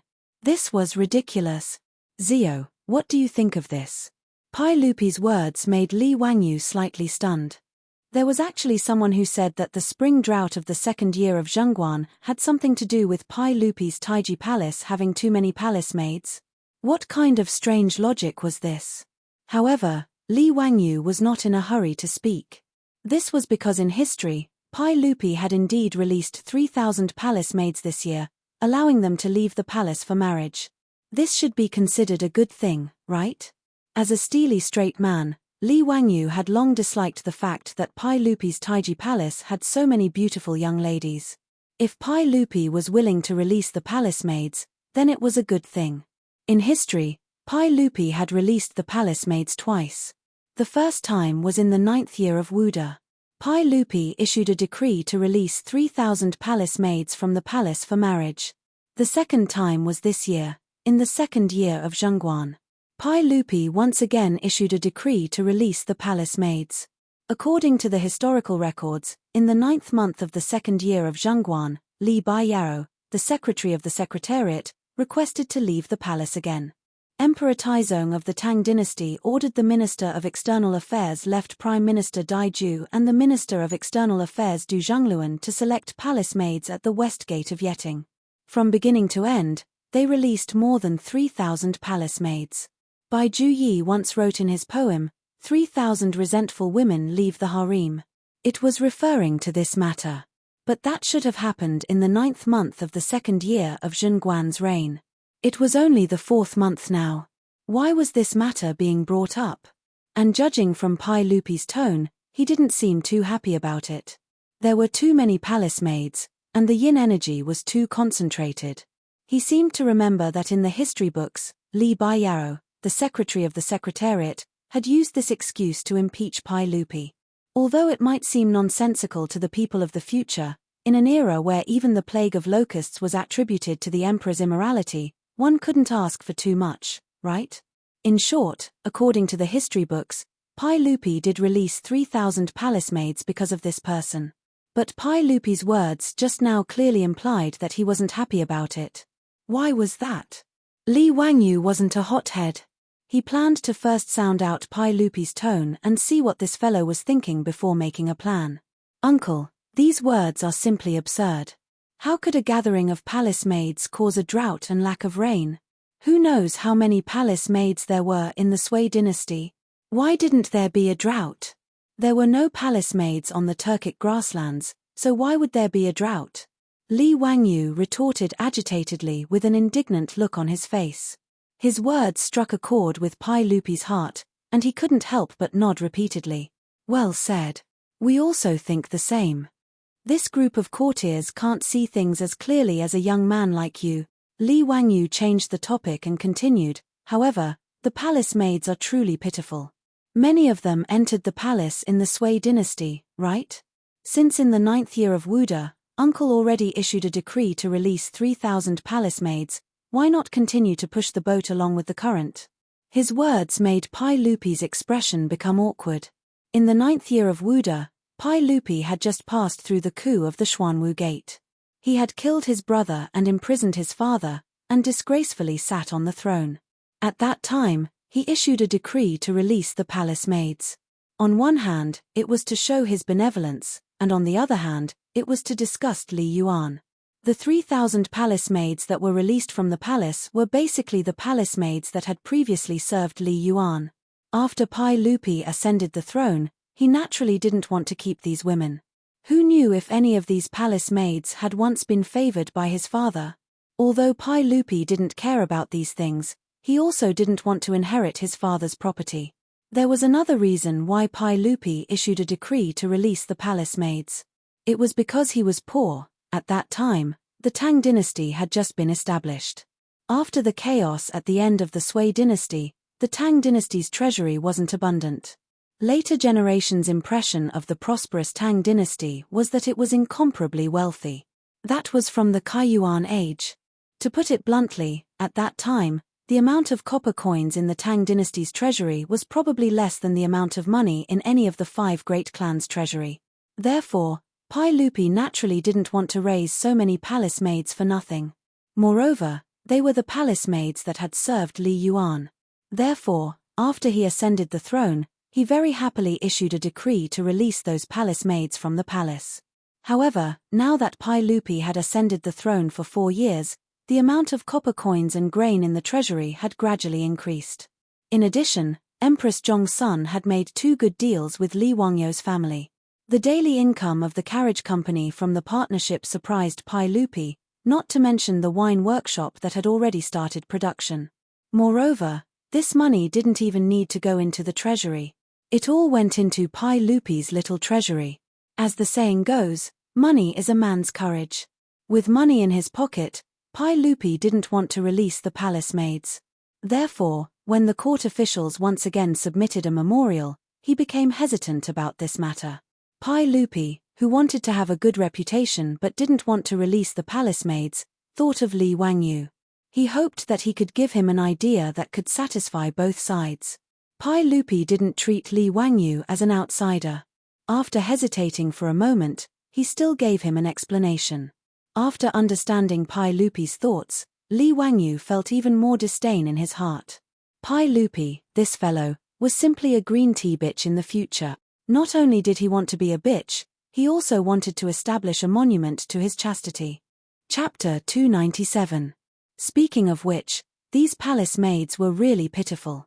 Many of them had been in the palace for decades or even longer. They were old and could not leave the palace. No one cared about them and no one asked about them. In the end, many of them died in the palace. The palace maids entered the palace at a young age and could not find love in their lives. They did not have the right to have children and could only spend the rest of their lives alone. As the saying goes, once you enter the palace, it is as deep as the ocean. As they had no hope of leaving the palace, many palace maids had escaped in history. The most famous one was in the first month of the first year of the Tang dynasty. At that time, there was a lantern festival in Chang'an city. Emperor Zhongzong, Li Xian, allowed the palace maids to go out and watch the lanterns. In the end, it was recorded, spring, first month, night of Bingyan, Emperor Zhongzong and Empress Wei went out to watch the lanterns in the city. Thousands of palace maids went out, and many died. Many died. It did not mean that they died, but they disappeared. It was the same as the saying, mending the pen after the sheep is lost. Emperor Zhongzong, Li Xian, allowed thousands of palace maids to go out and watch the lanterns. In the end, most of them took the chance to escape. What an irony. Thousands of palace maids all escaped. One could see how terrifying the palace walls were to these poor women. In history, apart from Pai Lupi in the 9th year of Wuda and the 2nd year of Zhongguan, he did not release any more palace maids until he died. Pai Lupi's descendants also rarely released palace maids. When Emperor Xuanzong, Li Longji, ascended the throne, he followed his great-grandfather, Pai Lupi, and ordered the palace maids to leave the palace. However, in his later years, he became more and more ridiculous. He went around recruiting women into the palace. In the Daming Palace, there were at most 40,000 palace maids. When Li Wangyou read the history of the Tang dynasty, he sympathized with these poor palace maids. He was also jealous of the emperors who shamelessly took over so many beautiful ladies. From Li Wangyou's point of view, Pai Lupi's current thinking was similar to that of his descendants. Because he no longer lacked money, he was unwilling to release the palace maids again. Li Wangyou could only express his disdain for Pai Lupi's strong possessiveness. Li Wangyou suppressed the urge to give Pai Lupi the middle finger. He pondered for a long time before he decided to follow his heart. If so many palace maids could only die of old age in the palace, it would be an unforgivable crime. Li Wangyou would look down on himself if he went against his conscience to cater to Pai Lupi. However, Li Wangyou wasn't stupid. He wouldn't follow Wei Zheng's example and offend Li and give him a death remonstrance. Even if it was for the good of the company, he was still an idiot to make his relationship with his boss so tense. Well, Li Wangyou was just that simple. He looked at the relationship between the monarch and his subjects using the workplace rules of the modern world. Apart from the fact that the boss could only fire you, but the emperor could cut off your head, his view was actually not wrong. Li Wangyou rolled his eyes and thought of a way to deal with Pai Lupi. He casually agreed with Pai Lupi with a few words. He put on a sad expression, which made Pai Lupi feel very touched. Li's expression was as if his nephew knew him well, unlike those foreign officials who kept thinking about the palace maids in his palace. Li Wangyou snickered at Li's hateful expression. Together with Pai Lupi, Li Wangyu said goodbye to the officials and left the palace. After he found his beautiful boss, the two hid in the room and whispered for a long time. In fact, Li Wangyu's idea was very simple. To deal with the possessive Pai Lupi, a pillow talk was the best choice. Although Empress Zhongsun insisted that the harem should not interfere in politics, in fact, releasing the palace maids was a matter of the harem. As the master of the harem, Empress Zhongsun was justified in dealing with these palace maids. As long as Empress Zhongsun was persuaded, even if Pai Lupi was unwilling, he would have to release the palace maids. Li Wangyu was planning for this. As for the reason to persuade Empress Zhongsun, it was simple. Her Royal Highness was now pregnant with the son of the dragon. She prayed for the child in her belly and also for the health of the child. The harem should not be too heavy with yin energy. Releasing some palace maids could not only pray for the child but also reduce the concentration of yin energy in the harem. In Li Wangyu and Su Changqing's opinion, as a pregnant mother, she would definitely not refuse this proposal. As for whether there were more women, whether it was really because of the gathering of yin energy, Li Wangyu was too lazy to think about it. Anyway, if the ancient people were willing to believe this kind of nonsense, then he would use it. It was not easy for other noble women to see Empress Zhongsun, but for the beautiful boss, it was simple. Whether it was entering the palace to discuss shop matters with Empress Zhongsun or teaching yoga, Su Changqing often went to the palace. After going there many times, Su Changqing was now very familiar with the harem of the Taiji Palace. He could find the way with his eyes closed. The beautiful boss naturally couldn't stand Pai Lupi's action of occupying many young ladies. Without hesitation, she went to the palace to give Pai Lupi a hard time. After Su Changqing entered the palace, Li Wangyu was very comfortable with his legs crossed, drinking tea, humming a song, waiting for the beautiful boss to return. I was watching the mountain scenery on the tower, and I heard the chaos outside the city. The banners fluttered in the air, but it turned out to be the soldiers sent by Sima. He felt that he was like Zhuge Liang, casually playing Pai Lupi in the palm of his hand. When Empress Zhongsun showed her power and wanted to release the palace maids, Pai Lupi would definitely be very sullen. He wanted to see Pai Lupi's expression at that time, as if he had eaten a fly. Wahahaha, I'm really a genius, Li Wangyu thought. Just as he was feeling proud, he saw the beautiful boss, with a gloomy face, walking in from outside the door. Changqing, what's the matter? Why do you look unhappy? Did Empress Zhongsun not agree? Li Wangyu asked curiously. The beautiful boss shook her head. The Empress agreed. Then why do you look like this? It's because of you, you idiot. As soon as he asked, he saw the beautiful boss gritting her teeth and rushing in front of him, her small fists pounding on his chest. Who asked you to come up with bad ideas? Who asked you to come up with bad ideas? Idiot, we've been fooled. Li Wangyu was baffled by the beautiful boss's words, and hurriedly asked what happened. Su Changqing angrily explained, and Li Wangyu suddenly realized, and couldn't help but pat his head. What the f*ck? They were actually fooled. He and Su Changqing were still too young, and didn't expect that people's hearts were unfathomable, and that they would be fooled by the Japanese, digging a big hole to bury themselves. Old fox. Pai Lupi, this drama queen, was actually fooled by him. He actually believed that Pai Lupi's performance, and foolishly asked the beautiful boss to find Empress Zhongsun, wanting to make Pai Lupi suffer. In the end, these two men and women weren't good people, and changed their tricks to play him and the beautiful boss. What Pai Lupi was reluctant to let the palace maids out of the palace, it was all fake. Li Wangyu looked at the sky at a 45-degree angle, and two lines of tears full of regret fell. What happened to the trust between people? In the end, it was all a trick. I originally gave my heart to the moon, but the moon shines on the ditch. Chapter 298. It wasn't that Pai Lupi was unwilling to release the palace maids. He had long felt that keeping so many palace maids in the palace was too expensive. Moreover, many of the palace maids had entered the palace in the Sui dynasty, and many of them were already 35 or 36 years old. Even if Pai Lupi was a pervert, he wouldn't take a fancy to these palace maids who were considered old and decrepit by the Tang people.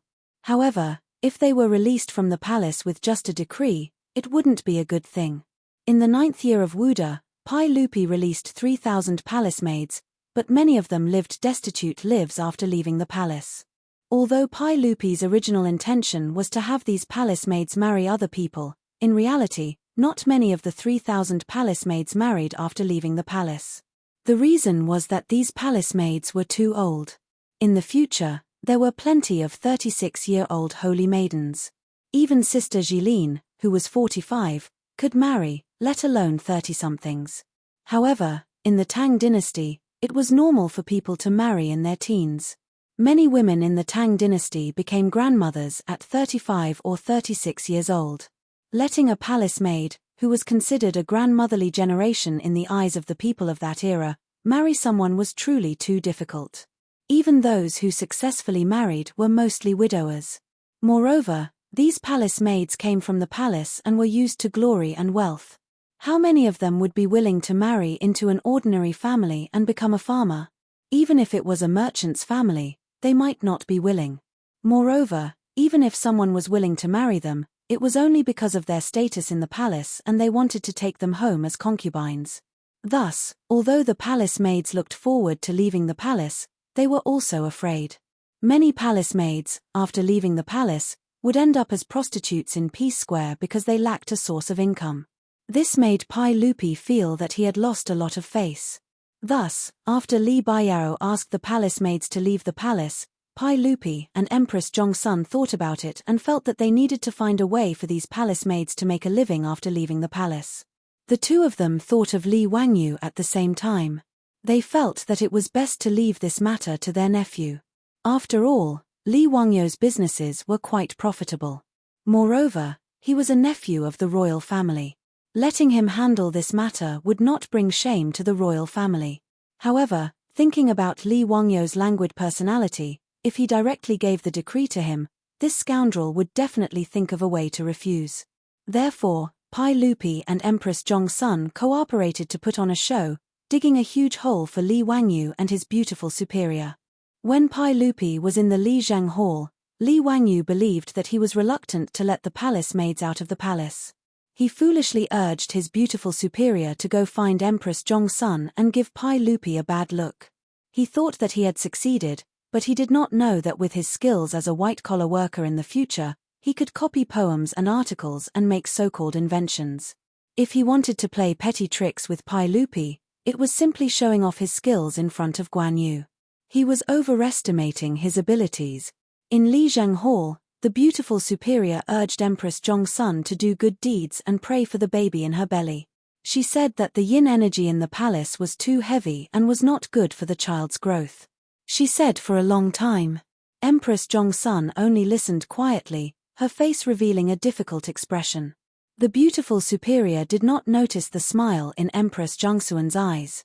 She asked Her Highness what was troubling her. Changqing, it's not that I don't want His Majesty to let the palace maids out. It's just… forget it. Let's not talk about it. Empress Zhongsun was obviously someone who could win an Oscar for Best Actress. This sigh made the beautiful superior's heart tighten. Your Highness, is there anything troubling you? Changqing is willing to share Your Highness's worries. This, forget it. Empress Zhongsun wanted to say something but stopped. The beautiful superior was an elite in the workplace in the future. At this time, she was hot-blooded and only wanted to save the palace maids who were persecuted by Pai Lupi. Where was her former shrewdness? Under the repeated questioning of the beautiful superior, Empress Zhongsun told her and Pai Lupi's concerns. Then she looked expectantly at Su Changqing, waiting for her reply. Only then did the beautiful superior realize that she and Li Wangyu had been deceived. At this time, she was forced to the fire by Empress Zhongsun. She could not be hot-blooded just now and then directly turn her head and say that she had no way, right? Therefore, the beautiful superior had no choice but to pinch her nose and accept it. She promised to find a way to help the palace maids out of the palace find a livelihood. She could imagine how troublesome this matter would be. Even if only 1/3 of the thousands of palace maids needed to be worried about, it would be troublesome enough. Moreover, this was not a matter that could be solved by giving everyone some copper coins. Empress Zhongsun's meaning was that it was better to teach people to fish than to give them fish. They needed to find a way for these palace maids to make a living. After listening to the beautiful superior's explanation, Li Wangyu had not yet recovered from the blow when the old housekeeper, Li Heng, hurriedly came to report that a palace eunuch had come to deliver an imperial edict. The women are secluded in the depths of the palace. It is truly acceptable. Aside from sweeping, it was also suitable for the husband and wife to use, and it was also suitable for them to use. Li Wangyu, the man of Huxian, is to select the women in the palace. Pai Lupi did not give Li Wangyu any chance to regret. As soon as the beautiful superior stepped into the mansion, Pai Lupi's imperial edict arrived and directly threw the task of selecting palace maids to Li Wangyu. The eunuch who came to deliver the imperial edict seemed to have also received Pai Lupi's instructions. After reading the imperial edict, he did not wait for Li Wangyu to react and left as if he had just picked up a hot potato. He did not give Li Wangyu any chance to speak at all. In this regard, Li Wangyu could only send 2 fingers in the direction of Chang'an City to express his endless admiration. Changqing, what do you think we should do about this? Li Wangyu tidied up his depressed mood and turned to look at the beautiful superior. Chimph, I don't know. Think about it yourself. The beautiful superior snorted and did not have the slightest intention of sharing weal and woe with Li Wangyu. She pulled Afro and Perrin back to the backyard. Looking at the beautiful superior who did not care about this matter, Li Wangyu felt countless mythical beasts galloping through his heart. Why is this person like this now? How can we build a harmonious society where the 8 honors and 8 disgraces coexist if she avoids difficulties? Changqing, you can't be like this. Li Wangyu wailed and turned to chase after the beautiful superior. I won't listen, I won't listen. Su Changqing, who had always been graceful and generous, actually covered her ears and ran away like a little girl. If her colleagues in the company in the future were to see this little girl's behavior, who knew how many glasses would be smashed? Manager Su, who had always been cold and aloof, also had such a little girl side. In short, no matter how dejected Li Wangyu and Su Changqing were, the glorious and arduous task of selecting 3,000 palace maids and settling them down properly was placed in front of them. In this regard, Li Wangyu only wanted to ask Pai Lupi, does your conscience not hurt? There was something that he did not know if he should say. Chapter 299. Following Pai Lupi's decree, the news of the selection of palace maids caused a huge uproar in Yeting Palace. There were about 10,000 palace maids in Taiji Palace. There were also thousands of people over the age of 30. In Pai Lupi's decree, the criteria to be selected was that palace maids who had been in the palace for 10 years or more and were willing to leave the palace could sign up and register. Many of the older palace maids had complicated feelings about leaving the palace. They yearned for freedom and wanted to escape the tall palace walls, but they were also worried about their lives outside the palace. These palace maids had entered the palace in their teens and spent most of their youth within the palace walls. They both yearned for and feared the outside of the palace walls. Some palace maids hoped to be reunited with their families after leaving the palace and be happy with their parents. Some hoped to leave the palace and marry someone to raise their children. However, these palace maids had been in the palace for more than a decade, and many of them had lost contact with their parents. Many of their parents had even passed away. After the chaos at the end of the Sui dynasty, the population had plummeted, and many palace maids had lost contact with their families. In the 9th year of Wuda, Pai Lupi released the palace maids, and many of them had encountered the same situation. After leaving the palace, these palace maids had no family to rely on, and it was difficult for them to marry their ideal husband. Many of them lived in poverty. This was also the concern of Pai Lupi and Empress Zhongsun about releasing palace maids again. After all, the face of the imperial family was still important.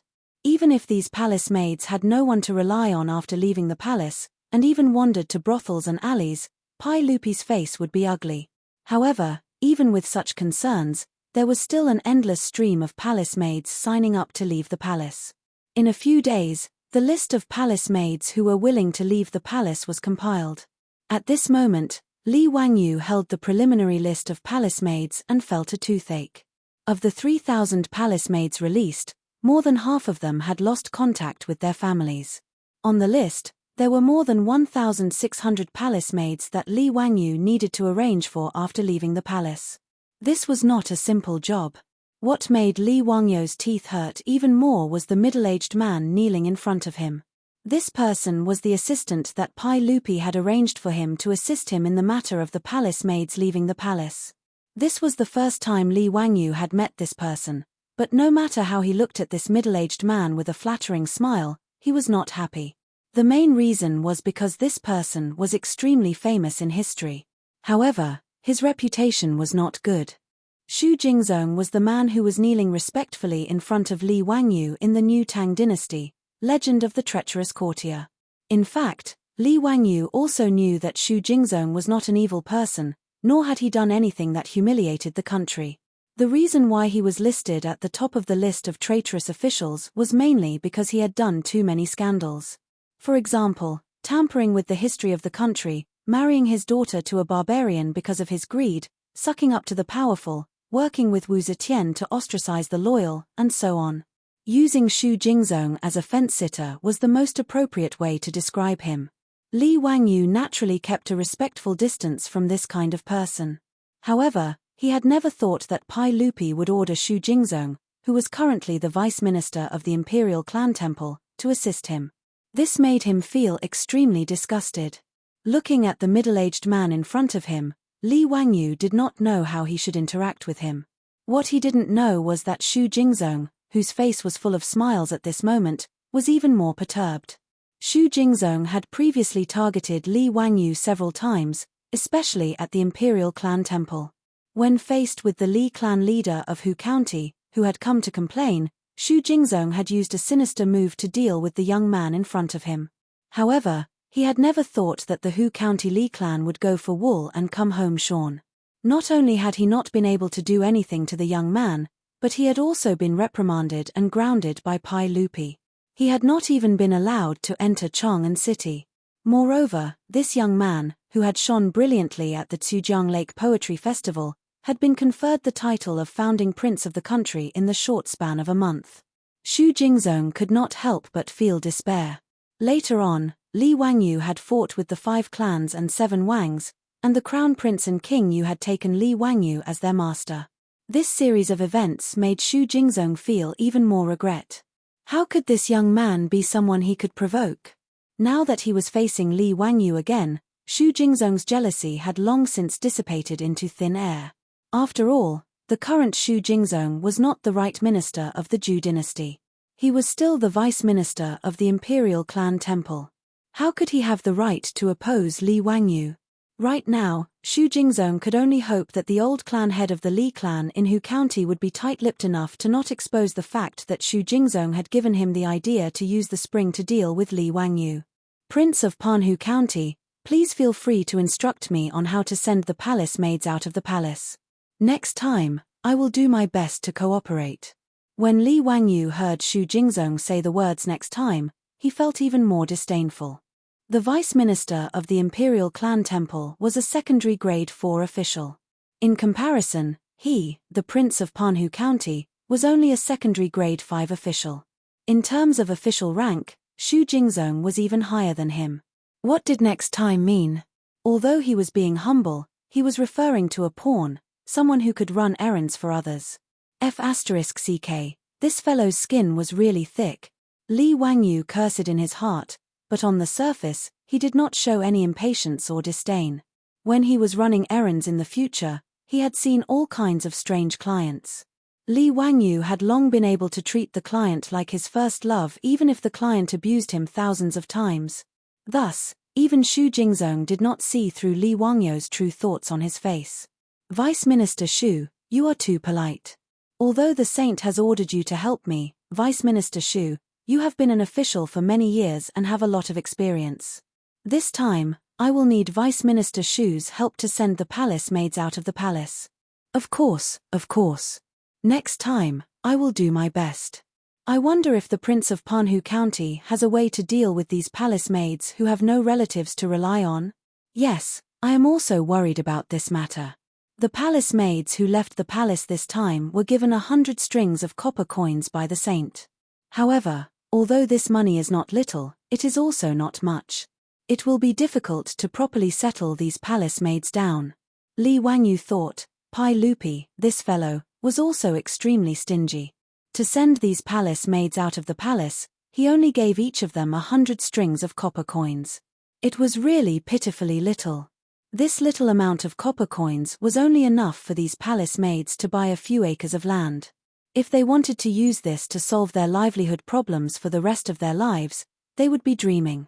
Li Wangyu despised Pai Lupi's stinginess, but he did not know that Pai Lupi's heart was bleeding. 3,000 palace maids meant 300,000 strings of copper coins as a settlement fee. This was not a small sum. Xu Jingzong blinked and said in a low voice, "It is not easy for the saint, but this 100 strings of copper coins is indeed not enough. Next time, there is a way to raise some copper coins. I don't know if I should say it." When Li Wangyu heard that this fellow could get copper coins, he did not have time to despise Xu Jingzong's character and hurriedly asked, "Vice Minister Xu, what method do you have?" "Haha, in Chang'an City, there are more than 10,000 shops of various sizes in the two cities. These shops are all merchants and wealthy merchants. Can we let these merchants share the saint's burden?" Xu Jingzong's words were hesitant and unclear, but Li Wangyu immediately understood what he meant. Damn, he wanted to set up a stall and beat up the rich merchants in Chang'an City. Chapter 300. Li Wangyu wanted to curse after hearing Xu Jingzong's idea. What kind of rotten idea was this? If he went to the merchants in Chang'an, he would definitely be able to collect money, but Li Wangyu's reputation would be ruined. The merchants in Chang'an would probably nail Li Wangyu's name on straw figurines and beat them up. He was determined not to do such a wicked thing. He was not like Xu Jingzong, who would marry his own daughter to a barbarian for money. However, although Xu Jingzong's idea was wicked, it was not to make money for himself. He could not say much and could only wave his hand, indicating that this method was not feasible. Xu Shaoqing, we will discuss how to settle the homeless palace maids. As for the 1,000 or so palace maids who are preparing to return home, I will need you to take care of them. Xu Jingzong quickly stood up and said, "Don't worry, Mr. Huxian. Leave this matter to me. I will take care of it." Releasing the palace maids was not a simple matter. In addition to the registration and distribution of settlement fees, they also needed to inform the local officials of the palace maids who were about to return home and have them register these palace maids and add them back into the household register. These palace maids could not be left alone once they left Taiji Palace. They also needed to arrange for people to escort these palace maids who were planning to return home. Each and every one of these matters was troublesome. Li Wangyu didn't want to do these tedious things, so he pushed all of them to Xu Jingzong to handle. In any case, Pai Lupi had ordered Xu Jingzong to take care of them, so Li Wangyu was more than happy to relax. Xu Jingzong did not complain at all. He patted his chest and immediately agreed, taking over these troublesome matters without hesitation. Although Xu Jingzong did not have a good reputation and his character was even worse, he was still a capable official. Otherwise, he would not have become one of the 18 scholars of King Qin.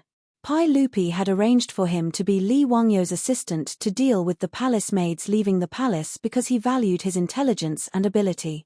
After sending Xu Jingzong away, Li Wangyu's face immediately became distressed. He really couldn't think of a way to settle the more than 1,600 homeless palace maids. In Li Wangyu's opinion, the best solution was to marry these palace maids off. Speaking of which, none of the palace maids who left the palace were ugly. All of them were beautiful young ladies. To be able to be selected from the common people to enter the palace, even if they were just palace maids, their figures and looks were definitely the best. Regardless of whether it was the Sui dynasty, Li Yuan, or Pai Lupi, none of them had the hobby of choosing ugly women to enter the palace as palace maids. Moreover, these women, even if they were just palace maids in charge of watering and cleaning, had undergone strict training from the royal family. Every frown, every smile, and every glance was poetic, graceful, and dignified.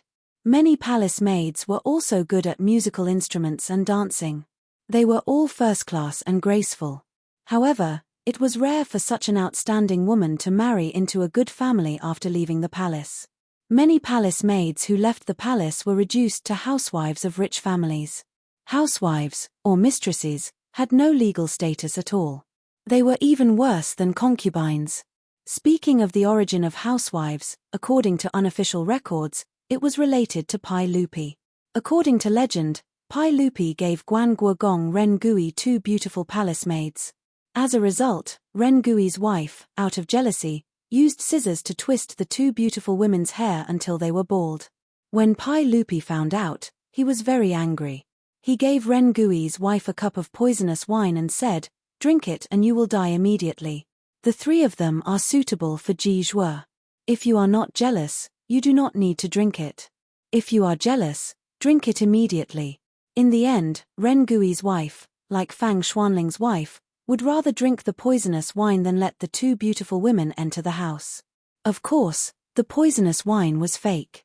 Pai Lupi had no choice but to let Ren Gui settle the 2 beauties down. Even Li Wangyu didn't know whether this unofficial history was true or not.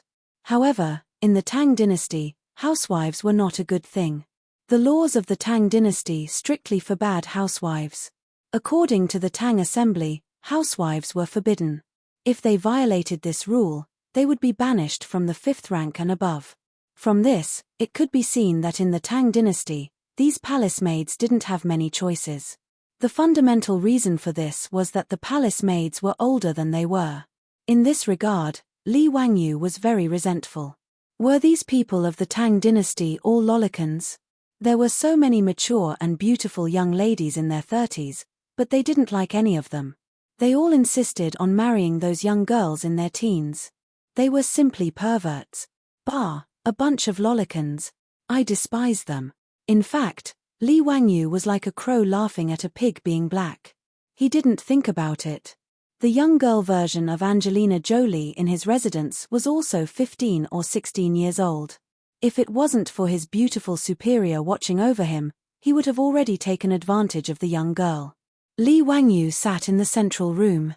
While he was thinking hard, he inadvertently caught a glimpse of the 2 Niu brothers talking in the front yard. Suddenly, an idea flashed in his mind. He hurriedly called out, "Niu Yong, Niu Wu, come here. I have something to ask you." "What is it, Lang Jun?" the Niu brothers asked, puzzled. Li Wangyu chuckled. He looked the Niu brothers up and down for a long time. When the 2 of them felt a little scared, he asked, "Niu Yong, Niu Wu, the 2 of you are in your 30s this year, right?" Niu Wu was puzzled. "I'm 36, and my brother is 38. Hehe, the 2 of you are single." "Oh, no, you haven't married yet, right?" Niu Yong and Niu Wu looked at each other, wondering what was wrong with their Langjun today. It wasn't like he didn't know that the 2 of them weren't married. Li Wangyu didn't wait for them to speak. He continued to ask, "Do the 2 of you want to get married?" These words made Niu Wu a little embarrassed. "My brothers are both disabled. How can there be a girl from a good family who is willing to marry us? Just tell me if you want to." "Yes," Niu Wu answered.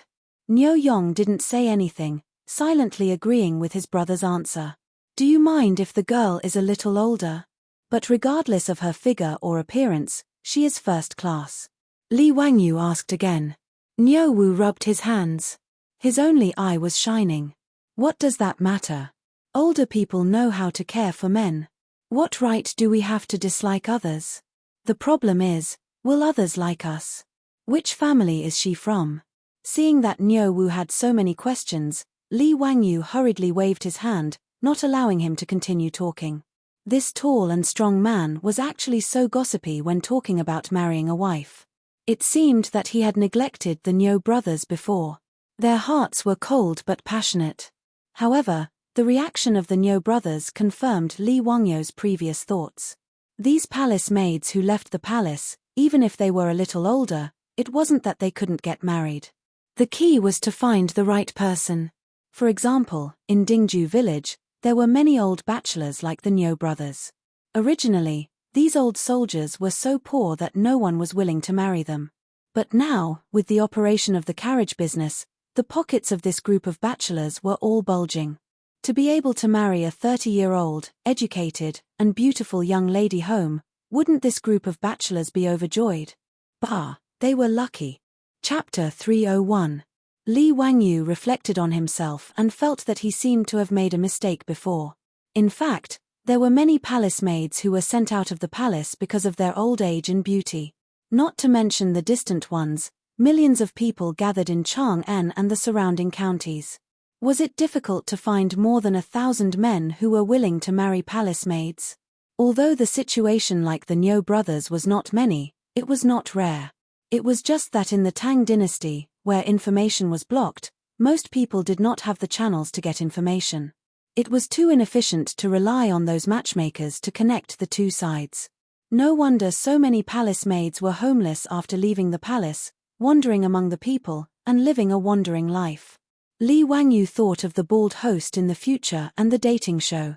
Would he be able to organize an unprecedented matchmaking event in the Great Tang and solve the problem of more than 1,000 unmarried young ladies from there? He was thinking about it when the beautiful boss came to the central room with a plate of washed fruit. Changqing, you came at the right time. I have something to discuss with you. Li Wangyu said as he reached out to grab the fruit in the plate, but the beautiful boss slapped his hand away. How old are you? Wash your hands. Hey, you are dirty. You will not get sick after eating it. The beautiful boss did not speak but just stared at him. Li Wangyu was embarrassed and ran to wash his hands with a smile. Changqing, you are really like my mother. You care about everything. After washing his hands, Li Wangyu ran back, grabbed a handful of cherries from the plate, and stuffed them into his mouth. He said vaguely while eating. Hearing his words, the beautiful boss was so angry that her cheeks puffed up, which was very cute. Li Wangyu, what do you mean? Do you think I am too old? Li Wangyu was speechless. Can you focus on something so strange? Is that what I mean? Fortunately, he wasn't stupid enough to reason with a beauty. He hurriedly defended himself. No, I meant that you are gentle, understanding, and can take care of people. At least you know how to talk. The beautiful boss raised her eyebrows, acknowledging Li Wangyu's explanation. Li Wangyu silently wiped the cold sweat off his forehead. Indeed, Confucius was right. Only women and villains are difficult to deal with. He didn't dare to dwell on this issue and told his beautiful boss about the idea he had just thought of. Changqing, what do you think? I use my eyes to see. Hehe, I'm just teasing you. I think this is a good idea, but the point is, how are you going to find 1,000 or 2,000 suitable blind dates? In this day and age, there are no newspaper advertisements or TV advertisements for you to advertise. The beautiful boss covered her mouth and chuckled. Li Wangyu glared at her. Don't think that you can do whatever you want just because you're pretty, isn't that simple? Ask Pai Lupi to announce the imperial notice. Li Wangyu stretched out his hand and snapped his fingers. Su Changqing rolled his eyes. Posting the imperial proclamation, to think that he could think of it. Wasn't he making a mountain out of a molehill? What's more, it would be strange if Pai Lupi was willing to announce the imperial notice to the world just to find a husband for the palace maids. Even if Su Changqing didn't study history, he knew that this kind of thing was unreliable in ancient times. Li Wangyu didn't feel that there was anything wrong with it. Finding a husband for the palace maids was not his private matter. Whether or not he could smoothly find a husband for more than 1,000 palace maids was related to Pai Lupi's face as the emperor of the Tang dynasty. It was related to whether or not the Tang dynasty could build a harmonious, prosperous, strong, and prosperous society. Why wouldn't Pai Lupi announce the imperial notice? What, you don't believe me? How about we make a bet? Li Wangyu rolled his eyes and said when he saw his beautiful boss's expression of disbelief. Bet on what? Bet that I can make Pai Lupi announce the imperial notice and find a husband for the palace maids. Do you want to bet or not? His beautiful boss snorted. Do you think I'm afraid of you? Let's bet. What if you can't do it? Li Wangyu looked around, then leaned close to Su Changqing's ear and said with a sneaky smile, if I lose, I'll be at your beck and call without any complaints. If I win, you'll give me. After he finished speaking, his beautiful boss's face couldn't help but turn red. She reached out and punched Li Wangyu's shoulder. Bah, ugly rogue, what are you thinking? What rogue? Hehe, I'm making a very serious request, okay? Li Wangyou's face was full of smiles. I don't care. I said you're a rogue. Hehe, there's no reason to lose a bet. Are you sure you're going to lose? If you can't afford to bet, then forget it, Li Wangyou said. His beautiful boss raised her swan-like slender neck. Who said I'm going to lose? Let's bet.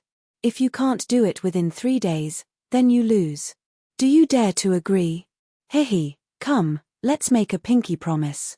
Keep your word, pinky promise. You can't change your mind for 100 years. Whoever changes their mind is a dog. Li Wangyou took Su Changqing's little hand and hooked it with his little finger. He even shook it a few times like a child. This made his beautiful boss helpless.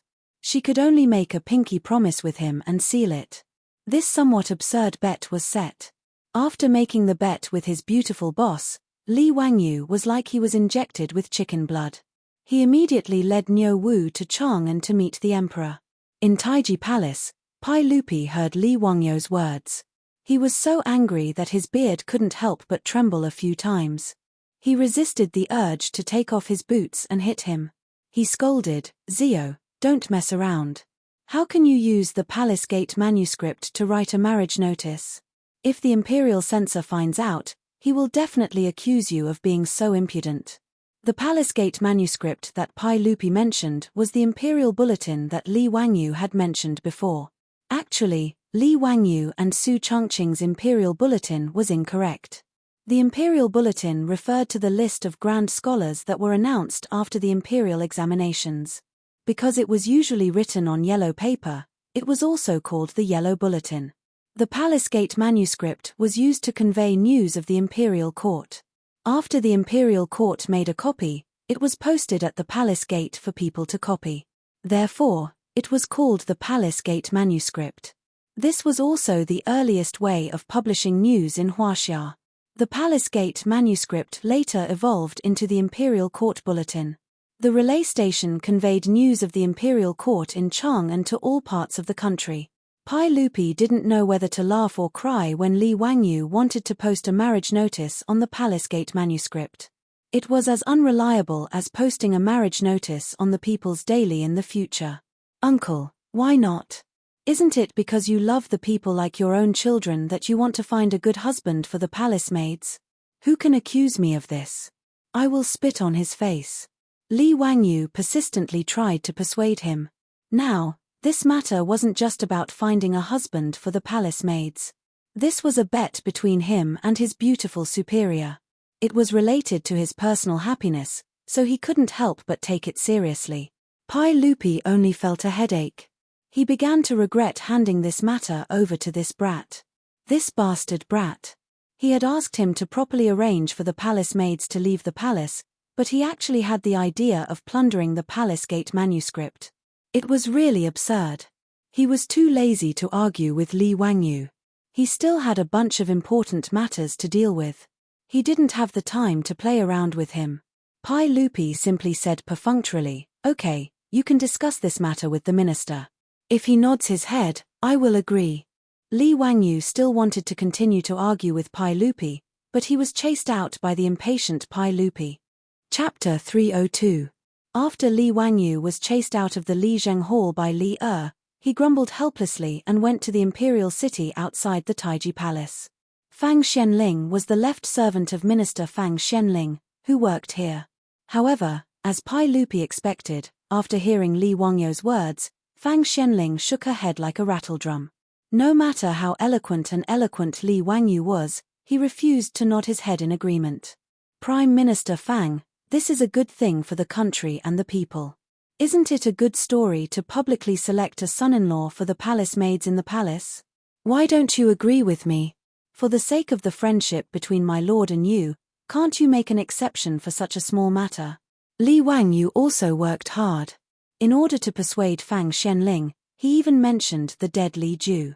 But no matter what he said, Fang Xianling refused to agree. She was really annoyed by his pestering, so she simply said, "Zio, this is a matter of great importance. I can't make a decision.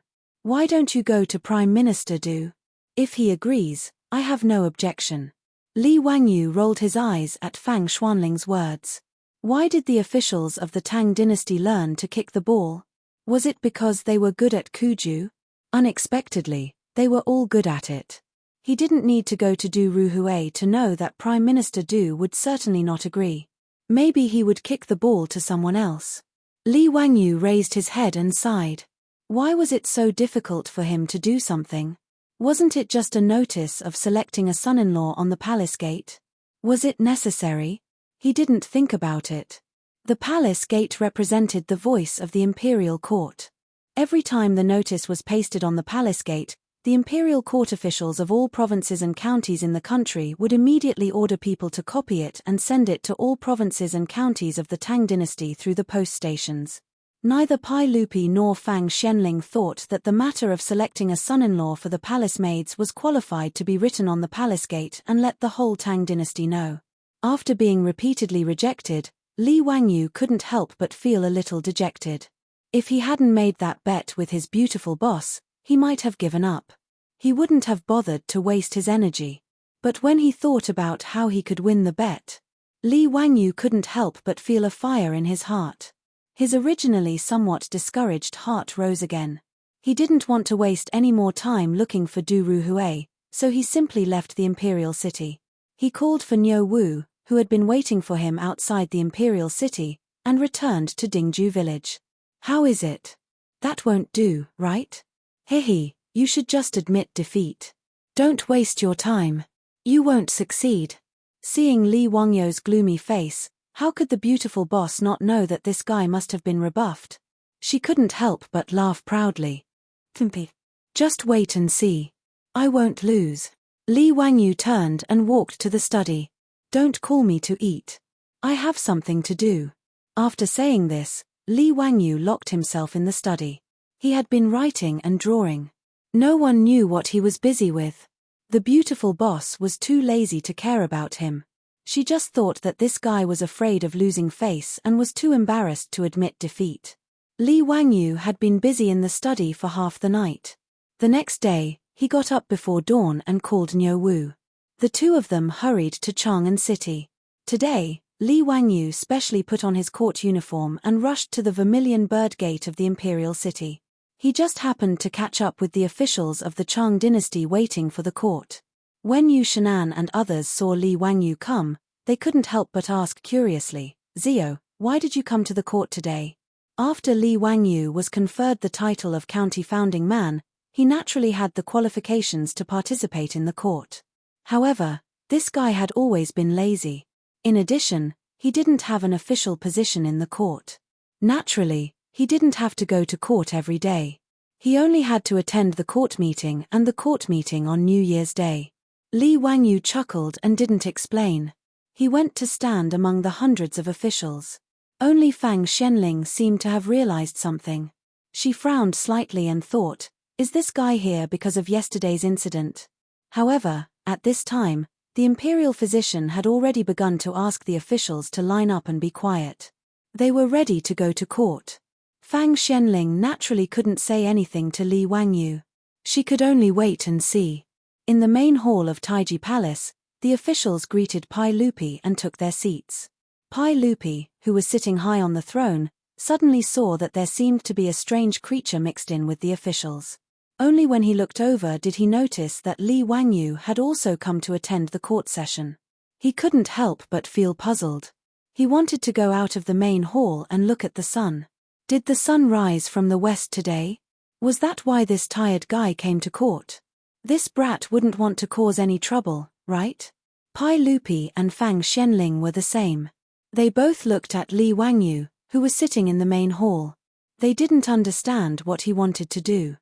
However, at this time, the court meeting had already begun. Some officials stood up and began to report the state affairs. Pai Lupi didn't have time to think about Li Wangyu. During the Zhongguan period of the Tang dynasty, the court was still very pragmatic. The morning court meeting was dealing with various state affairs. In the main hall, from time to time, there would be officials arguing fiercely in front of Pai Lupi about how to deal with certain government affairs. Li Wangyu didn't say a word from beginning to end. He just listened quietly, as if he really came to attend the court meeting. When today's court meeting was finally almost finished, Pai Lupi stood up from the throne. When he was about to announce the end of the court meeting, Li Wangyu suddenly stood up and said loudly, "Your Majesty, I, Li Wangyu, have something to report." Pai Lupi and Fang Xuanling's hearts skipped a beat. They thought to themselves, this bastard, is he going to talk about the palace gate plagiarism again? Yesterday, they rejected this guy's proposal. He wants to mention it in front of all the officials. Isn't he afraid of being spat to death by those officials? Report. Pai Lupi couldn't stop Li Wangyu from speaking in front of all the officials. I am now responsible for selecting palace maids to leave the palace. There are more than 1,600 palace maids who are homeless and have no one to rely on. I request Your Majesty's permission to plagiarize the palace gate plagiarism to find a son-in-law for the palace maids leaving the palace, as a sign of His Majesty's great kindness. After Li Wangyu said this, the main hall was silent for a few seconds. Then, like a stone thrown into a pond, it set off ripples. What is Hu Xian saying? Finding a son-in-law for the palace maids is plagiarism? What does he think the palace gate plagiarism is? His family's toilet paper? TSK, I always thought that Hu Xian was a prudent young man.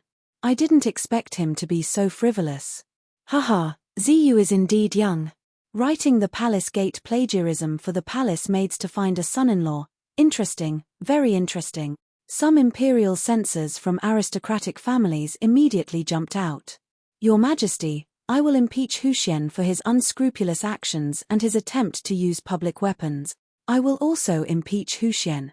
Pai Lupi saw the chaotic scene in the main hall and couldn't help but feel a headache coming on. He glared at Li Wangyu with dissatisfaction. This mess, go and clean it up yourself. Hu Xian, do you have anything to say? Pai Lupi couldn't be bothered and didn't want to help Li Wangyu explain anything. This guy was the type of person who wouldn't stop until he was taught a lesson. He had already reminded him yesterday, but he was still so stubborn. In the face of the official's criticism, Li Wangyu didn't panic at all. Instead, he smiled. Chapter 303. Li Wangyu only smiled in the face of the various criticisms in the hall. He did not retort, allowing the officials to criticize him. Some of the officials in the hall were busy adding insult to injury. Most of them were officials from aristocratic families. They were already dissatisfied with Li Wangyu, but they never had the opportunity to express their dissatisfaction. Now that they had found Li Wangyu's weakness, how could they let him go? There were also some people who were not familiar with Li Wangyu, so they just watched the show. Yu Shenan, Kong Ingda, and Yang Liban, on the other hand, looked worried. They wanted to defend Li Wangyu, but they didn't know what to say. Even in their eyes, it was indeed inappropriate to announce the selection of a palace maid's son-in-law on the palace gate. As for the generals, especially the old scoundrels like Cheng Yaojin and Yuqi Jingda, they all laughed and laughed, treating this as a show. They were all shrewd people, so they naturally knew that Pai Lupi would not punish Li Wangyu for such a small matter. They were too lazy to speak with the aristocratic officials, so they let them perform. Among the officials, Xu Jingzong's expression changed several times. In the end, he gritted his teeth and stood up. Your Majesty, this subject agrees with the report of the county magistrate. Xu Jingzong's words caused everyone in the hall to be slightly taken aback. For Xu Jingzong to stand up and support Li Wangyu, this was not in line with his personality. There were many people who despised Xu Jingzong's conduct. In the past, Xu Jingzong's rank among the 18 scholars was the lowest, and he was in charge of the imperial clan temple. The main reason was not that Xu Jingzong had no talent, but that Pai Lupi was dissatisfied with his character and was unwilling to put him in an important position. After all, when Xu Jingzong's father, Xu Shanshin, was killed by Yuan Huaji, Xu Jingzong, in order to survive, had danced around to express his joy. In the eyes of Pai Lupi and the others, this kind of behavior was truly unworthy of an important position. Thus, in history, Xu Jingzong was only given the title of Gaoyang County Assistant Minister of the Yellow Door in the 17th year of Zhongguan era because he participated in the writing of the true records of Wuxing and true records of Zhongguan era. Did such a slippery person take the wrong medicine today? Unexpectedly, in the face of everyone's opposition, He stood out and echoed Li Wangyu's tune. Li Wangyu was also confused by Xu Jingzong's words, but he still nodded to Xu Jingzong to express his gratitude. The reason why Xu Jingzong stood up to support Li Wangyu was because he wanted to take a gamble. Xu Jingzong didn't care at all whether these palace maids who had been sent out of the palace could marry or not. However, since Pai Lupi had ordered him to assist Li Wangyu, he wanted to bet on how much Pai Lupi valued Li Wangyu. In any case, even if Li Wangyu's tune was refuted by Pai Lupi, or even if Li Wangyu was punished because of it, it didn't have much to do with him. However, if Pai Lupi really valued Li Wangyu, his actions of helping him in his hour of need would leave a good enough impression in Pai Lupi's heart. In Xu Jingzong's view, Li Wangyu was now the crown prince's imperial tutor, and his future was limitless. He naturally had to hold on to such a promising thigh tightly. Xu Jingzong also felt that Li Wangyu's tune was a bit ridiculous.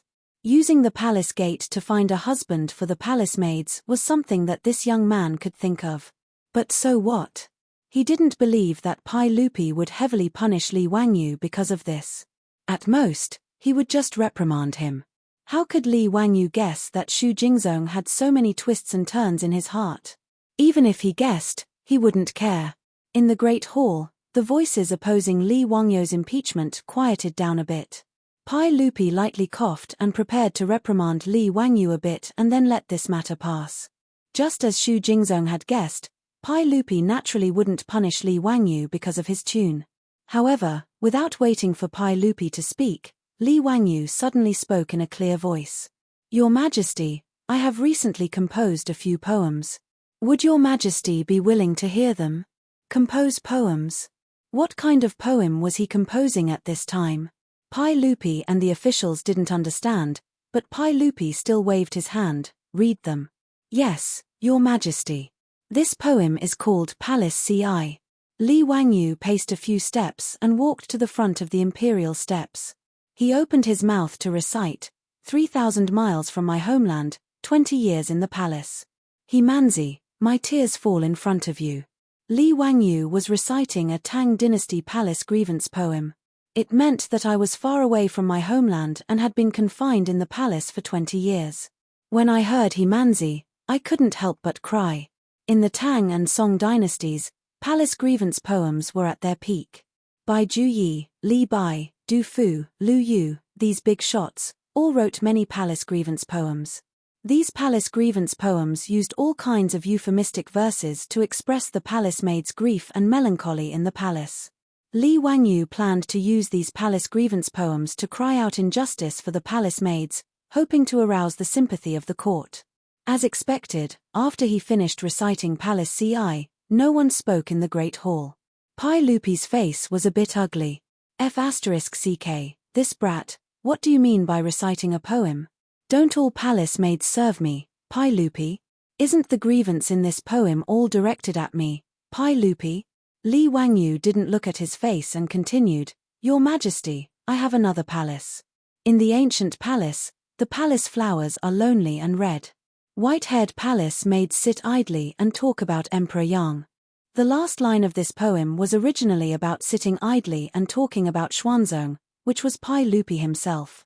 Fortunately, Li Wangyu didn't make a mistake and changed it to Emperor Yang, which was Emperor Yang of the Sui dynasty, Yang Guang. This poem made Pai Lupi's face slightly better.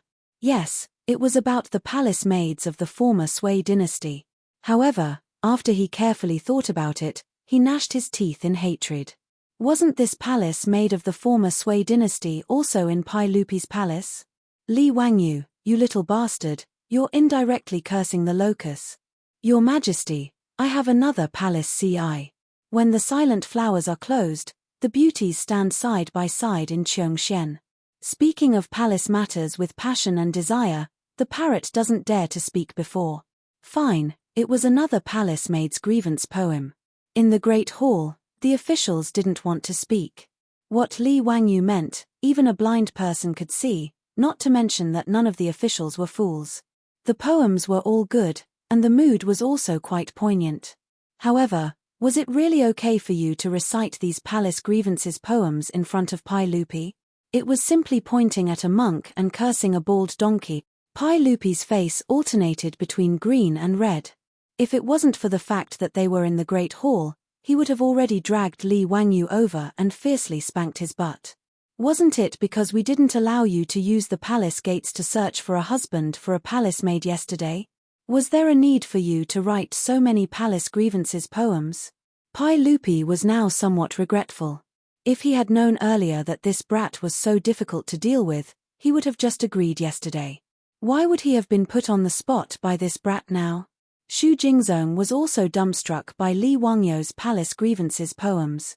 This battle strength was simply too shocking. In order to help a palace maid find a husband, this county man was really going all out. So many amazing poems, and he was reciting them as if they didn't cost money. It was truly unbelievable.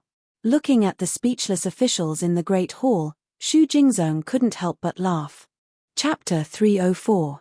After Li Wangyu recited a few poems of palace grievances, no one in the hall dared to object to his previous performance. At this time, who could say anything? To say that the palace gate plagiarism was related to the dignity of the imperial court? To say that he couldn't write about a small matter like finding a son-in-law? The palace maids were already so pitiful. Now that they were finally released from the palace, what was wrong with using the palace gate plagiarism to find a son-in-law for them? To object to this kind of thing, did he have any sympathy? Even those who didn't agree in their hearts didn't say anything at this time. They weren't stupid. If they went along with Li Wangyu's recitation of the palace gate plagiarism, they would probably be scolded to death when this matter spread. Pai Lupi's face was ashen. He glared at Li Wangyu, thinking about how to deal with this bastard. Your Majesty, I have another poem here, White-Haired Man in Shengyang. People of Shengyang, the beauty is old and the hair is new. The green-clothed supervisor guards the palace gate. How many springs are there in Shengyang? Emperor Gaozu was selected at the end of the year. When he entered, he was 16, now he is 60. At the same time, he selected hundreds of people, scattered in old age and crippled. Remembering the sorrow of parting with relatives, I helped them into the carriage and did not let them cry. Li Wangyu had only recited a few lines of Bai Juyi's White-Haired Man in Shengyang when he heard Pai Lupi's cold voice on the imperial steps say, "That's enough. I approve the performance of the Huxian Man. Court is dismiss." After Pai Lupi finished speaking, he didn't wait for the officials in the hall to say anything. He turned and left, not even sitting on the imperial palanquin. Hihi, Pai Lupi, you finally couldn't take it anymore? I thought you were thick-skinned. Li Wangyu had locked himself in his study for so long yesterday, but he had come up with more than 10 poems. He had only thrown out 3 or 4 before Pai Lupi surrendered. Li Wangyu couldn't help but feel a bit regretful. He couldn't help but make a V sign in his sleeve. His hard work was not in vain. He finally won the bet with his beautiful boss. However, seeing Pai Lupi leave in a fit of anger, Li Wangyu decided not to come to Chang'an City for the time being, lest Pai Lupi retaliate. However, Li Wangyu had clearly underestimated Pai Lupi's vengeful heart. Before he could follow the crowd out of the main hall, an eunuch from the palace rushed over. "Who's Yan Nan? His Majesty invites you in." I'm not feeling well in my stomach. I'm afraid it's not a good time to meet the emperor. How about we do it another day? Li Wangyu was a little dumbfounded. If Pai Lupi summoned him at this time, it was obvious that nothing good would come out of it. He didn't want to give Pai Lupi a chance to vent his anger, so he wanted to find an excuse to leave. However, the eunuch ignored his words and made a gesture of invitation. "There's still soup simmering on the stove in my residence." "No, I have to go back quickly," Li Wangyu said as he tried to blend into the crowd. However, he was blocked by the eunuch. The eunuch didn't say anything and just looked at him. "Let's see what other excuses you can come up with." Li Wangyu was helpless. F*ck, he was so focused on showing off just now that he didn't expect Pai Lupi to be so shameless. He had just finished the morning court and had already sent people to block him. He really wasn't willing to take any losses. He cursed in his heart, but there was nothing he could do. He could only follow the eunuch slowly to the legislative hall. As soon as Li Wangyu entered the legislative hall, he saw a big foot coming towards him before he could even bow to Pai Lupi. Li Wangyu was shocked and turned around to run. But with his small body, how could he outrun Li who was the emperor on horseback? He was kicked in the butt by a foot, and the pain made him howl out loud. Pai Lupi was still angry and kicked Li Wangyu's but a few more times, causing Li Wangyu to wail like a ghost and howl like a wolf. This Pai Lupi is not human. He was too ruthless. Li Wangyu wondered if his butt was swollen. Didn't he just recite a few poems? Was there a need to be so ruthless? After taking a few more kicks, Li Wangyu didn't run anymore. He just lay on the ground and pretended to be dead. In any case, he couldn't outrun the beast Pai Lupi. He surrendered and admitted defeat. You Pai Lupi, the emperor of a generation, how could you abuse a captive? Pai Lupi kicked Li Wangyu a few more times to vent his anger. Alright, why are you lying there pretending to be dead? Zhen's kicks aren't enough to kill you. Pai Lupi angrily scolded. Li Wangyu crawled up from the ground with an embarrassed smile. He opened his mouth and began to flatter. Hehe, uncle, you are truly wise and powerful. Your martial arts are matchless, your luck is as good as the heavens, your longevity is as good as the heavens, you will last for thousands of generations and unify Jianghu. What nonsense are you talking about? If you dare to cause trouble like this again, Zhen will order people to tie you up and flog you. Pai Lupi didn't know whether to laugh or cry at his words. The resentment in his heart also dissipated. Yes, I won't do it again. Li Wangyu quickly replied. A wise man knows when to retreat.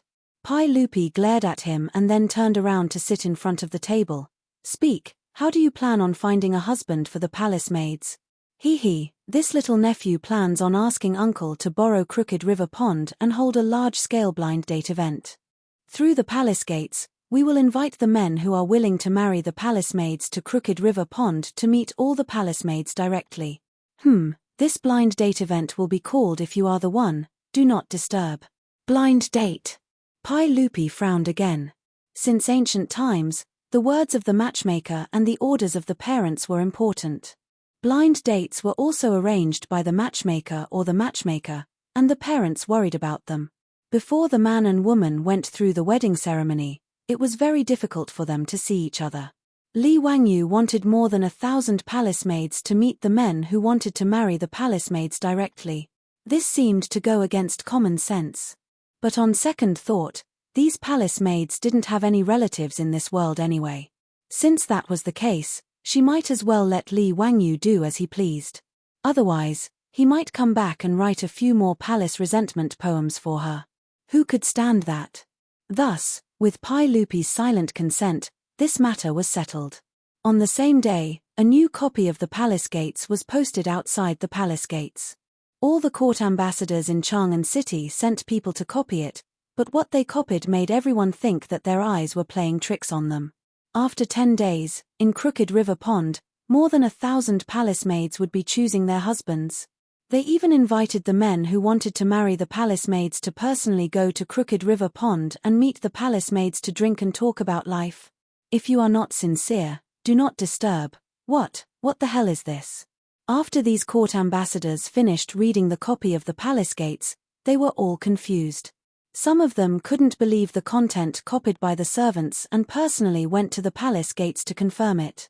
In all the squares of Chang'an City, there were also voices of discussion about this matter. Everyone, did you see the copy of the palace gates today? TSK, this is really unheard of. Brother, are you talking about the Crooked River Pond and the palace maids' husbands? Yes, that's right. Brother, you are still unmarried, right? Do you plan to go to Crooked River Pond? Of course I will go. I heard that those palace maids are extraordinary and have the demeanor of a noble family. They are much better than the common girls. Naturally, I want to ask for a marriage. Brother, your wife has passed away for many years. Don't you plan to remarry? I have the same intention. Why don't we go together? Haha, that's right. Let's go together. Chapter 305. Not only was the imperial palace selecting a husband for a palace maid who had left the palace, but it was also the first time that a man and a woman were allowed to meet each other at Sujiang Pool. As time went by, this matter caused a lot of heated discussion in Chang'an and Guangzhou Road. Many old pedants and defenders muttered that it was immoral and should be avoided between men and women. However, the people were all applauding this matter. As Li Wangyu had predicted, there were many people in the Tang dynasty who were interested in marrying palace maids. Even when the news was spread through the courier stations, people in the provinces and counties far away in Yinju immediately rode to Chang'an to catch up with the unprecedented Sujiang pool blind date. Pai Lupi, through the 100 Horsemen department, unexpectedly found that he had received unexpected praise from the people because of this matter. Whether it was in the streets or in the villages, they praised Pai Lupi for his benevolence and love for the people. Even the palace maids who had left the palace were not left to fend for themselves. He deserved the praise of a benevolent emperor.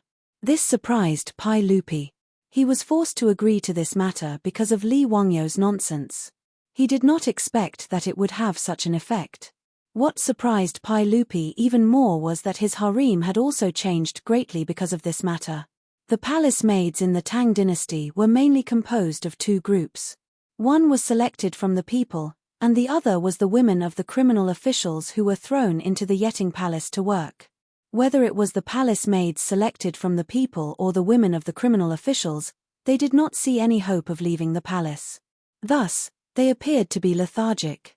Even if these palace maids could leave the palace, they might not have a good ending.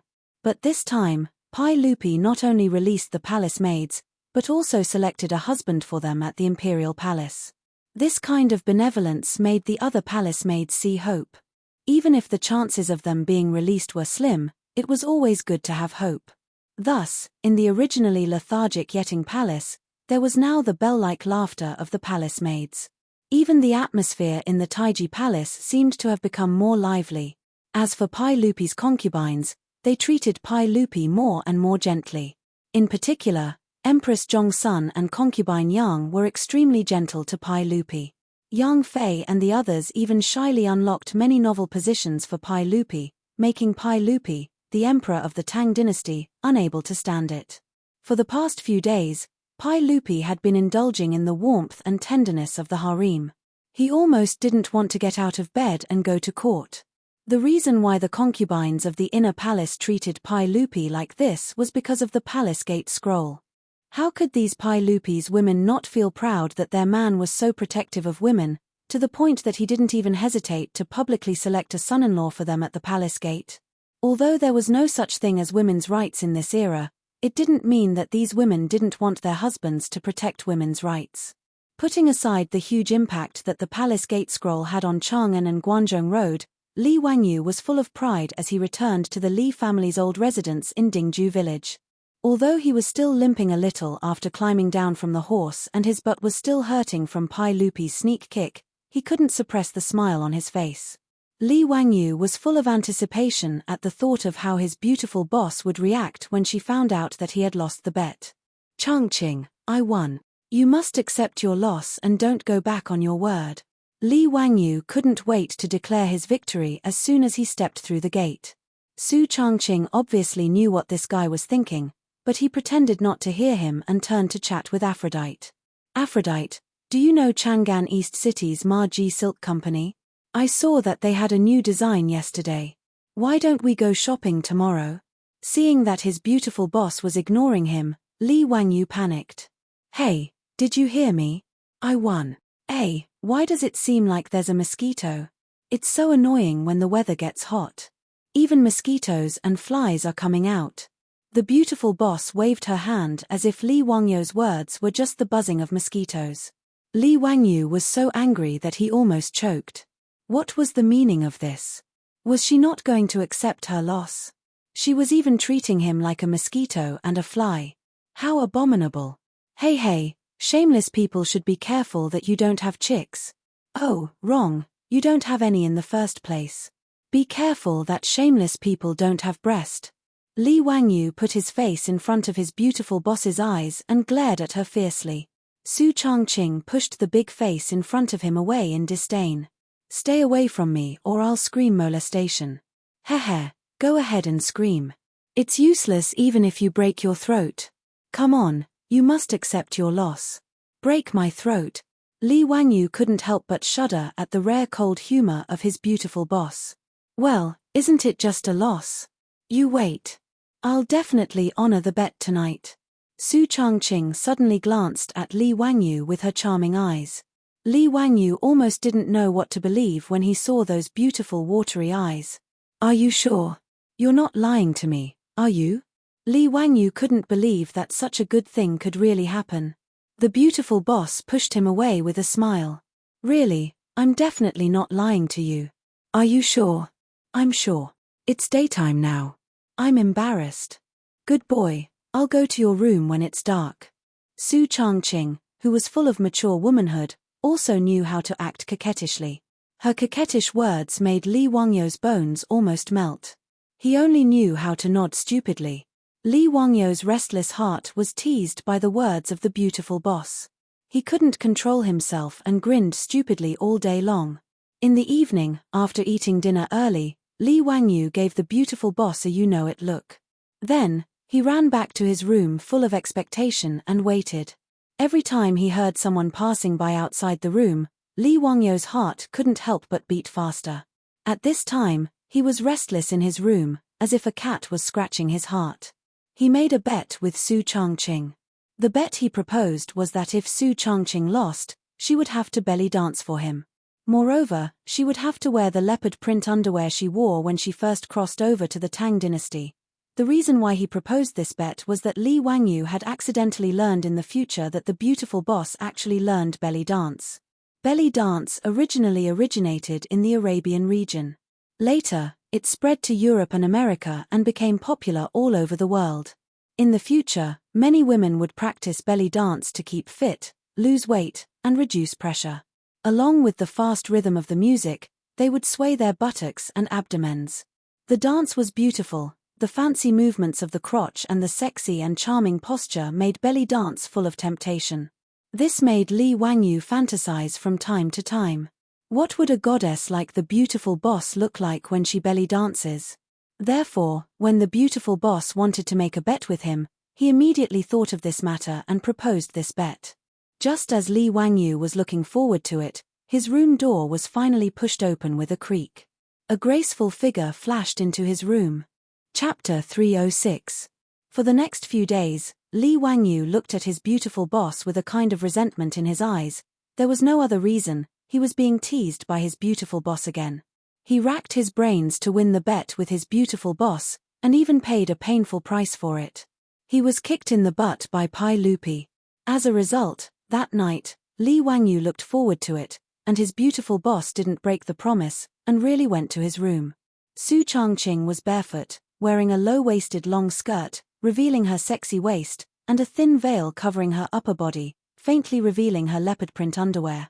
Just looking at her appearance, Li Wangyu began to feel his nostrils itch.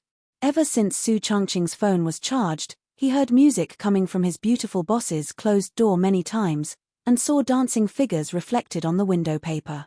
He knew that his beautiful boss must have practiced dancing when she was alone. Regarding this, he envied for a long time, wanting to see his goddess dance, but unfortunately, he never had the chance. Today, by making a bet with his beautiful boss, he could finally get what he wanted. Li Wangyu's inwardly passionate heart was about to burst out. He saw his beautiful boss give him a coquettish look, take out her phone, and click on the play button. Accompanied by the Arabian-style music, the beautiful boss began to twist her waist, but before Li Wangyu could open his eyes wide, he saw his beautiful boss suddenly stop, turn off the music, and open the door, ready to leave. Hey, Changqing, what do you mean by this? Li Wangyu said anxiously. The beautiful boss had a proud expression, and raised her eyebrows at Li Wangyu. Hey, I finished the bet, I didn't cheat. What do you mean finished? You just started. That's right. Think about what our bet is. Li Wangyu replied woodenly, wearing leopard print underwear, belly dancing for me. Hey, little idiot, we didn't say how long we were going to dance, right? I danced just now, you saw it, right? So, now the bet is finished, bye-bye, go to sleep, have a good dream, and don't think too much. Su Changqing gently shook her finger, and seductively bit her lower lip, and ran back to her room with a chuckle. What? That's okay. Li Wangyu was almost made to cry by his beautiful boss's words. Sure enough, women are all liars. That night, Li Wangyu lay in bed, tossing and turning, and didn't sleep. The next day, with a pair of dark circles, he bitterly stared at Su Changqing. Su Changqing didn't pay any attention to this guy whose brain was filled with sperm. He just pretended not to see that pair of eyes filled with liar, liar, liar. After being teased by his beautiful boss, Li Wangyu had no choice but to devote himself to the preparations for the blind date convention. Time passed in the blink of an eye. 10 days later, Li Wangyu and Xu Jingzong carefully prepared the Do Not Disturb the Tang Dynasty's Chu Jiankai blind date. After working with Xu Jingzong for a few days, Li Wangyu had to admit that the guy who ranked first in the new Tang dynasty, legend of the treacherous official, was indeed a capable person. Xu Jingzong did all the work for the blind date alone. It was no wonder that he could force Zhongsun Wuji, Chu Suiliang, and the others to be exiled to Lingnan and die in a foreign land. Early in the morning, Li Wangyu rode into Chang'an City and went straight to Taiji Palace. Yesterday, Li had sent an internal eunuch to pass on a message. He was also going out in plain clothes to go with Li Wangyu to watch the matchmaking convention. He wanted Li Wangyu to meet up with him at Taiji Palace today. "Zio, I'm dressed well, right? Haha, I'm going to have a blind date with those palace maids today. You're not allowed to reveal my identity, do you hear me?" In the Hall of Political Affairs, Li Wangyu looked at Pai Lupi, who was dressed like a scholar, and felt a toothache. Is this guy really going to have a blind date with the palace maids? Although these palace maids were all from Taiji Palace, there were only a few who had seen Pai Lupi. It would be a comedy if one of the palace maids was blind and took a fancy to Pai Lupi. However, since Pai Lupi had such a bad taste, Li Wangyu was too lazy to say anything. He just nodded silently. The two of them were escorted by the palace guards, who had also changed into casual clothes, and went straight to Chu Jiankai. Walking on the road, Li Wangyu felt that the Tang craftsmen were really amazing. This kind of road actually existed in the Tang dynasty 1,300 years ago. No one in the future would believe it. The so-called road was the elevated road in the future. Because it was high in the air like a pavilion, it was also called the Pavilion Road. In fact, the Pavilion Road had already appeared in the spring and autumn period. In Qin Shi Huang's Arfang Palace, there was a pavilion road that was 500 steps long. The imperial palace of the Han Dynasty also had a pavilion road. In a later Han Dynasty book, there was a description of the killing of General He Jin. Because the Empress Dowager, the Emperor, and Prince Chen Liu robbed the officials of the province, they went from the pavilion road to the North Palace. In the Tang Dynasty's Chang'an City, there was a pavilion road from Taiji Palace in the north of the city to Chu Jiankai in the southernmost part of Chang'an City. This pavilion road was not for ordinary people to use. Only the officials could use it. If Pai Lupi, Empress Zhongsun, and the others wanted to leave the palace and go to Chu Jiankai, they would use this pavilion road. They did not need to travel with ceremonial guards to disturb the people. It was also relatively safe and did not need to worry about the threat of assassins. The pavilion road in Chang'an City was completely enclosed. Walking on it was like walking in a pavilion. There were small windows on both sides of the pavilion road for ventilation and light. At the same time, people could enjoy the scenery outside. However, the pedestrians below could not see the situation on the pavilion road. It was Li Wangyu's first time walking on this pavilion road. He felt that it was very novel. At the same time, he was amazed by the skills of the ancient craftsmen. The high wooden plank corridor not only allowed horses to ride, but also allowed carriages to pass. It was really amazing. They walked along the pavilion road and soon arrived at Chu Jiankai. The pavilion road was built in a royal courtyard in Chu Jiankai. It was guarded by the palace guards. Li Wangyu led Pai Lupi and the others down from the horses and walked to the place where the blind date was held. When they arrived at the entrance of the blind date, they saw a group of people in front of the entrance. They did not know why, but they were noisy.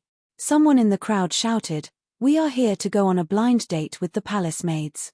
Why do you charge us?" "That's right. Why do you have to charge us a copper coin to enter? Outrageous. This is ridiculous. Why do you have to charge us for the blind date? Who set this rule?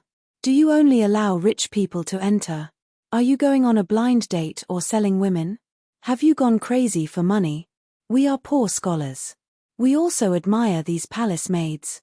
Why don't you let us in? Pai Lupi was also stunned by these people's noisy words. He turned his head to look at Li Wangyu.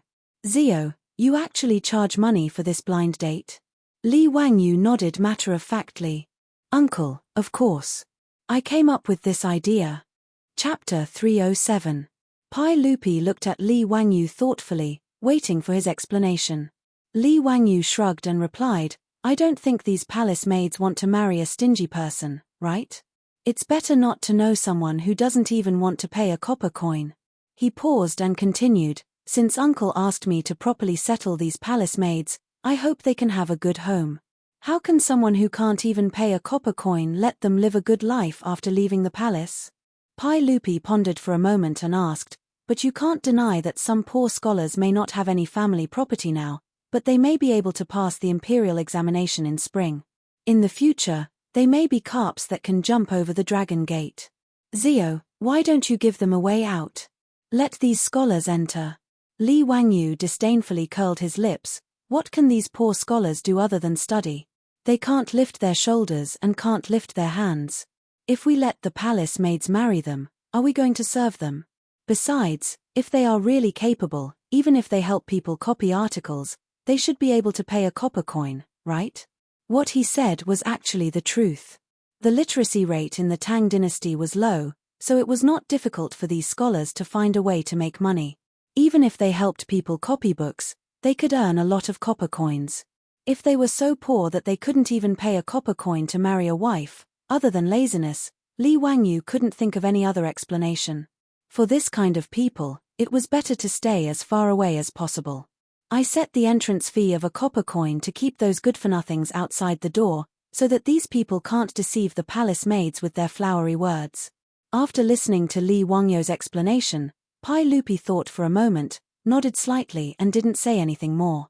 In fact, there was another reason why Li Wangyu collected the entrance fee. It was because there were too many people who signed up. In the past few days, the number of people who went to Wanyan County and Chang'an County to register and participate in the Chu Jiangkai Blind Date Convention was beyond Li Wangyu's expectations. He had thought that he would be able to attract a lot of men, but he did not expect that there would be so many. There were already more than 5,000 people registered in the county government, but there were only about 1,600 palace maids who needed to leave the palace. Among these palace maids, there were some who did not want to marry or were older. There were only about 1,000 of them who were willing to be betrothed. After Li Wangyu and Xu Jingzong learned of the number of people who signed up, they couldn't believe it. It was beyond their expectations that 5 men would fight over a palace maid. Thus, the two of them came up with an admission system. They would have to pay a fixed amount of copper coins as an admission fee. Through this, they would be able to filter out those who were purely there to join in the fun. The group of people bypassed the noisy crowd gathered at the entrance and went straight inside. In order to ensure the safety of the blind date, Li Wangyu and Xu Jingzong had borrowed many bailiffs from Chang'an County and Wanyan County to maintain order. Especially when they learned that Pai Lupi was also participating, the great generals of the Jinwu Guards had almost sent an army to surround the entire Tujiang Pond. Therefore, Li Wangyu was not worried at all that these people who were not even willing to pay a fixed amount of copper coins could cause any trouble. On the spacious lawn beside Tujiang Pond, it was already quite lively. The men who wanted to marry palace maids had already been waiting there for a long time. However, there were many decorations at the scene that no one had seen before. For a moment, they did not know what to do. They just gathered around the lawn and whispered to each other. Pai Lupi looked at Li Wangyu's decorations and could not help but be curious. Zio, there are many tables over there. There are all kinds of food and wine on them. What is the meaning of this? What are the tall round tables on the lawn for? They are so tall. How can people use them? Li Wangyu chuckled and said, Uncle, this is called a buffet party. You can take the food and wine on the tables. As for those tall round tables, they are not for sitting. Instead, they are for people to stand and chat. The matchmaking venue that this fellow ordered people to decorate had the appearance of a cocktail party in the modern world. The long tables were filled with wine and all kinds of food. The only thing missing was a champagne tower. As for the tall round tables scattered on the lawn, they were naturally for people to rest and chat. The round tables were only for people to place their plates and wine glasses. Pai Lupi found this new and interesting. He took the lead and walked toward the long table where the food was placed. There was no need for Li Wangyu to introduce him. He quickly took a set of tableware from the clean bowls and plates that were placed at the side and started to eat. The leader of the imperial guards at the side wanted to dissuade Pai Lupi. How could he allow Pai Lupi to casually eat food that was not in the palace? However, Pai Lupi did not care so much. He glared at the leader of the imperial guards and forced him to retreat to the side. He did not dare to say anything else. Li Wangyu also took some food and walked with Pai Lupi to a tall round table. They placed the food on top of it and chatted as they ate. The crowd that had been watching immediately understood after seeing Pai Lupi and Li Wangyu's demonstration. Some of the bolder ones immediately followed suit and tried to get food and drinks.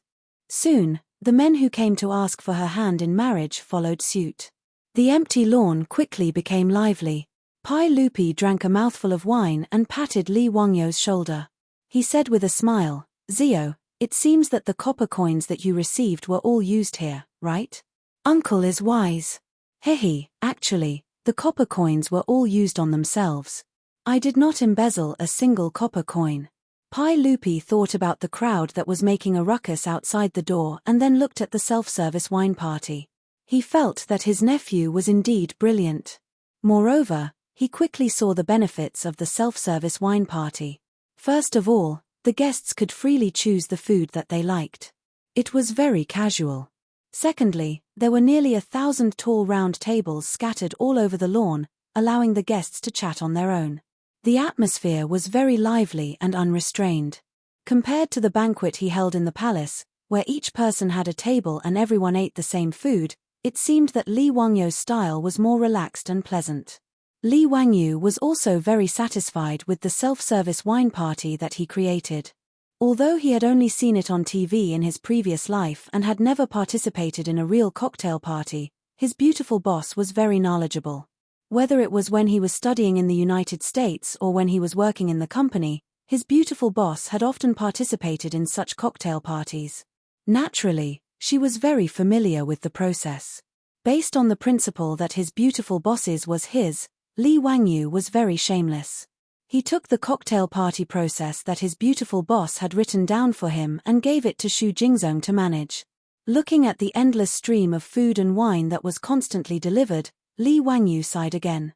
This guy who was ranked first on the list of treacherous officials really had some skills, preparing a self-service wine party for a few thousand people, and there was no precedent to follow, but Xu Jingzong made it look like it was a real thing. It was very rare. Just as he was sighing, someone suddenly patted his shoulder heavily. "Wahahaha, Zio, your brothers are here. Damn, why did this group of foppish people come?" Li Wangyu's face darkened. Chapter 308. Li Wangyu couldn't understand why these debauchees would want to join in on the fun when he was clearly organizing a matchmaking event. He knew that these debauchees weren't good people. Although these debauchees had yet to marry, they had many concubines at home. Even so, these debauchees' favorite places to hang out were still Peace Square and the Hu restaurants in Shi City.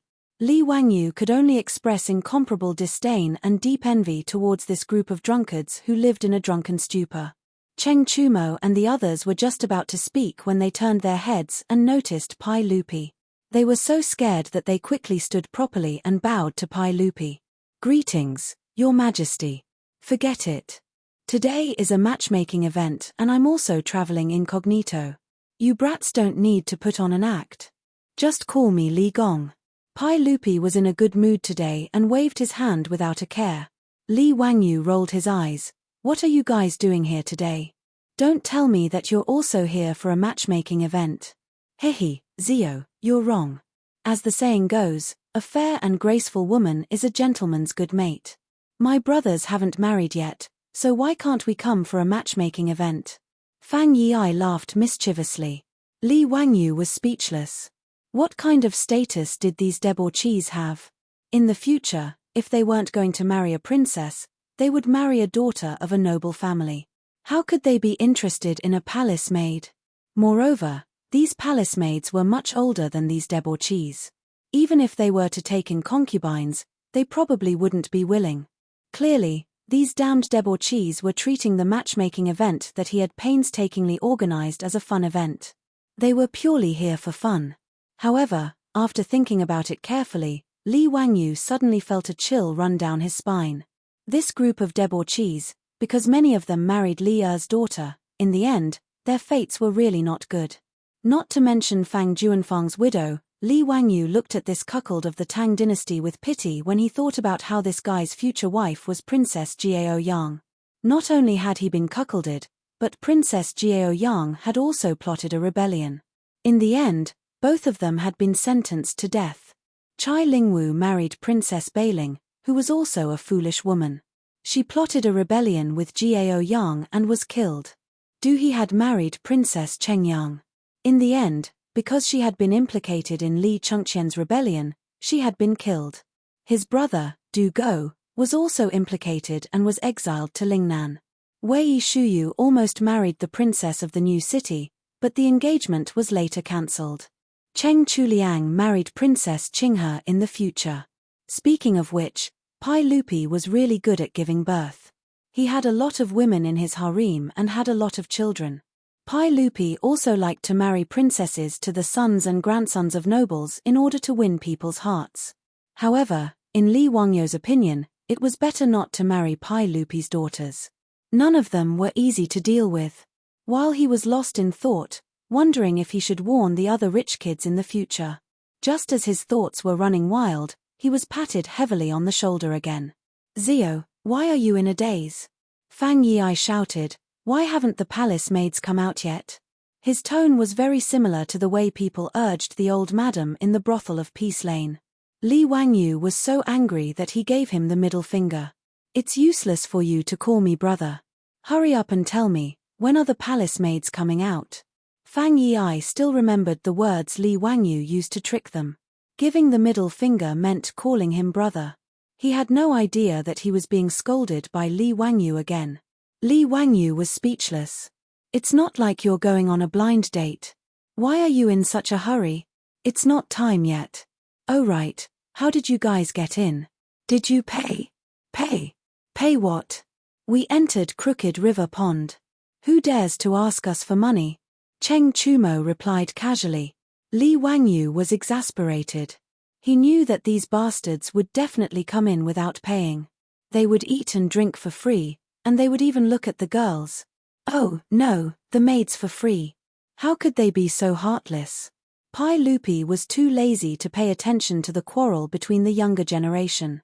He noticed that there were a few new dishes on the table and couldn't help but ask curiously. "Zio, you're really extravagant. There's actually ice cubes under the fish slices. Which ice cellar did you get this from? This must have cost a lot, right? I see that you only charge 1 copper coin. I'm afraid it's not enough to cover the cost." The fish slices that Pai Lupi was talking about were sashimi, or sashimi, which was often called sashimi in the future. In the future, when eating sashimi, the bottom of the plate was usually covered with ice cubes. This was to maintain the freshness of the ingredients and to maximize the taste of the sashimi. Although the Tangs loved to eat fish slices, in an era without refrigerators, it was very extravagant to put ice cubes under the plate. Pai Lupi naturally didn't know that Li Wangyu could use saltpeter to make ice. He thought that he had bought the ice cubes from a rich family's ice cellar. That was why he asked. Li Wangyu chuckled. "Hehe, uncle, these ice cubes weren't bought. I made them." "Made them? It's already summer. How can you make ice cubes?" Pai Lupi asked doubtfully. "Hehe, it's a secret." Li Wangyu didn't want to reveal his business secret. He still wanted to make a fortune from this summer's ice-making technique. Although the Li family didn't lack money now, no matter how small a mosquito's leg was, it was still meat, right? He couldn't let Pai Lupi know the secret of his ice-making technique for no reason. Pai Lupi glared at him in annoyance and didn't bother to continue asking. In his eyes, this was just a small trick. He reached out with his chopsticks and picked up a piece of iced fish slices. He dipped it in the sauce and put it into his mouth. The iced fish slices were even more delicious in his mouth. Pai Lupi couldn't help but exclaim, "Good.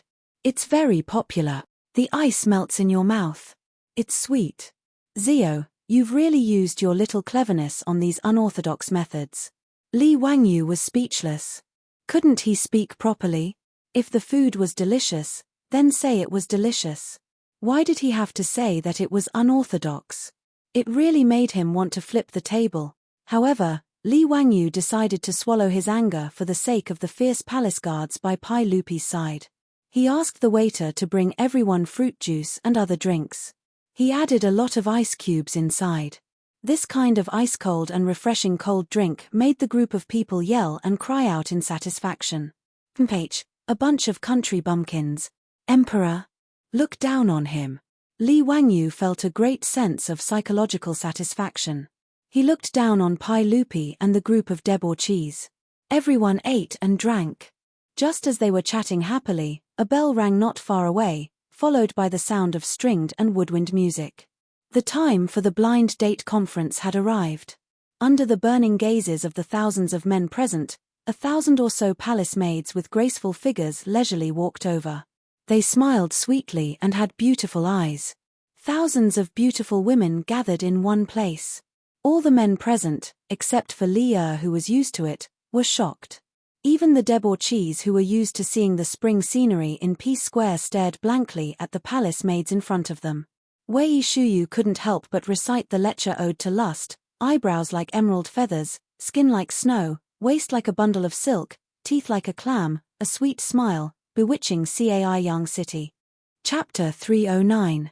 Because there were too many people participating in the blind date, Li Wangyu had already announced the rules of the day before everyone entered the venue. All the men participating in the blind date were not allowed to disturb the palace maids. They could only wait for the palace maids to take the initiative to communicate with them. Those who did not abide by the rules could only be expelled. With the deterrence of the golden guards in shining armor and the great sincerity of the men who were willing to pay a copper coin to enter, no one wanted to leave a bad impression on the palace maids at this time, so the scene was very orderly. More than 5,000 men who came for the blind date gathered in groups of 3 to 5 around the tall round table.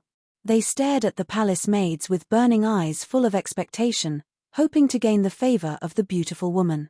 Since they could not take the initiative to strike up a conversation, they had to find a way to attract the attention of the palace maids.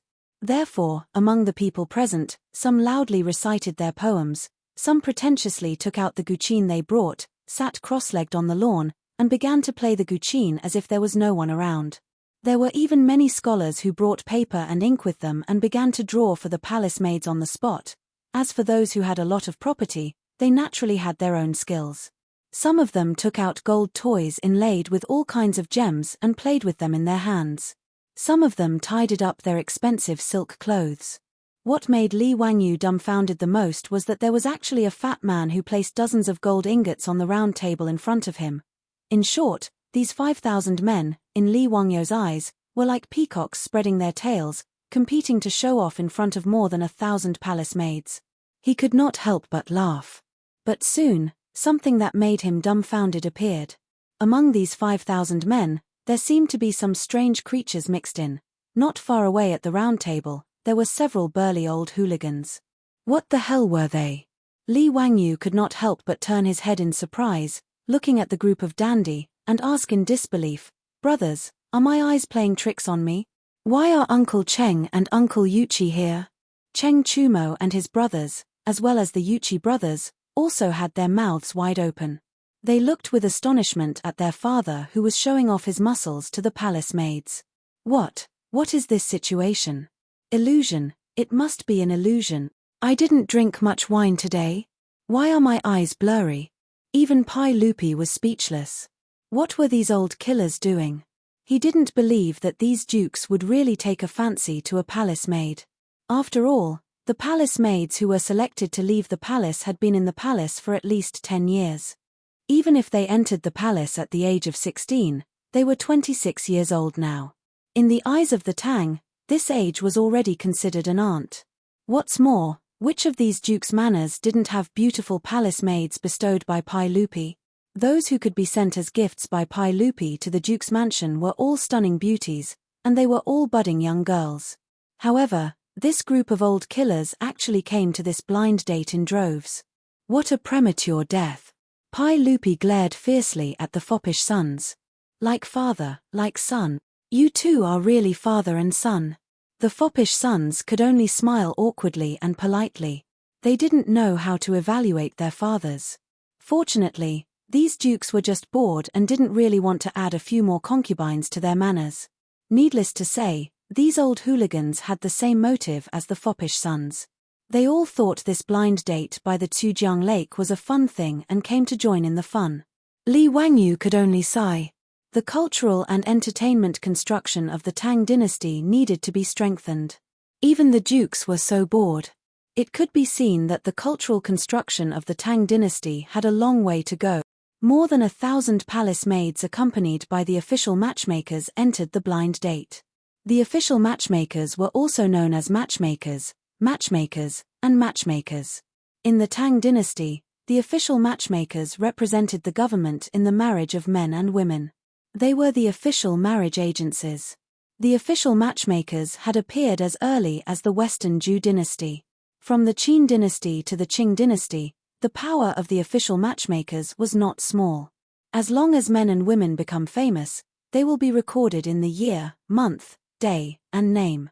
If a man marries at 30, a woman marries at 20. The main job of the official matchmakers was to know the names and birth dates of men and women in the country and to urge men and women of the right age to get married. If there were official matchmakers, there would naturally be private matchmakers. The private matchmakers were often called matchmakers. However, even if the marriage was facilitated by private matchmakers, it still needed to be registered at the official matchmaker's office and be supervised by the official matchmakers. The so-called parents' orders and matchmakers' words referred to the official matchmakers. There was naturally a reason why the official matchmakers were needed to accompany the palace maids on the blind date today. Just like the Book of Songs times Wei Feng, it said, "Bandits set the date, but the sun has no good matchmaker." It meant that without a good matchmaker, one could not get married. There was also what about faking it? A bandit's axe can't subdue him. What about taking a wife? A bandit's matchmaker can't subdue him. It meant that without an axe, one could not cut wood, and without a matchmaker, one could not marry a wife. Therefore, if there were no official matchmakers on the blind date today to mediate the marriage between the two parties, even if the palace maids and the man took a fancy to each other, it would be considered a private vow to marry each other. They would be despised by both their parents and their countrymen. Moreover, the Tang dynasty also had a law that stated, for the law of marriage, there must be a matchmaker. This was also the reason why the official matchmakers accompanied the palace maids. In fact, Li Wangyu did not know that the matchmaking convention needed an official matchmaker. He only understood after Xu Jingzong reminded him. However, even though there were millions of people in Chang'an City, there were not that many official matchmakers. Fortunately, Xu Jingzong was capable and ordered people to urgently mobilize manpower from the counties around Chang'an City. It was not easy to find so many official matchmakers. Otherwise, today's matchmaking convention would really become a farce. Li Wangyu would definitely be impeached to death by the censor. Li Wangyu organized this do not disturb if you are the one matchmaking convention. Naturally, it could not be like the later generations where men and women could freely chat and communicate. Instead, they had to communicate through these official matchmakers. Those palace maids shyly raised their heads and swept their eyes over the many men present. Those who liked each other would whisper to the official matchmaker beside them. Naturally, the official matchmaker would go to the man's side and ask about his name, family background, and whether he was interested in the palace maid. If both parties were satisfied, the official matchmaker would record it. Even so, the 3 matchmakers and 6 certificates could not be left out.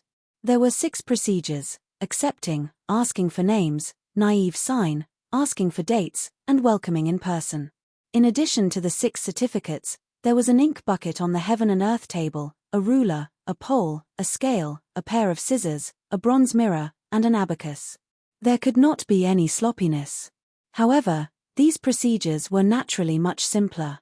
Compared to a blind marriage, it was completely based on the matchmaker's description of the appearance and situation of the two parties. Without a doubt, today's matchmaking convention in Chujiang Pool that Li Wangyu organized could allow men and women to clearly see each other face to face. This was a great improvement. In this regard, whether it was the more than 5,000 men who wanted to marry a wife or the palace maids who left the palace, they were all extremely satisfied. Li Wangyu accompanied Pai Lupi and wandered around the matchmaking convention. Pai Lupi had already seen with his own eyes that many palace maids and men looked at each other. After being recognized by the official matchmaker, it could be said that they were already considered to be husband and wife. In this regard, Pai Lupi was very satisfied and repeatedly praised Li Wangyu for handling this matter beautifully. While the two were chatting, Pai Lupi pointed at a group of people not far away and laughed. "Ziyu, does this count as a man attaining the Tao and his chickens and dogs ascending to heaven? That group of men, are they all from the Jew village that you chose? How did they all get a matchmaking convention with my palace maids?" Chapter 310. Pai Lupi was pointing at the group of handicapped old soldiers from Dingju village. Most of these old soldiers came from poor families and were handicapped. Naturally, none of their wives were willing to marry them. All of them were old bachelors. Now, in just a little over a month, the income from the Shunfeng Express Carriage Company had filled the pockets of these old soldiers and made them quite wealthy. After Li Wangyu's persuasion, he managed to convince this group of old soldiers to come to the Crooked River's lakeside. She wanted to see if she could also get lucky and marry a palace maid to be her auntie. Even the Niu brothers, Niu Yong and Niu Wu, came to the blind date with the old soldiers under Li Wangyu's persuasion. They wanted to marry a wife. Although the two had joined the Li family as soldiers, they could still marry a woman from a good family. Moreover, Li Wangyu could let the two brothers go at any time. However, the two brothers were very stubborn and were unwilling to do so. Li Wangyu was about to go greet the crowd, but before he reached them, he saw a group of palace maids accompanied by an official matchmaker. Pai Lupi and he couldn't help but stop to see if the group of palace maids would like the old soldiers. However, even Li Wangyu didn't think that the group of old soldiers would be chosen by the palace maids. After all, compared to the other people present, this group of handicapped old soldiers really didn't have any advantages. However, Li Wangyu still wanted to help the old soldiers of his manor. Just as he was thinking about how to do it, he heard a discordant sound. The group of old soldiers, including the Niu brothers, stood awkwardly beside the round tables, feeling somewhat at a loss. Although they didn't lack money now, they were used to living a simple life. Today, they came to Chu River Pond for the blind date. The clothes they wore could only be said to be clean and tidy, but definitely not bright. They were all rather ordinary and rough clothes. As for the men around them, even if they were poor scholars, even if they had gone to borrow, they were all wearing new clothes today, which made them look rather bright and fresh. In comparison, the old soldiers of Dingju village seemed a little shabby. On top of that, many of them were crippled. Many of them were missing arms or legs. This made them stand out even more among the crowd. This caused many men in the surroundings to whisper to each other, and from time to time, roaring laughter could be heard. It was obvious that they were mocking them. Because of the group of palace maids walking over together, many of the men around the old soldiers unconsciously raised their voices out of desire to show off. TSK, there is really someone who is out of his league and wants to eat swan meat. Why don't you take a look at yourself? You actually have the nerve to come to the lakeside of Chu River. Aren't you afraid of offending the beauty? Isn't that so? This person who was missing an arm or a leg had come to a blind date. He really didn't know his place. I'm afraid someone must be blind to fancy them, right? Brother, you can't say that. Maybe there are beauties who sympathize with them. I heard that among the palace maids sent out by the saint this time, there are old women in their 60s. Maybe those old women will be willing to take in a son? Haha, brother's words are reasonable. They really don't know the immensity of heaven and earth. This person knows his place. To sully the eyes of a beauty, how laughable. A group of field attendants. They don't even look at their own status. They actually came to the lakeside of Chu River to propose marriage. They don't know their place. Have these bumpkins washed the mud off their feet? Oh, I forgot that some of them are missing a leg. That saves us a lot of trouble, haha. The words of these men who felt good about themselves and came to propose marriage made the old soldiers of Dingju village furious. Some of the more irritable ones rolled up their sleeves and planned to beat them up. However, they were stopped by the brothers Niu Yong and Niu Wu. Everyone, today is the blind date hosted by Lang Jun. Let's not cause trouble for Lang Jun. If there is anything, let's talk about it after this matter is over. Niu Dalang is right. We must not cause trouble for the men of Hu County. We will let them go for now. Yes, we'll deal with them after this matter is over. The old soldiers didn't want to cause trouble for Li Wangyu. Under Niu Yong's persuasion, they swallowed their anger. The palace maids naturally heard this conflict of words. Many of them couldn't help but cover their mouths and chuckle. They truly didn't want to marry a disabled husband after leaving the palace. This was human nature. However, the palace maids' laughter made the surrounding men even more pleased with themselves. Their mocking of the old soldiers grew louder and louder. Niu Wu was so angry that his veins were bulging.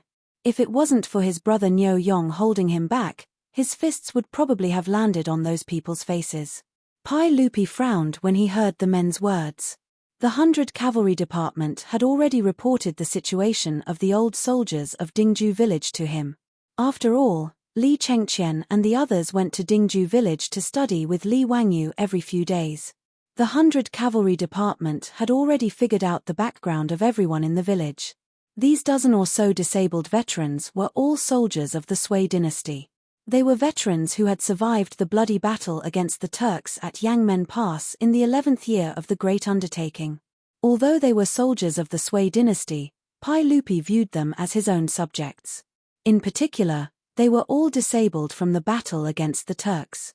This made Pai Lupi, the emperor on horseback, feel that it wasn't easy for these veterans. Now, these men who wanted to ask for a kiss were actually speaking rudely and humiliating these veterans. This made Pai Lupi very angry. Naturally, it wasn't convenient for him to show his face. He only glanced at Li Wangyu from the corner of his eyes. Li Wangyu was naturally unhappy. Even without Pai Lupi's words, he was already planning to flip out. After apologizing to Pai Lupi, Li Wangyu looked at the group of wastrels behind him. Brothers, what should we do if someone has a bad mouth? His mother. Slap him. Cheng Chumo and the others naturally understood what Li Wangyu wanted to do. They were all very excited. They rolled up their sleeves and prepared to attack. My brother Cheng is ruthless and doesn't talk much. Li Wangyu gave them a thumbs up and led the group of wastrels forward. Niu Yong, Niu Wu, and the others saw that their Langjun had arrived. Just as they were about to bow in greeting, Li Wangyu waved his hand at them, indicating that they didn't need to be so polite. Li Wangyu walked straight to the group of wastrels who were still chattering and mocking the old soldiers. Without wasting any time, he raised his arm and slapped them. That person was so enraptured that he didn't notice the arrival of Li Wangyu and the others. It wasn't until he felt a sudden pain on his cheek that he realized that he had been slapped. You, young man, who are you? What right do you have to hit people? Before that person could react to what had happened, the group of wastrels had pounced on him and knocked him to the ground with a few punches and kicks. To be able to beat someone up in such a carefree manner in front of Li the group of Silkpants felt that today's trip was indeed not in vain. The things that the Li family's young master did were also interesting. Guards, someone is causing trouble. Imperial guards, quickly arrest them. Murder. Save me. Hero, please spare me, I was wrong, please don't hit me. The group of wastrels who had just ridiculed the villagers of Dingju village were now wailing like ghosts and howling like wolves. Chapter 3:11. Due to the men's cries, the conflict at Chu River Pond soon attracted the attention of the people around them. The imperial maids were so frightened that their faces turned pale. They kept exclaiming as they did not know what exactly happened. Tens of imperial guards from the Golden Guards, who were in charge of maintaining the order at the blind date at Chu River Pond, quickly rushed over. Stop. You. The Imperial Guard's squad leader stopped abruptly as soon as he shouted. Even if he did not know Li Wangyu, who was from Huxian County, it was impossible for him not to know Cheng Chumo and the other hedonistic young masters. Did a group of heirs from the dukes who founded the country need a reason to beat someone up?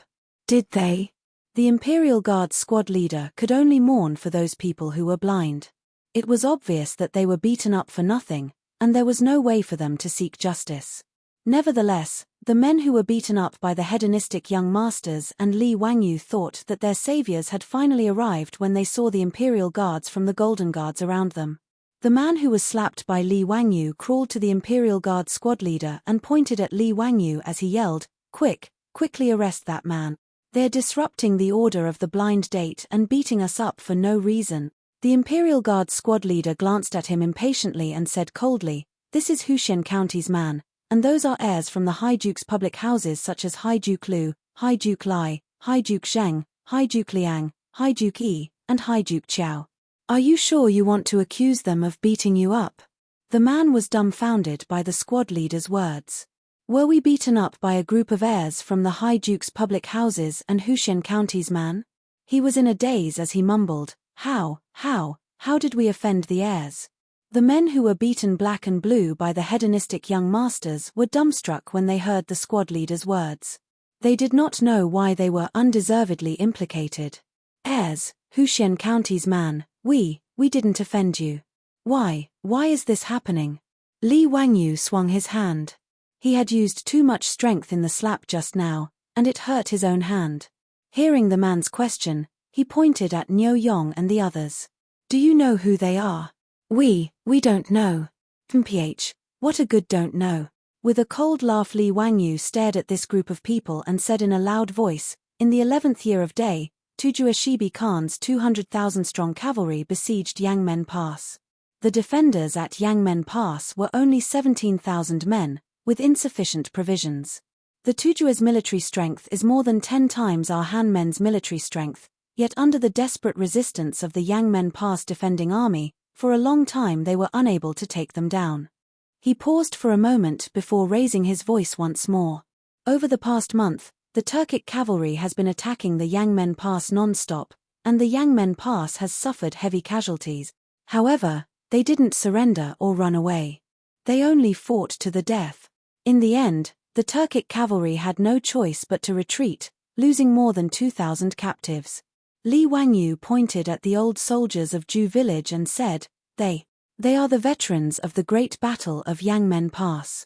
They fought bravely against the invasion of the foreign invaders. After that battle, all of them were crippled. They are the heroes of the Tang dynasty." At this point, the crowd fell silent. Even the profligate scions had looks of reverence on their faces. On the other hand, the imperial army of the Chamberlain of Chamberlain looked at the crippled old soldiers with reverence. Following Li Wangyu's words, Niu Yong and the others straightened their backs like spears. As for the group of palace maids, many of them had tears in their eyes. They covered their mouths tightly with their hands, afraid that they would make even the slightest sound. Li Wangyu took a deep breath and shouted with all the strength in his body, "You bunch of trash. Tell me, what right do you have to humiliate them? Who do you think you are? How dare you challenge the heroes of the Tang dynasty? Men!" Li Wangyu did not wait for the men to speak. He shouted at the imperial army, "Throw these bastards out. His Majesty's palace maids will not marry trash like them." "Yes, sir." The imperial army members of the Chamberlain of Imperial Insignia pounded their fists heavily on the armor on their chests, causing loud clanging sounds to ring out. The imperial army rushed forward. They could not wait for the men who were beaten black and blue to beg for mercy. They dragged them out like they were dragging dead dogs. After the imperial guards dragged all these people away, the atmosphere finally relaxed. Pai Lupi nodded in satisfaction. Just as he was about to ask Li Wangyu to continue looking at other places, he saw the group of palace maids walk toward Li Wangyu and curtsy. "Greetings, Mr. Huizhu. Ladies, there's no need to be so courteous." Li Wangyu waved his hand at them, indicating that they did not need to be so courteous. "Mr. Huizhu, we heard that you wrote a poem to plead for us in the Great Hall that day, which led to the Imperial Palace's public search for a son-in-law. We are so grateful that we are unable to repay your kindness. Mr. Huizhu, please accept our greetings. After the palace maids finished speaking, they ignored Li Wangyu's dissuasion. They all knelt on the ground, cupped their hands, and slowly nodded their heads on the back of their hands. This was a greeting, the most solemn greeting in the Tang dynasty. Li Wangyu couldn't stop them, so he could only accept the palace maids' great salutes before urging them to get up. Ladies, there's no need for this. You should be grateful to the sage. The sage is a wise ruler of a generation, and he cares about the people of the world. After you leave the palace, you must live up to the sage's painstaking efforts. You must live well. Li Wangyu flattered Pai Lupi without leaving a trace, which made the palace maids who did not know the truth kneel down and kowtow again in the direction of Taiji Palace. How could Li not know Li Wangyu's thoughts? However, he still felt very comfortable. The corners of his mouth couldn't help but curl up. After the palace maids thanked Li Wangyu, more than 10 people walked out from the palace maids, walked to Niu Yong and the others, and knelt down again. This gave Niu Yong and the other old soldiers a fright. They all blushed and did not know what to do. Ladies, what are you doing? Quickly get up, quickly get up. Thank you, benefactors. What benefactors? Ladies, did you make a mistake? We don't know you. Niu Yong and the others were confused by the palace maid's words. They did not understand what they were talking about. Pai Lupi, Li Wangyu, and the other playboys also looked at the palace maids curiously, not understanding why they suddenly acted like this. Benefactors, our ancestral home is Daiju, and we were chosen to enter the palace in the 12th year of the Day dynasty. During the Battle of Yangmen Pass, it was all thanks to our benefactors that we did not fall into the hands of the Turks.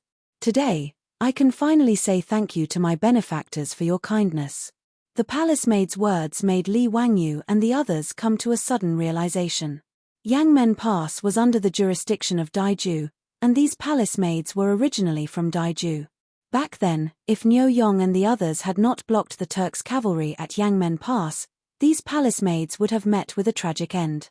Every time the Turks invaded, their favorite thing to do was to kidnap people. This was especially true for women.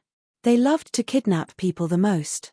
In this way, it was reasonable to say that Niu Yong and the other old soldiers were the palace maids' benefactors.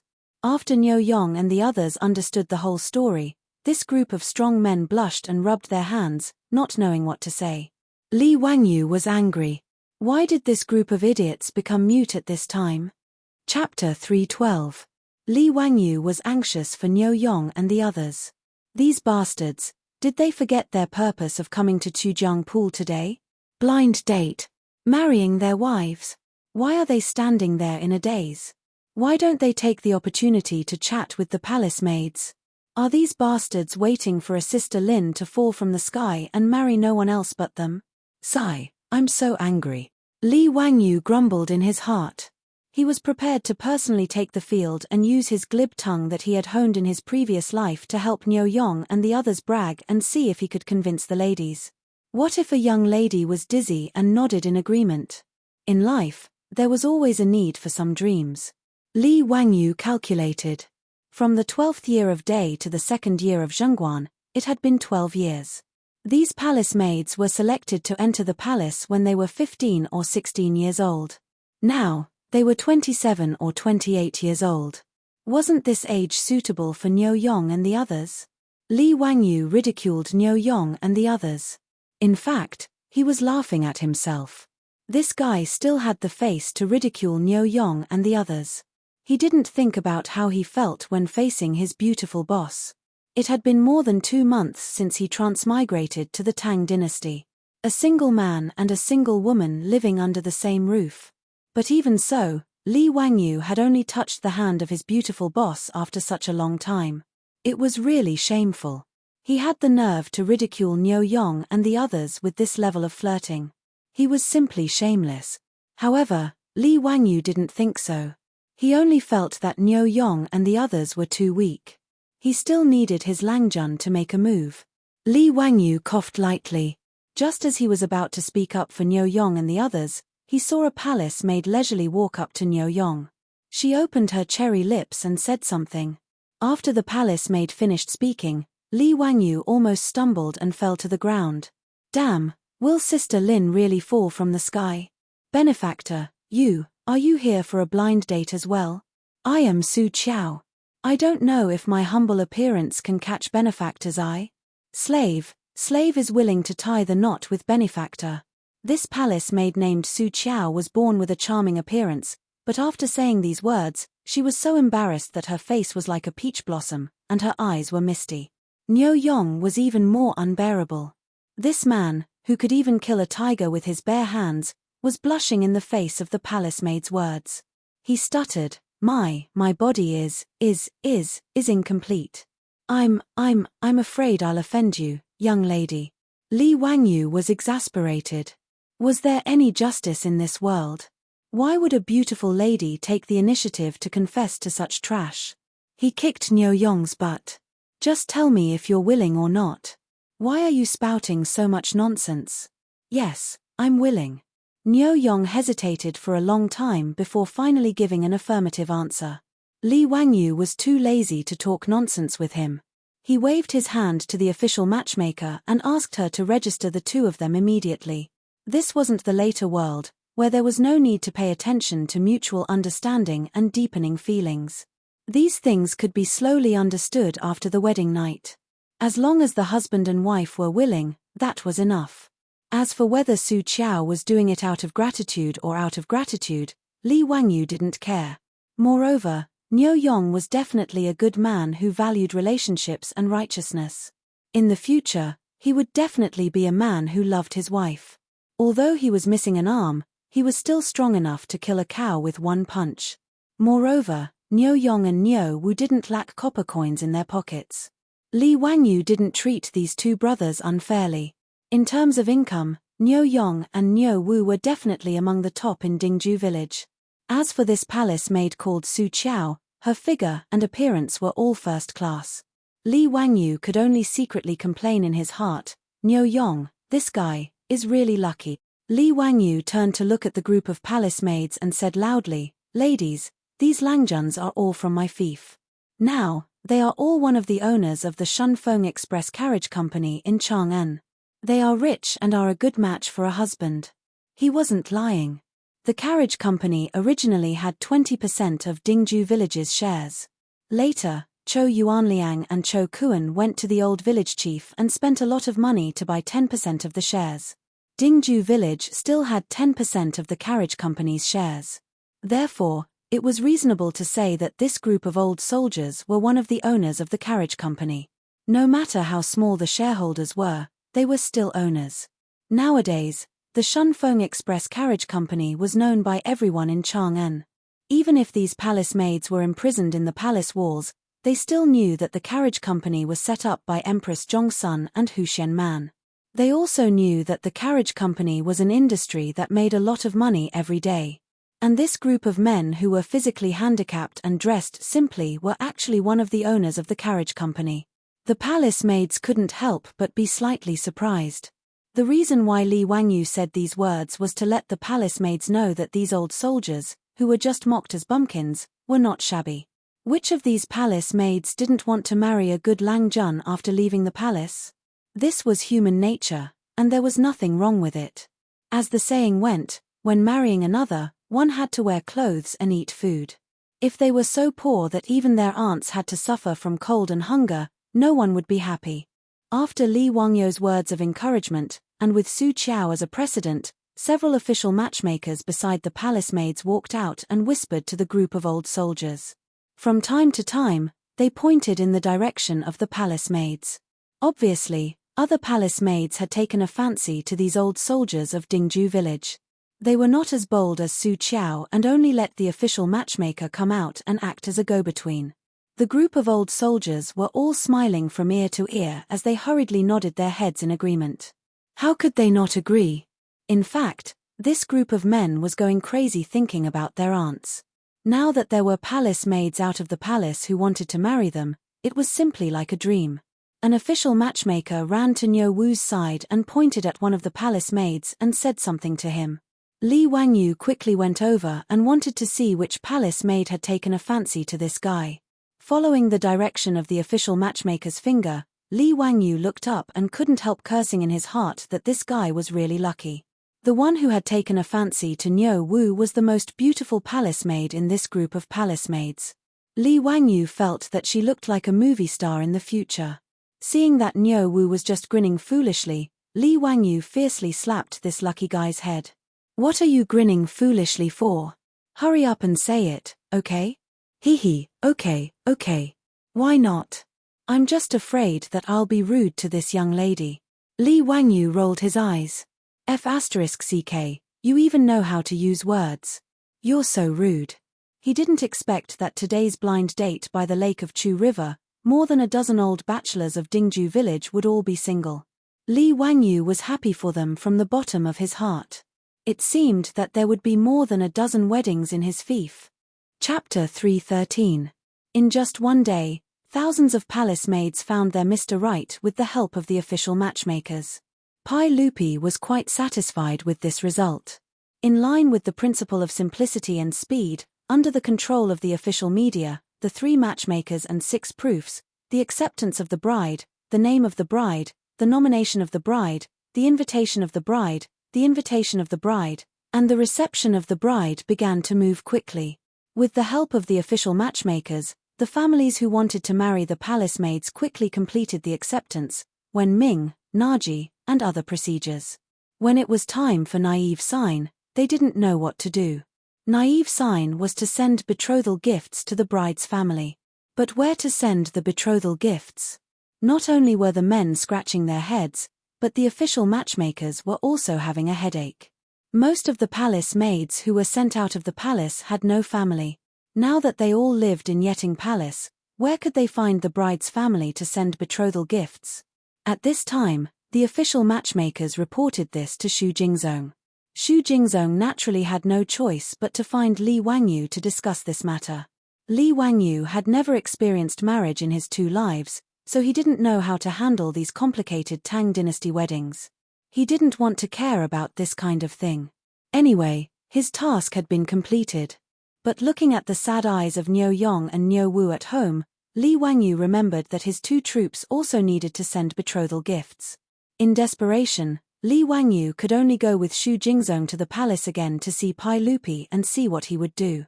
What Li Wangyu and Xu Jingzong didn't expect was that Pai Lupi actually waved his hand and decided to act as the bride's family of the palace maids. The families of the more than 1,000 palace maids who were about to get married could send all the betrothal gifts to Taiji Palace. And on the day of the wedding, he would personally send the betrothal gifts to these palace maids. And as the bride's family of the palace maids, he would also prepare the dowry for these palace maids. In response, Li Wangyu could only shrug his shoulders, indicating that it was fine as long as she was happy. The notice posted on the Vermilion Bird Gate once again announced that Pai Lupi would personally escort these palace maids out of the Vermilion Bird Gate in 5 days to see them off. After the news spread, Chang'an City was once again stirred. Those families who had participated in the Chujiang pool blind date and had successfully set up a marriage contract with a palace maid through the official matchmaker felt as if they had been hit on the head by a meat pie. What an honor it was for the saint to give a palace maid as her maiden family. For a moment, the people who were about to marry the palace maid walked with their backs straighter. In the words of the later generations, he walked with the wind and spoke with the rain. In Chang'an City, carriages carrying betrothal gifts drove one after another to the Taiji Palace. It was a spectacular sight. Li was not using this to amass wealth. He had written clearly on the palace gate records that the betrothal gifts prepared by the family of the palace maid's husband would not accept gold, silver, or other valuables. The betrothal gifts were all 9 types of gifts. The 9 gifts referred to 9 items, such as Huan, Jiahe, donkey hide gelatin, Josie pudding, vermilion reed, doublestone, cotton wool, longevity thread, and dry lacquer. These 9 items all had the meaning of blessing the couple's love for eternity. Of course, this only referred to folk customs. For example, if Li Wangyu had not broken off the engagement with the Wang clan of Taiyuan, he would have needed to prepare a naive sign. These 9 gifts would not have sufficed. The naive sign sent to the palace was more of a symbol. After the naive sign, it was time for the betrothal ceremony, which was also the date of the wedding. However, Pai Lupi had said that he would personally send the bride off in 5 days, so the betrothal ceremony was ignored.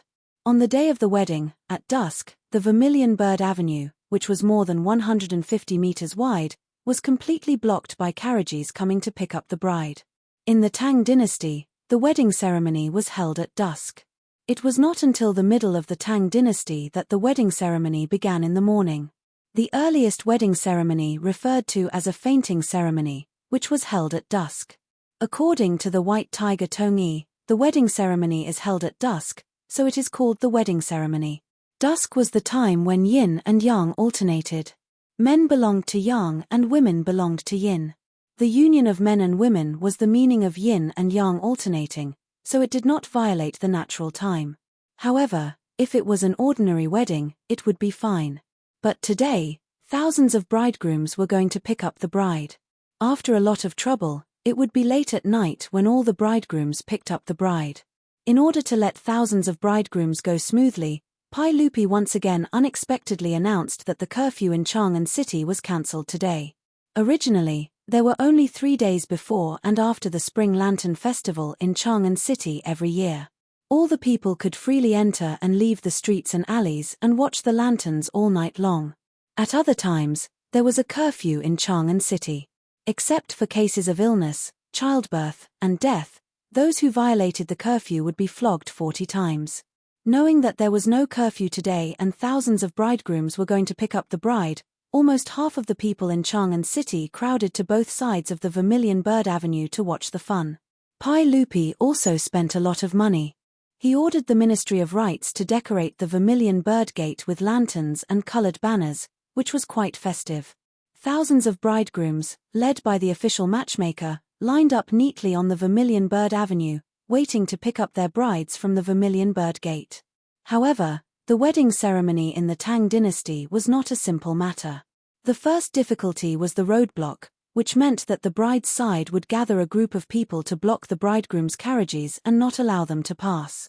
If the bridegrooms wanted to pass, they had to leave money or meet the requirements of the roadblock team. After passing the roadblock, the bride's female guests would beat the bridegrooms with sticks wrapped in cloth in their hands. This meant that the bridegrooms would not bully the bride in the future. Other similar situations included urging the bridegrooms to write make-up poems, folding fan poems, and so on. In short, whether it was in the Tang dynasty or later, marriage was never an easy thing. Today, Li Wangyu, as the husband of Niu Yong and Niu Wu, accompanied them to Chang'an City to pick up the bride. However, when he saw the obstacle cart team blocking the Vermilion Bird Gate, this fellow disregarded the code of brotherhood and abandoned the Niu brothers, as well as the group of old soldiers from Dingju village, and directly chose to defect. There was no other reason.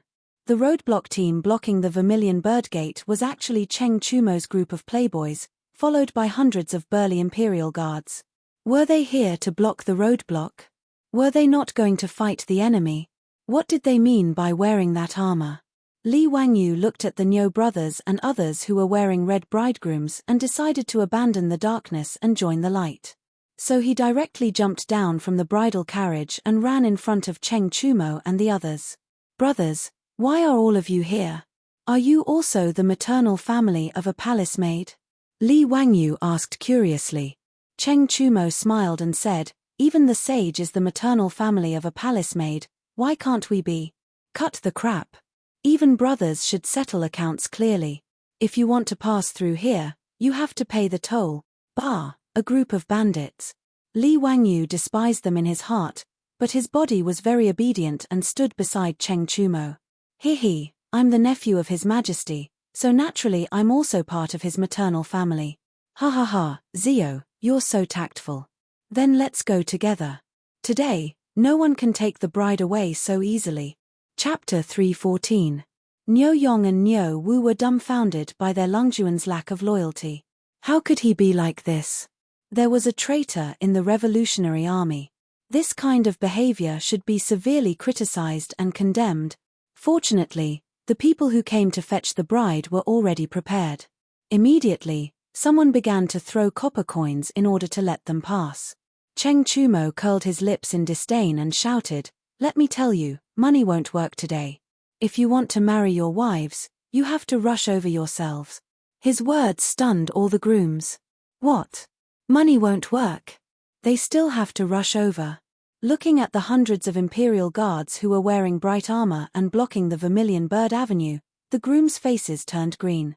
This group of men who were going to marry the palace maids were not young anymore. Asking them to rush through the Imperial Guards' blockade, wasn't this an international joke? On the other hand, Niu Yong and Niu Wu, together with the dozens of old soldiers from Dingju village, all jumped down from their horses and stood in front of the bridal procession. "Haha, let's rush.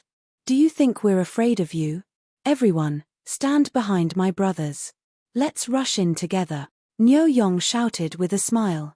Although the dozen or so old soldiers were few in number, they were in a triangular formation that was used to charge and break through enemy lines. Dressed in red wedding robes, they gave off a valiant aura. Seeing that someone took the lead, the grooms also jumped down from their horses and stood behind the soldiers. "Rush! Rush over to fetch the wives!" Yongnyo shouted and led everyone to charge forward. These 10 old soldiers, who had survived hundreds of battles, actually had the aura of a battlefield breaking through enemy lines. Behind them, the 1,000 grooms followed. Everyone laughed loudly as they charged forward. The foppish lords led the Imperial Guards and naturally used their bodies to stop them from moving forward. The barricades were only there to set up the atmosphere. They weren't really there to stop the grooms from fetching the bride. This commotion made the crowd on both sides of the Vermilion Bird Avenue cheer loudly. The applause and cheers rose and fell one after another.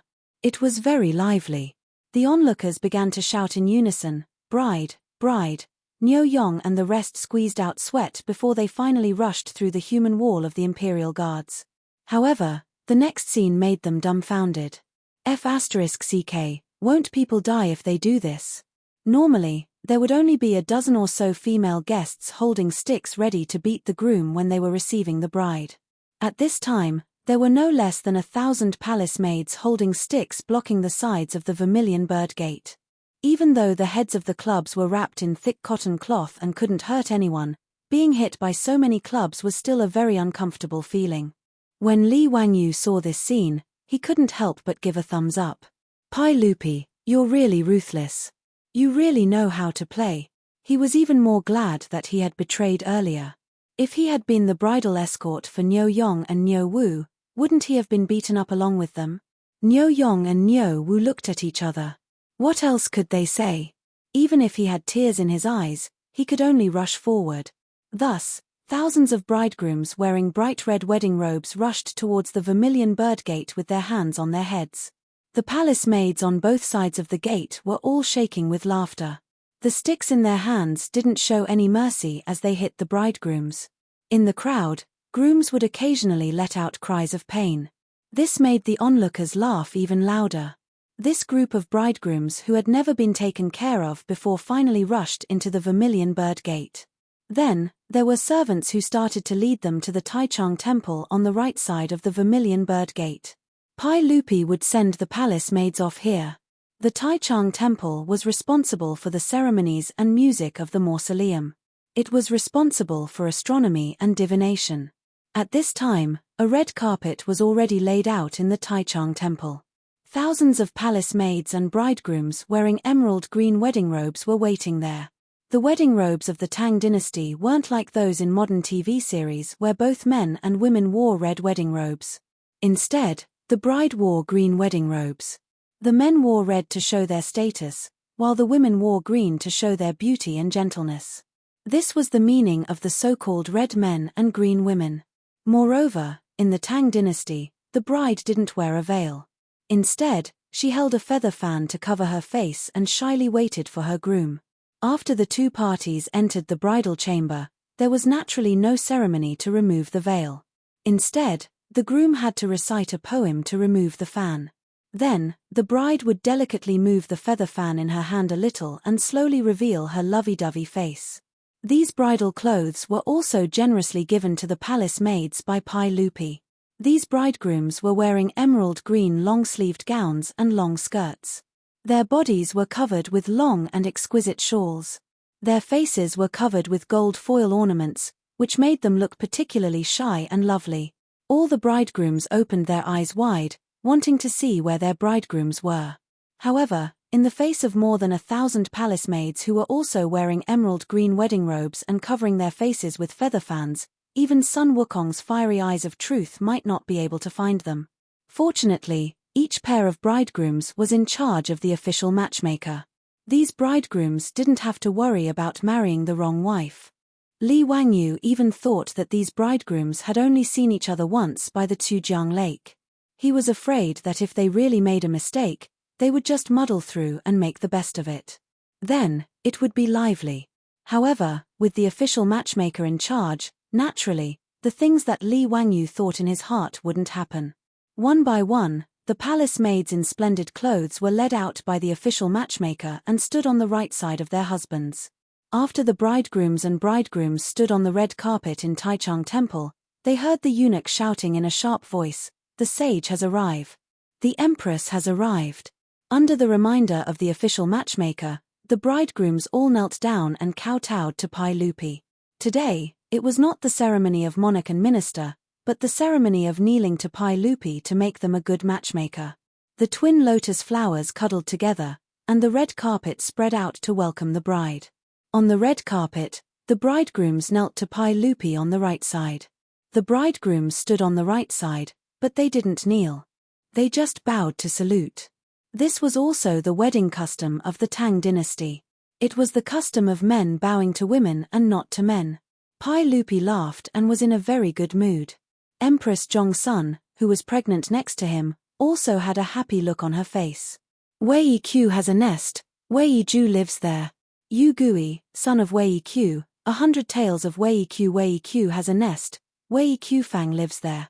Yu Gui, son of Wei Qiu, 100 tales of Wei Qiu. Pai Lupi gave the bridegrooms a blessing and a few words of encouragement, and then let the 1,000 or so bridegrooms leave the palace. The bridegrooms were taken out of the Zhuqiu gate and sent to the carriages of each family. The bridegrooms had to ride their horses around the carriages 3 times before they could set off to return to the groom's house. After the Niu brothers and the old soldiers of Dingju village helped their bridegrooms onto the carriages, Li Wangyu came out of nowhere and mounted his horse. "Let's go, take the bridegrooms home." After Li Wangyu finished speaking, he pretended to rub his shoulders and wipe off the non-existent sweat. It was as if he had put in a lot of effort to take the bridegrooms and had completely forgotten his previous rebellious behavior. Niu Wu secretly ground his teeth. If this guy didn't take into account that he was his Lang Jun, he wouldn't be wronged even if he was beaten to death. Chapter 315.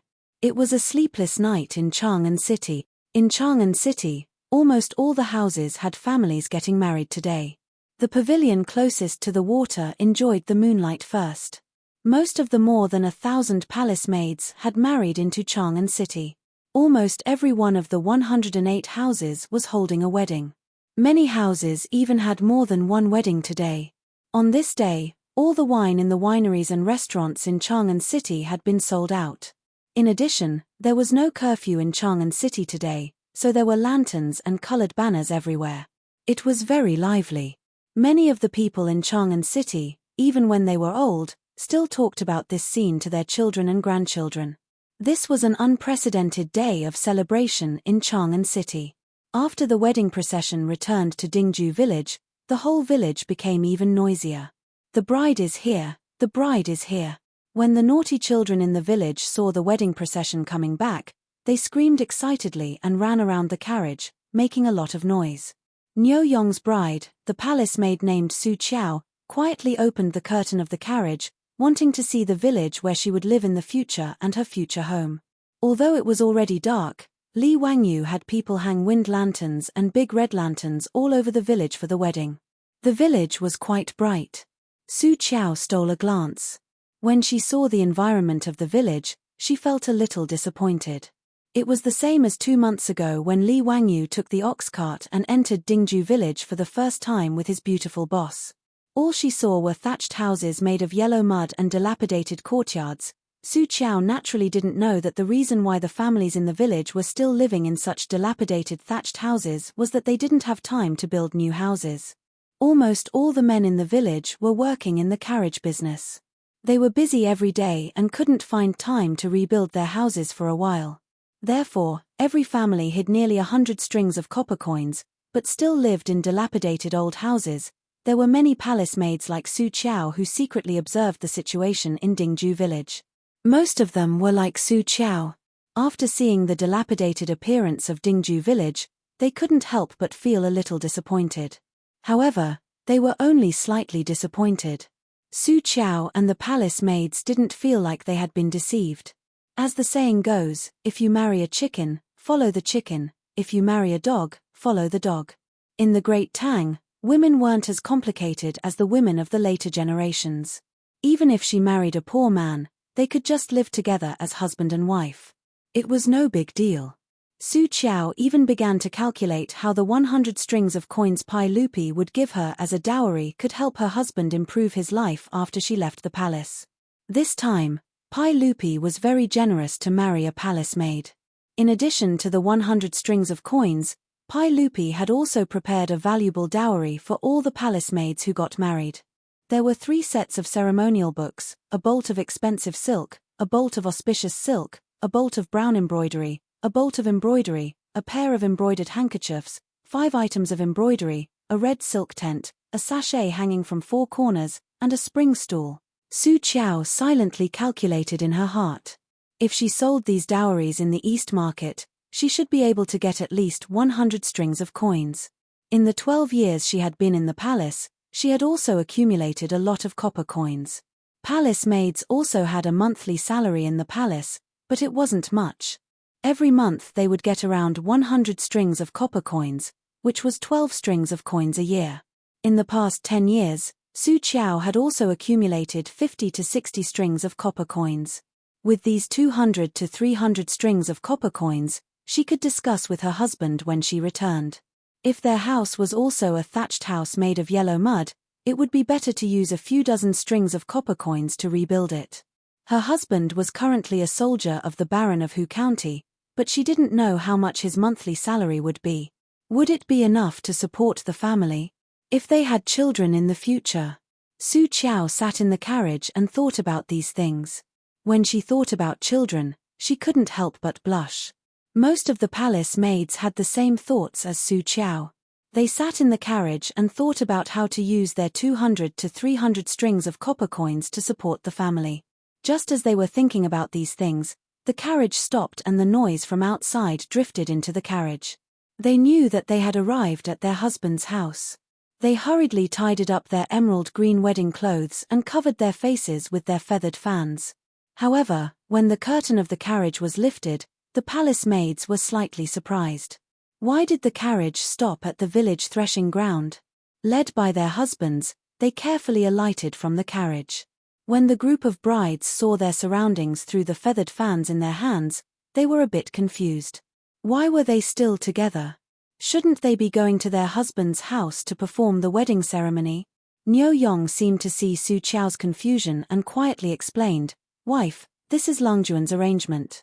"Ah," he said, "it's called a group wedding." A group wedding? Niu Yong's words made Su Qiao even more confused. What did a group wedding mean? What did the Baron of Hu County mean by this arrangement? Langjun means that everyone will get married and perform the wedding ceremony together. It'll be lively, Niu Yong added. This made Su Qiao even more confused. Everyone could get married together. Naturally, there was no such thing as a group wedding in the Tang dynasty. What group wedding? It was purely Li Wangyu's bad taste acting up again. Of course, Li Wangyu wasn't fooling around. He had no other choice. In Dingju village, more than 10 old soldiers and the Niu brothers were going to get married within a day. As a county man, he naturally became a hot commodity. Every family wanted to invite him to their banquets. Because the Niu brothers had no parents, they asked him to be the officiator of their wedding. Among the old soldiers, there were quite a few who were alone. There were also quite a few who asked him to officiate their wedding. The phrase officiating appeared in the Tang dynasty. In the Tang dynasty law, There was a rule that stated, if a marriage is against the law, the grandparents and parents officiate the marriage alone. It meant that if a marriage was against the law, the grandparents and parents would officiate the marriage and only the officiator would be held responsible. Although Li Wangyu was only 16 years old, he was the county man of Hu County and the head of the Niu brothers. Dingju village was also the location of his fief, so he naturally had the qualifications to be the wedding host and preside over this marriage. However, he was only one person. He couldn't split into several halves and attend every wedding and officiate the wedding, right? In this dilemma, Li Wangyu thought of the group wedding in the future. He found the old village chief and discussed with him that he might as well help the old soldiers and the Niu brothers hold a lively wedding together. He would pay for all the expenses. A group wedding was something that had never been heard of in China. The old village chief naturally shook his head and didn't agree no matter what. In order to convince the old village chief, Li Wangyu's saliva was almost dry. However, he still couldn't get the stubborn old man to agree with his idea. He didn't expect that the person who helped him convince the old village chief in the end would be the treacherous official Xu Jingzong. Chapter 316. For Xu Jingzong to be able to become one of the 18 scholars of the Qin king's manor, he naturally had some ability. After he found out about Li Wangyu's thoughts, he actually dug out a story from the Eastern Han dynasty to convince the old village chief. There was an official called Ren Yang in the Eastern Han dynasty who was appointed as the governor of Jiuzhen. Jiuzhen was the central part of Vietnam in the future. However, the people of Jiuzhen did not have marriage rights, and they did not have a fixed wife. Ren Yang ordered all the men and women in the counties to get married and hold a wedding for them. At that time, there were over 2,000 men and women getting married at the same time. To thank Ren Yang, the people of Jiuzhen named their children Ren. Xu Jingzong used this story to convince the old village chief that it was not unprecedented for people to get married at the same time, and it should be a good thing.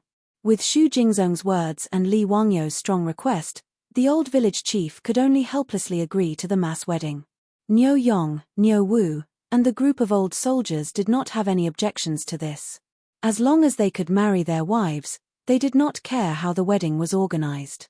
Hence, the unprecedented mass wedding in the Tang dynasty was organized by Li Wangyu. Now that Li Wangyu had a lot of money, he naturally took care of everything for the Niu brothers and the old soldiers. The grain sunning field in the village was decorated with lanterns and streamers. The 127 families in the village, a total of 563 people, were all gathered here. A banquet that had never appeared in the Tang dynasty was held on the grain sunning field. For this wedding, Li Wangyu specially borrowed 10 imperial chefs from the Taiji Palace from Pai Lupi, so their skills were naturally quite good. The 10 couples were led by the official matchmaker to get married. However, reciting a fan poem was difficult for Niu Yong and the others. If they relied on this group of rough men, they would not even be able to recite a limerick, let alone recite a fan poem. Whether it was Niu Yong, Niu Wu, or the old soldiers, the fan poem that they had to recite when they got married was all prepared by Li Wangyu in advance. They only needed Niu Yong and the others to recite it. But even so, Niu Yong and the other Guanzhong men used to wielding weapons were so anxious that they were covered in sweat. Hua! Hua! Hua! Hua! Hua! Hua! Hua! Hua! Hua! Hua! Hua! Hua! Hua! Hua! Hua! Hua! Hua! Hua! Hua! The poem made Niu Yong recite it like it was constipated. Li Wangyu felt like killing someone after hearing it. Fortunately, there were not many people in Dingju village who were literate, not to mention composing poems.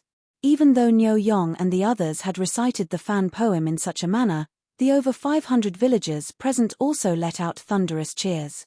After reciting the poem, the palace maids shyly removed the feather fans in front of them, revealing their delicate and beautiful faces. Seeing the faces of the brides, the villagers of Dingju village cheered again. The men laughed and scolded Niu Yong and the others for being so lucky to be able to marry such beautiful women. The women in the village joked with each other, gossiping about whose bride was more beautiful, and whether it would be easy for them to give birth in the future. They tied their hair in a bun, the husband and wife bowed to heaven and earth, paid their respects to their parents-in-law, paid their respects to Li Wangyu, the wedding officiator, paid their respects to the guests, and sent them to the bridal chamber. This wedding banquet was noisy until the second day of the night before it finally dispersed. Everyone drank until they were dizzy and returned home. Since the county mail mansion was still under construction, and the original Niu family mansion was already dilapidated, Li Wangyu made the decision to let Niu Yong and Niu Wu temporarily set up their bridal chamber in the front yard of the Li family mansion. However, Li Wangyu soon regretted this decision. The next day, when the roosters in the village crowed, many villagers had already woken up and were preparing to take their carriages to Chang'an City to start work after washing up. However, Li Wangyu's expression was dull. He hugged his blanket and sat on the bed, wondering if he should chase the Niu brothers out of the house.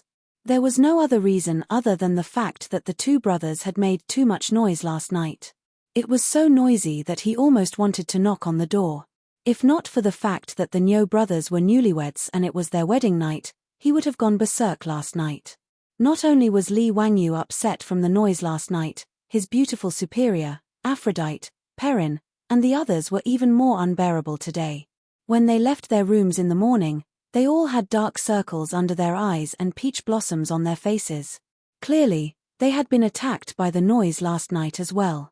Li Wangyu was even a little jealous of the Niu brothers. They were indeed as strong as calves. To be able to torment themselves for an entire night, their waists were too good. It wasn't just the Li family who had been attacked by the noise last night. There were countless other families in the village who had been disturbed last night. Early in the morning, many of the villagers left their houses with dark circles under their eyes and yawned non-stop. Clearly, they hadn't been able to sleep well the night before.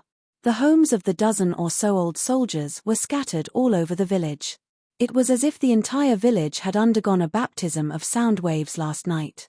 It would be a miracle if the villagers could sleep well. A group of old bachelors who had been single for almost 40 years met a 30-year-old palace maid who had been locked up in the palace for more than 10 years. This was truly a raging fire. It was just that the fire burned a little too fiercely at night. Not to mention that the dilapidated houses made of yellow mud in the village didn't have any soundproofing effect. Even though the Li family's old residence had been repaired, the noise made by the Niu brothers in the front yard was enough to make Li Wangyu and his beautiful superior, who were in the backyard, unable to sleep all night. After getting out of bed, Li Wangyu glared at the Niu brothers angrily.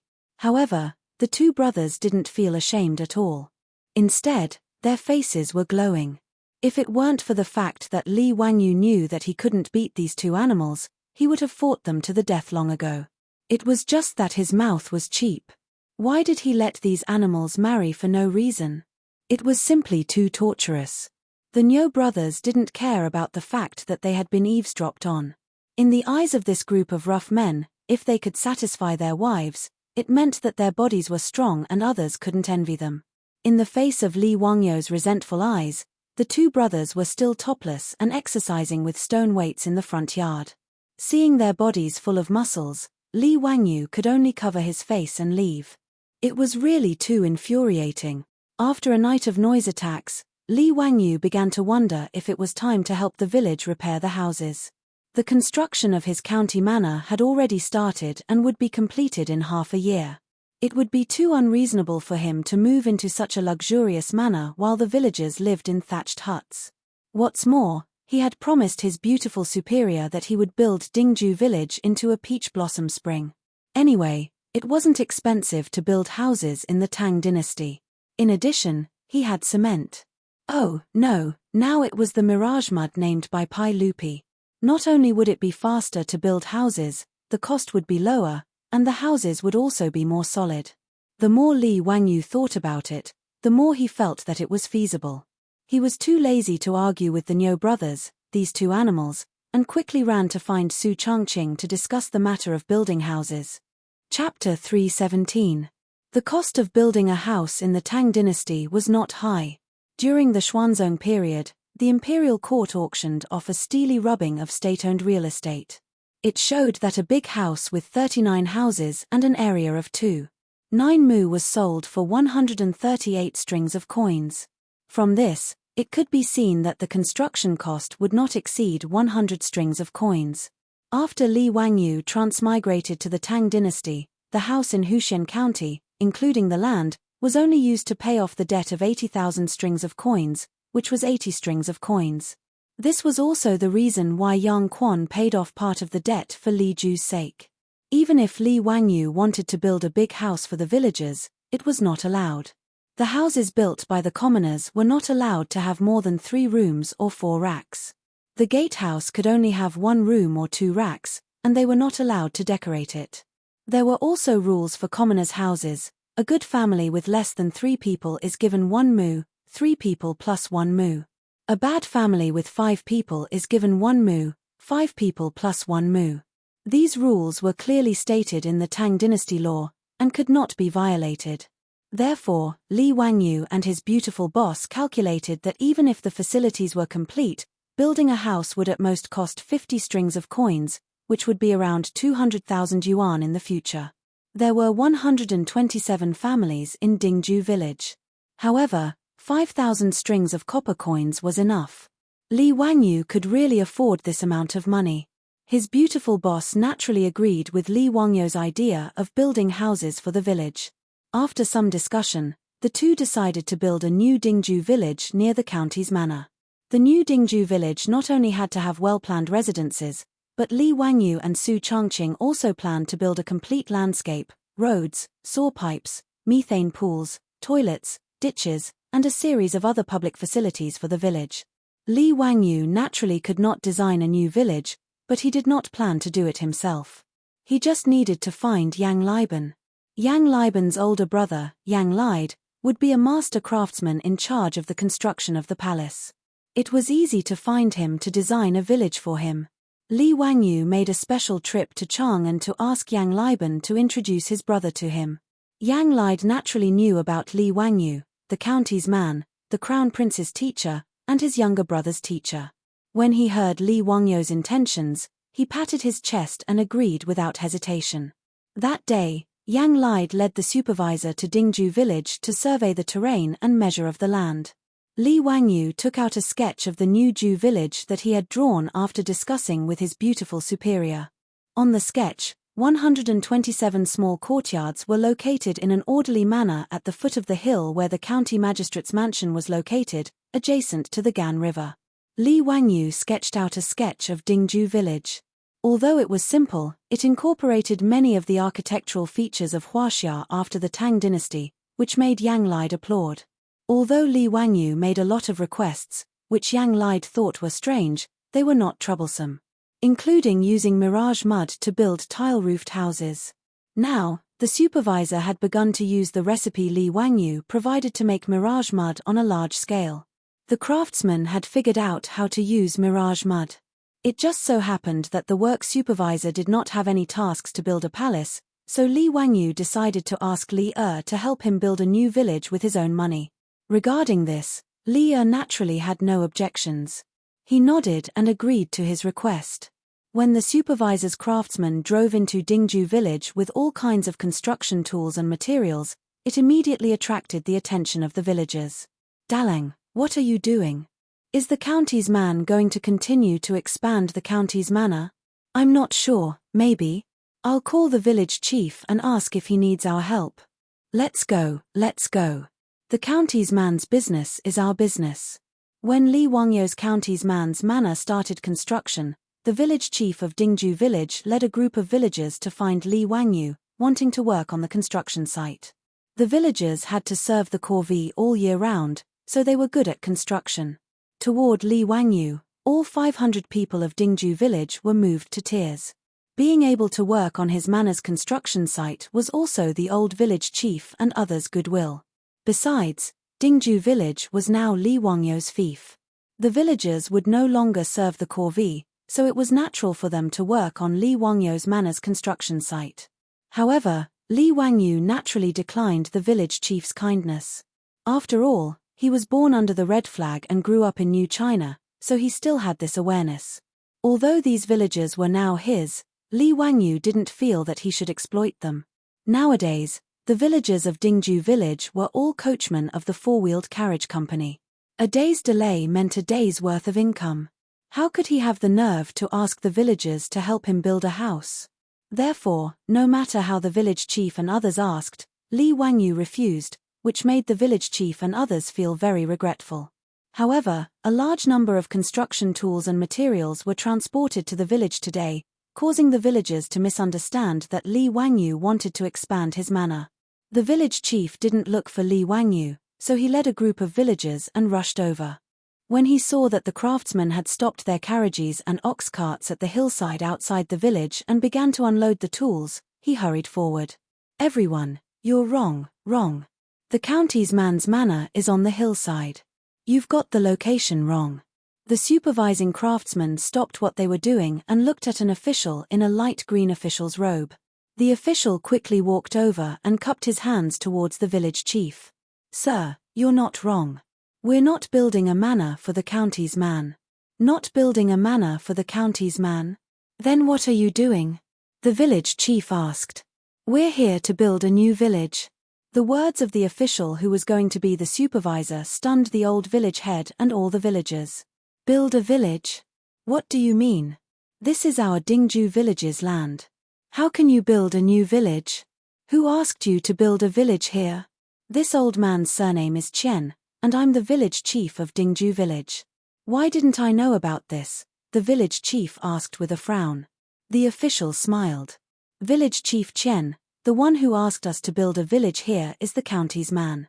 The village chief was stunned. What? The county's man asked you to come? What is the meaning of this? Haha, the county's man funded us and asked us to build a new house for you. It's that simple. As the official spoke, he unrolled a scroll in his hand. Look, this is the sketch of the village that the county's man personally drew. We'll build a new Dingju village according to this drawing. With a whoosh, the villagers all crowded over. When they saw the contents of the scroll, they were so shocked that they couldn't close their mouths. This is real. This paradise on earth is the new house that the county's man built for us. Erlang, hit me. I'm not dreaming, am I? Muramasa, what happened?